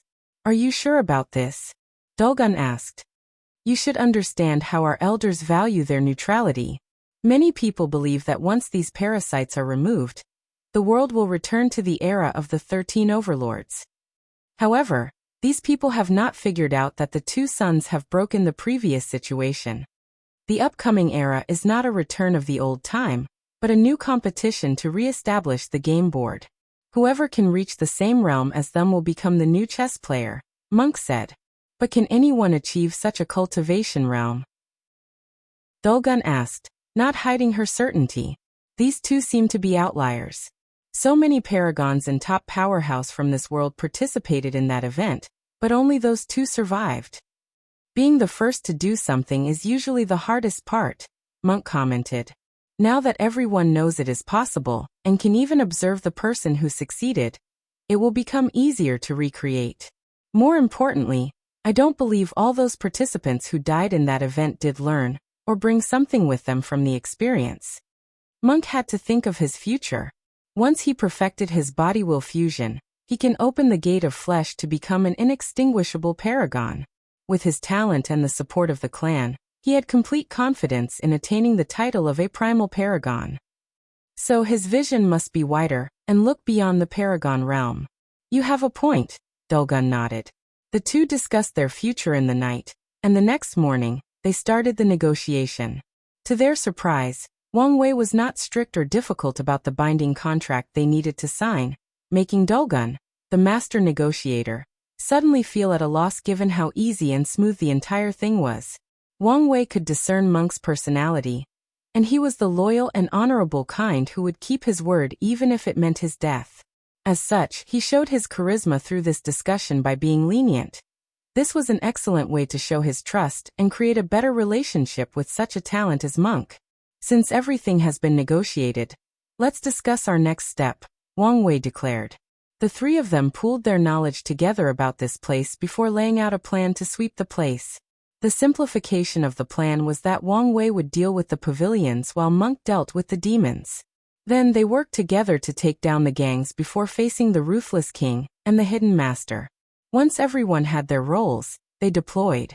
Wang Wei went to the Dark Cloud Pavilion.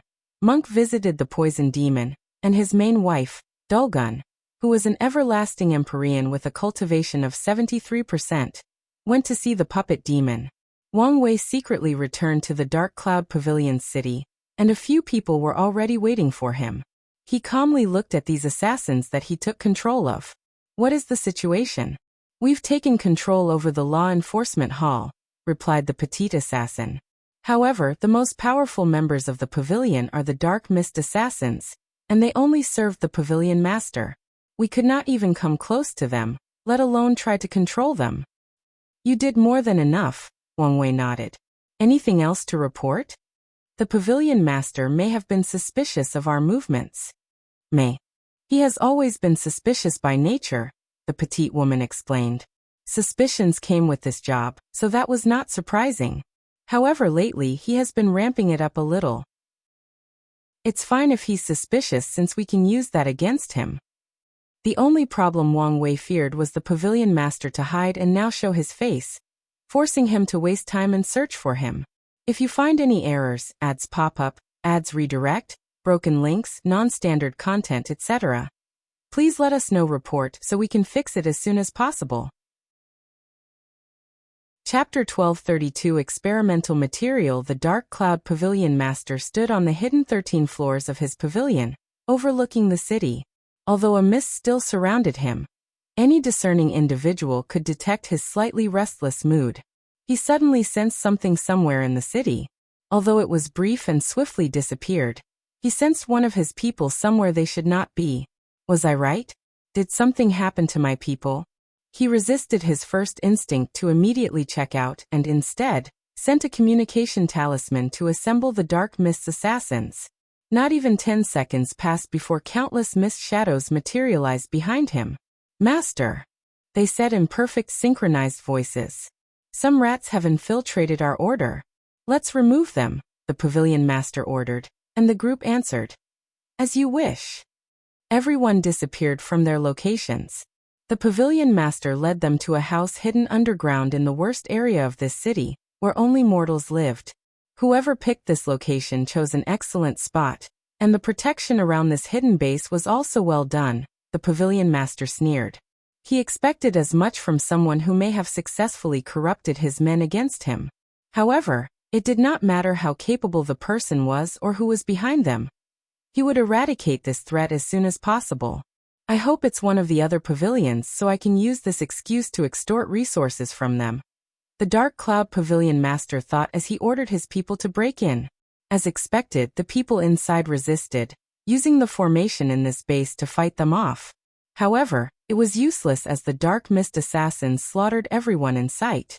Most of these people were weak, which was normal since it was easier to detect people with higher cultivation when entering the city. Something is wrong, thought the pavilion master. Things proceeded too easily and too smoothly.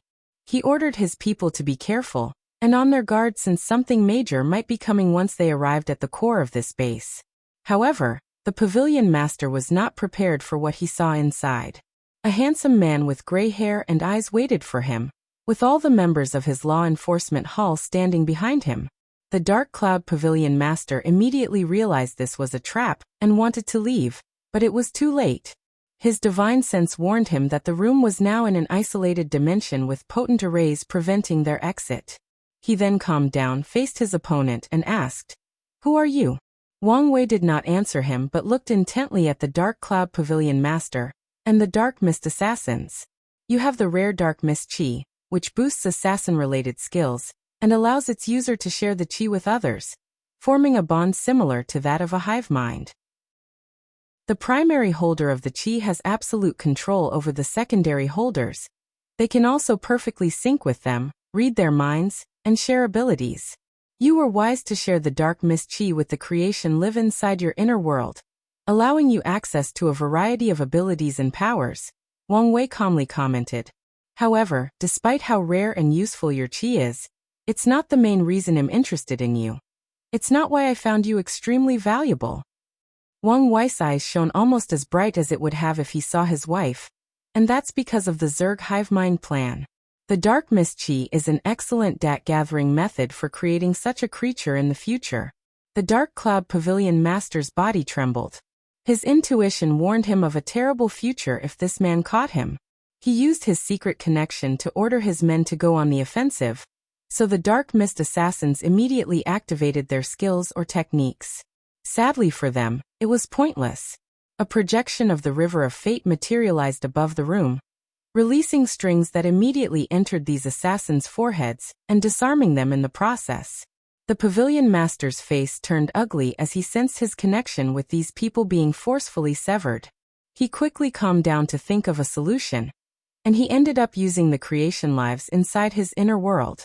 Although he could not allow these people to leave his world since he was only a Dao ruler, his unique chi allowed him, to some extent, access to many of their broken abilities.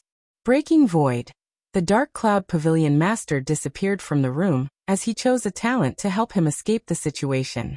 Unfortunately for him, he reappeared in the same room after another second after navigating through hundreds of spatial layers. Wang Wei suddenly appeared before him and punched him. The dark cloud pavilion was not instantly outclassed despite the situation. He responded by using an ability that turned her body into blue stone, and even successfully blocked Wang Wei's terrifying punch. However, this was the extent of his ability in this fight. As soon as his body touched Wang Wei's fist, his face changed because a powerful seal enveloped his inner world and sealed his power. The pavilion master still resisted, trying one last effort to remove that seal as swiftly as possible and continue this fight, but Wang Wei released a soul attack to knock him out. Wang Wei muttered as he looked at these people. It would be terrible if my Zerg could be dealt with so easily, especially the hive mind communication system. Maybe I should build a small and independent river of fate for the communication system. This should prevent most people from being capable of interfering with it. Wang Wei nodded as he liked this plan. However, he also understood he was getting ahead of himself. He had a long way to go before he could even attempt this plan. Let's move on to the next step, Wang Wei ordered. With the dark cloud pavilion under his control, Wang Wei swiftly took control of over 80% of the pavilion before targeting the remaining 20%. The pavilion had its own people for assassination tasks. However, the pavilion master was a wise man who still found a way to expand his numbers and preserve his strength in the process. He divided the assassination hall into the inner and outer halls. The inner hall belonged to the dark mist assassins, or people close to him, while the outer hall recruited foreigners who served as assassin mercenaries. Anyone can join the assassin hall. They complete missions and receive resources as compensation. The pavilion will even invite talented individuals to join the inner hall. Thus, this hall also serves as a recruiting method. Wang Wei controlled the pavilion master to activate the Supreme Summon, which is a rare event in which the pavilion demanded all the outer members to show up for an important meeting. This was the only mandatory thing in the outer hall, and anyone who refused the call could forfeit their identity. Based on the situation, these people might be blacklisted from the entire Lawless zone. With this massive summon, assassins as low as iron and as high as gold swiftly headed to the Dark Cloud Pavilion. Sadly, they were walking into a lion's den. Wang Wei showed no mercy and controlled these people, forcing them into his servitude. Once everything was under control, he prepared to head to the Green Earth Pavilion when he received a talisman from MÖngke. Did something happen? Wang Wei read the information, and soon afterward, the space between him opened a portal to release something. MÖngke traveled to a small planet. At first glance, this planet seemed beautiful, and could be described as a heavenly paradise. The mortals were happy, had plenty to eat, and lived fulfilling lives. However, only a few people knew this was just a facade.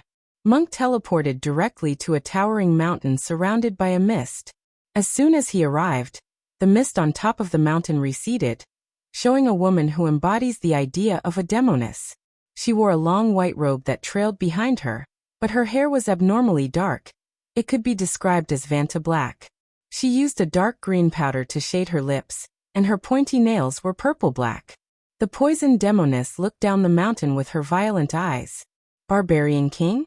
Why are you here?" she asked before suddenly remembering something. I heard you were defeated yesterday. She did not hide the schadenfreude from her voice. Are you here to get some poison from me to defeat your opponent? Do you think I'm that kind of person? MÖngke rebutted. True, nodded the demoness. So what's your purpose here? I haven't cultivated a new batch of poisons that are somewhat effective for your body tempering. Her voice contained a hint of annoyance and embarrassment at the last sentence. I'm here on behalf of the new lord I serve under, MÖngke said calmly, making the demoness squint her eyes. Surrender or be forced to do so.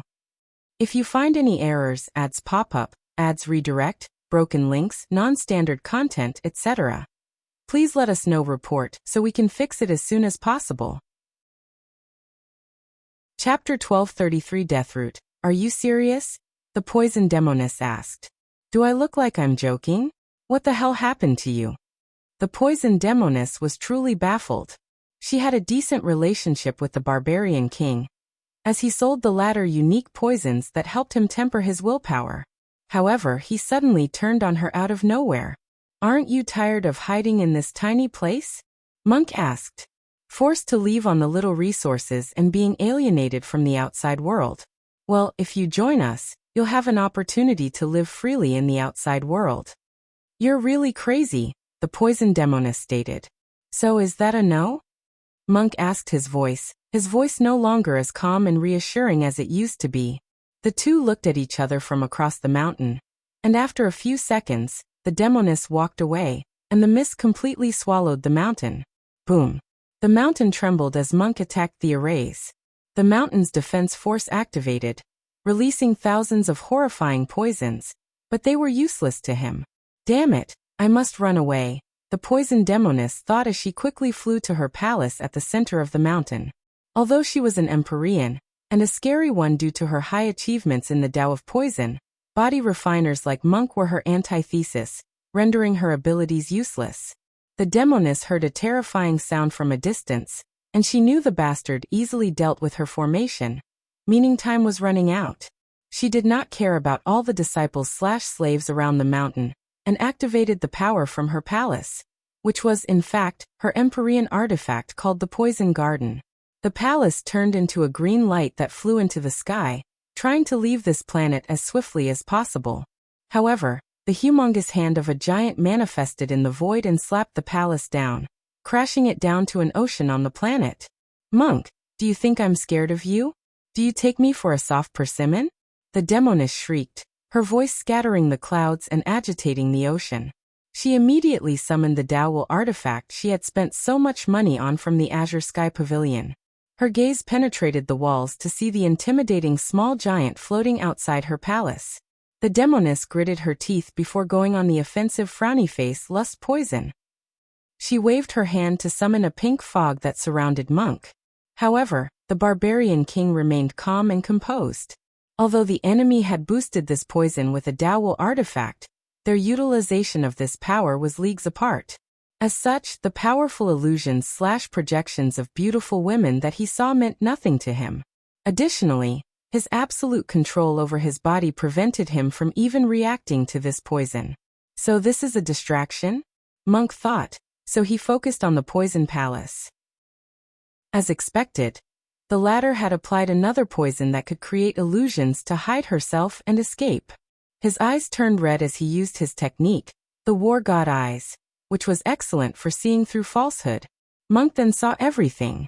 Instead of flying out of the planet while he was distracted, the palace hid deep underwater, hoping he would not notice it, forcing him to search for it mindlessly like a chicken who had lost its head.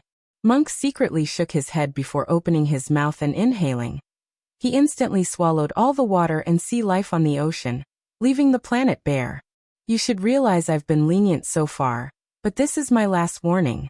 Surrender peacefully. Otherwise, it'll start to get rough. Do you think this is over? No, this is just the beginning, the poison demoness declared with gritted teeth. She knew the poison would not be that effective, but the effects were truly subpar compared to her calculations. The demoness was proud of this poison. She made the people of this planet so happy to absorb the 6 emotions and 7 desires from them to cultivate this poison. And yet, it was such a major failure. She exhaled to calm down. Now that things had come to this, she had no choice but to use her last resort. A black, majestic, metallic dragon rushed out of her palace, looking at MÖngke with terrifying eyes. A metallic dragon? MÖngke asked. The creature was so lifelike, and even its aura was similar to the ones he'd read about. But his eyes quickly saw the truth. No, this is a puppet, probably the work of the puppet demon. MÖngke looked at the palace with a strange expression. It's common knowledge that the puppet demon lusts after your beauty. What did you do for him to build such a thing for you? Bastard, do you want me to claw your eyes out? The poison demoness yelled, almost losing all her composers. I only promised to owe him a great debt. If you say so. I'll kill you, she screamed, controlling the dragon to rip the bastard apart. However, MÖngke calmly shook his head. Many people believe the barbarian race's contradiction with the innate demon gods was recent, but only a few people know that we used to hunt dragons during the innate acquired war. In fact, hunting dragons used to be a part of culture. It was a way for any warrior to prove their might. MÖngke grinned. I always thought it was unfortunate that this custom was no longer in place. However, your little dragon might allow me to live some of my childhood fantasies. He clenched his fist before attacking. Dragon-slaying fist. Penetrating spear. MÖngke's attack released a piercing attack that left a hole in the dragon puppet.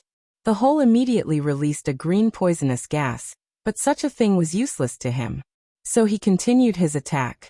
Dragon-slaying fist. Destruction hammer. He appeared above the dragon's head and used a brutal attack that pulverized the creature's cranium. However, the puppet was still moving despite losing its head. Its metallic claws and dragon tail continued attacking MÖngke, who easily evaded. With his eyes, he soon found the puppet core, and his body flew into the creature to rip it out from the other side. The poison demoness looked at this with hopelessness. She prepared this expensive puppet in case she had to deal with MÖngke or any other body-refining bastards one day. However, she did not expect the bastard to be this powerful. Don't make me break your palace, MÖngke declared. He knew if he broke her proven Dao artifact, it would take some time to fix, thus rendering her unable to perform at full capacity. Such a fact could delay their plans to end this era. So the best way to deal with her surrender was for her to give up now. The poison demoness sat on a throne in one of the rooms in her garden. She looked at MÖngke outside with loathing and hatred. However, when she saw him clenched his fist, she exhaled to calm down before deactivating the garden's defenses. Not long after, the barbarian appeared in her throne room, and the demoness did not stop looking at him with hatred. If only I didn't lose that poison, she said with gritted teeth. I would have you beg for your life before killing you. Oh, what kind of poison would make you so confident? Deathroot poison. That's a tier 12 poison that can even kill a paragon. How on earth would you get your hands on such a thing? MÖngke asked, his expression not hiding his doubt. It was broken, already reduced to tier 10, the demoness explained. To restore that poison, I planted it inside my grandmist world and killed every living being. Then I had to recreate these creatures and repeat the process 3 billion times before the thing fully revived. I spent so much time and effort. Her eyes turned red as the memory of what happened resurfaced, along with the uncontrollable anger. She spent so much time and energy, even almost dying once the Deathroot had to experience tribulation before returning to its original power. Then, not long after I succeeded, one of my disciples took it and ran away. What horrible luck, MÖngke commented. If I still had it, this ending would have been different. Not necessarily, MÖngke replied. In the Lawless zone, even tier 12 resources are affected, meaning the Deathroot poison's power could not exceed that of the Empyrean realm. As such, MÖngke was confident in dealing with it while still here. The information about the Deathroot seems important, so let me tell Wang Wei. MÖngke's finger forced out a drop of blood that condensed into a communication talisman that flew into the distance. Then he looked at the poison demoness. Before meeting the new boss, I have a proposition for you. What is it? Do you want to become my new wife? MÖngke asked. Bastard, what did you say? You heard me, MÖngke replied. You're such a talent that it would be a waste not to try to have you. The barbarian race has cultivated poison masters for various reasons, including medicine, body tempering, and to use against their enemy. There are even a few tribes with a poison spirit temple. One of Monk's wives also cultivates poison Dao, but she is nothing compared to this demoness. That's why he would buy poison from her. If you accept my offer, I can talk to the new boss to treat you better while you're under his service, Monk said with a grin. If you find any errors, ads pop up, ads redirect, broken links, non-standard content, etc., please let us know. Report so we can fix it as soon as possible. Chapter 1234 Dulgun vs. Puppet Demon. Dulgun arrived before an enormous black cauldron floating in the void. She had over 100 people behind them, all in rank 11 but from different paths. She was still dressed regally, and the serpent-shaped staff in her hands accentuated her noble aura. The Barbarian King's wife? Said a cold but tired voice. Why are you here? My name is Dulgun and you know that, she stated calmly. I'm here to ask you to surrender and follow me peacefully. The void was momentarily quiet before the puppet demon stated. It seems the Barbarian King did not come. Go away. I don't have time to waste on you. Dulgun remained calm, and she did not utter another word. She raised her staff to release a red light that enveloped the people behind her. War God's blessing. These cultivators' aura suddenly increased significantly. To be precise, their strength rose by 3-fold. There were a few individuals whose strengths were on par with 7-fold. And they immediately reached the peak of the Empyrean realm. Dulgun's men roared as they sensed the power coursing through their veins. They loved going on missions with the Queen because they could fight all out without worrying about their lives. Dulgun waved her staff again, this time releasing a white light. For the second blessing, she removed these men's sense of pain, so they could fight without any concerns or restraint. An elderly man dressed in a black robe, heavy bags under his eyes, scattered white hair, and a pair of creepy eyes appeared before the group. What's the meaning of this? The puppet demon asked. Attack, Dulgun said as an explanation. And her men did not hesitate. The fastest of them condensed a bolt of lightning in his palm before throwing it at the puppet demon. A warrior clad in black armor that covered it from head to toe appeared before the demon, and cut off the lightning bolt with its long sword. The puppet demon had received the message loud and clear. With a thought, he summoned an army of millions of puppets that looked exactly like the first warrior. This puppet legion was perfectly aligned like a well-trained military. As soon as they appeared, they activated an array that blessed all their strength to the commander, or the first warrior who protected their master. The commander puppet's long blade released a dark light before slashing toward Dulgun. Her men came before her to erect a shield. But something unexpected occurred. The slash disappeared, and when it reappeared, it had already hit someone called the Fire Ash Empyrean, cutting her body and soul into 100%. However, the Fire Ash Empyrean did not scream in pain, nor did her eyes show any despair at the fact she was instantly killed. On the contrary, her eyes contained this obvious smirk, and it did not take long for the puppet demon to know why. Life Goddess Blessing. Dulgun expertly used her blessing Dao by releasing a green light from her staff that returned the Fire Ash Empyrean to her peak state. Anyone who looked at her would not know she was someone who had died less than a second ago. Her soldiers roared in excitement before rushing toward the opponent. Although they were heavily outnumbered, these men did not care and fought as if they were protecting their families. The word defense did not exist in their vocabulary, as they used one powerful attack after another.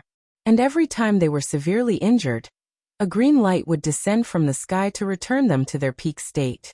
There were rumors that the Barbarian King's wife was behind his operation. However, who would have thought she was so capable, the puppet demon thought. However, little did he know how stupid his thoughts were. Dulgun was an everlasting Empyrean, and only talented individuals can achieve such a thing. As such, he should have immediately taken her seriously after laying eyes on her. It's probably best for me to end this fight as soon as possible in case the Barbarian King is not far from here, he thought. If there was one person all the leaders of the Lawless Zone hated to fight the most, it would definitely be the Barbarian King. The brute was extremely powerful, but on top of that, he was essentially unkillable. No attack worked on him, and underhanded methods like poison or assassination were also useless. As the puppet demon was deciding on his next move, Dulgun had already chosen her next move. Affliction, non-flesh life curse. Her Tao did not only allow her to give people blessings, but also afflictions or curses.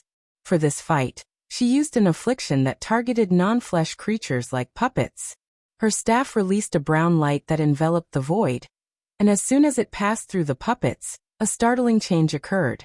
Many of the puppets melted, releasing a decaying odor.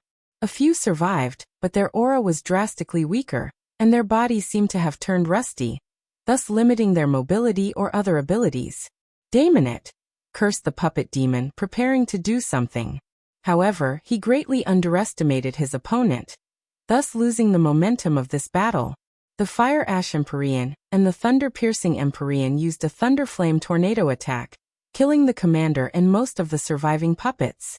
The demon immediately tried to summon more of his creation, but his face contorted as he realized Dulgun had used her Tao will to block the surrounding space, cutting access to most of his legions. The demon then calmly watched as a group of attacks rushed toward him. He could tell these attacks were not enough to kill him, but severely injured him so he could be captured. "Do you think I'm helpless without my puppets?" he thought with a sneer. Unfortunately, these people did not know that he was the ultimate puppet. The puppet demon calmly raised his left hand, and it turned into a shield that was tall enough to reach above his head. The shield blocked these hundreds of attacks, and then he went on the offensive. Myriad Tao Core. Space, the puppet demon's heart, which he had replaced with a unique puppet core, activated. A rune representing space flashed on the core, and the demon's right hand turned into a sword. Dimension Slash. The demon created 2 slashes. The first targeted the space blockage that prevented his access to his puppets, and the other directly targeted Dulgun. However, she ignored the attack and focused on ensuring the opponent remained isolated. Meanwhile, 2 of her men appeared before her, and released all the blood in their bodies to form a cocoon that protected them. The blood cocoon was effective, allowing Dulgun to focus on her opponent. She used another affliction targeting puppets, but the demon was unaffected for 2 reasons. Firstly, he teleported away and activated the curse rune from his core. Dulgun countered by using a domain technique, changing the surroundings into a dark universe composed of curses. The puppet demon opened his mouth to fire a light beam that purified this entire domain in a matter of seconds. However, Dulgun's previous attack was only to buy time for her real trump card. The war god Descend, an intimidating spirit, appeared before everyone. He was almost as tall as MÖngke and muscular, too. However, he was not as big as MÖngke, and his body was more streamlined. The spirit had pants and boots but not a shirt. It looked at one of Dulgun's men and showed contempt. However, in the end, the spirit entered its chosen vessel.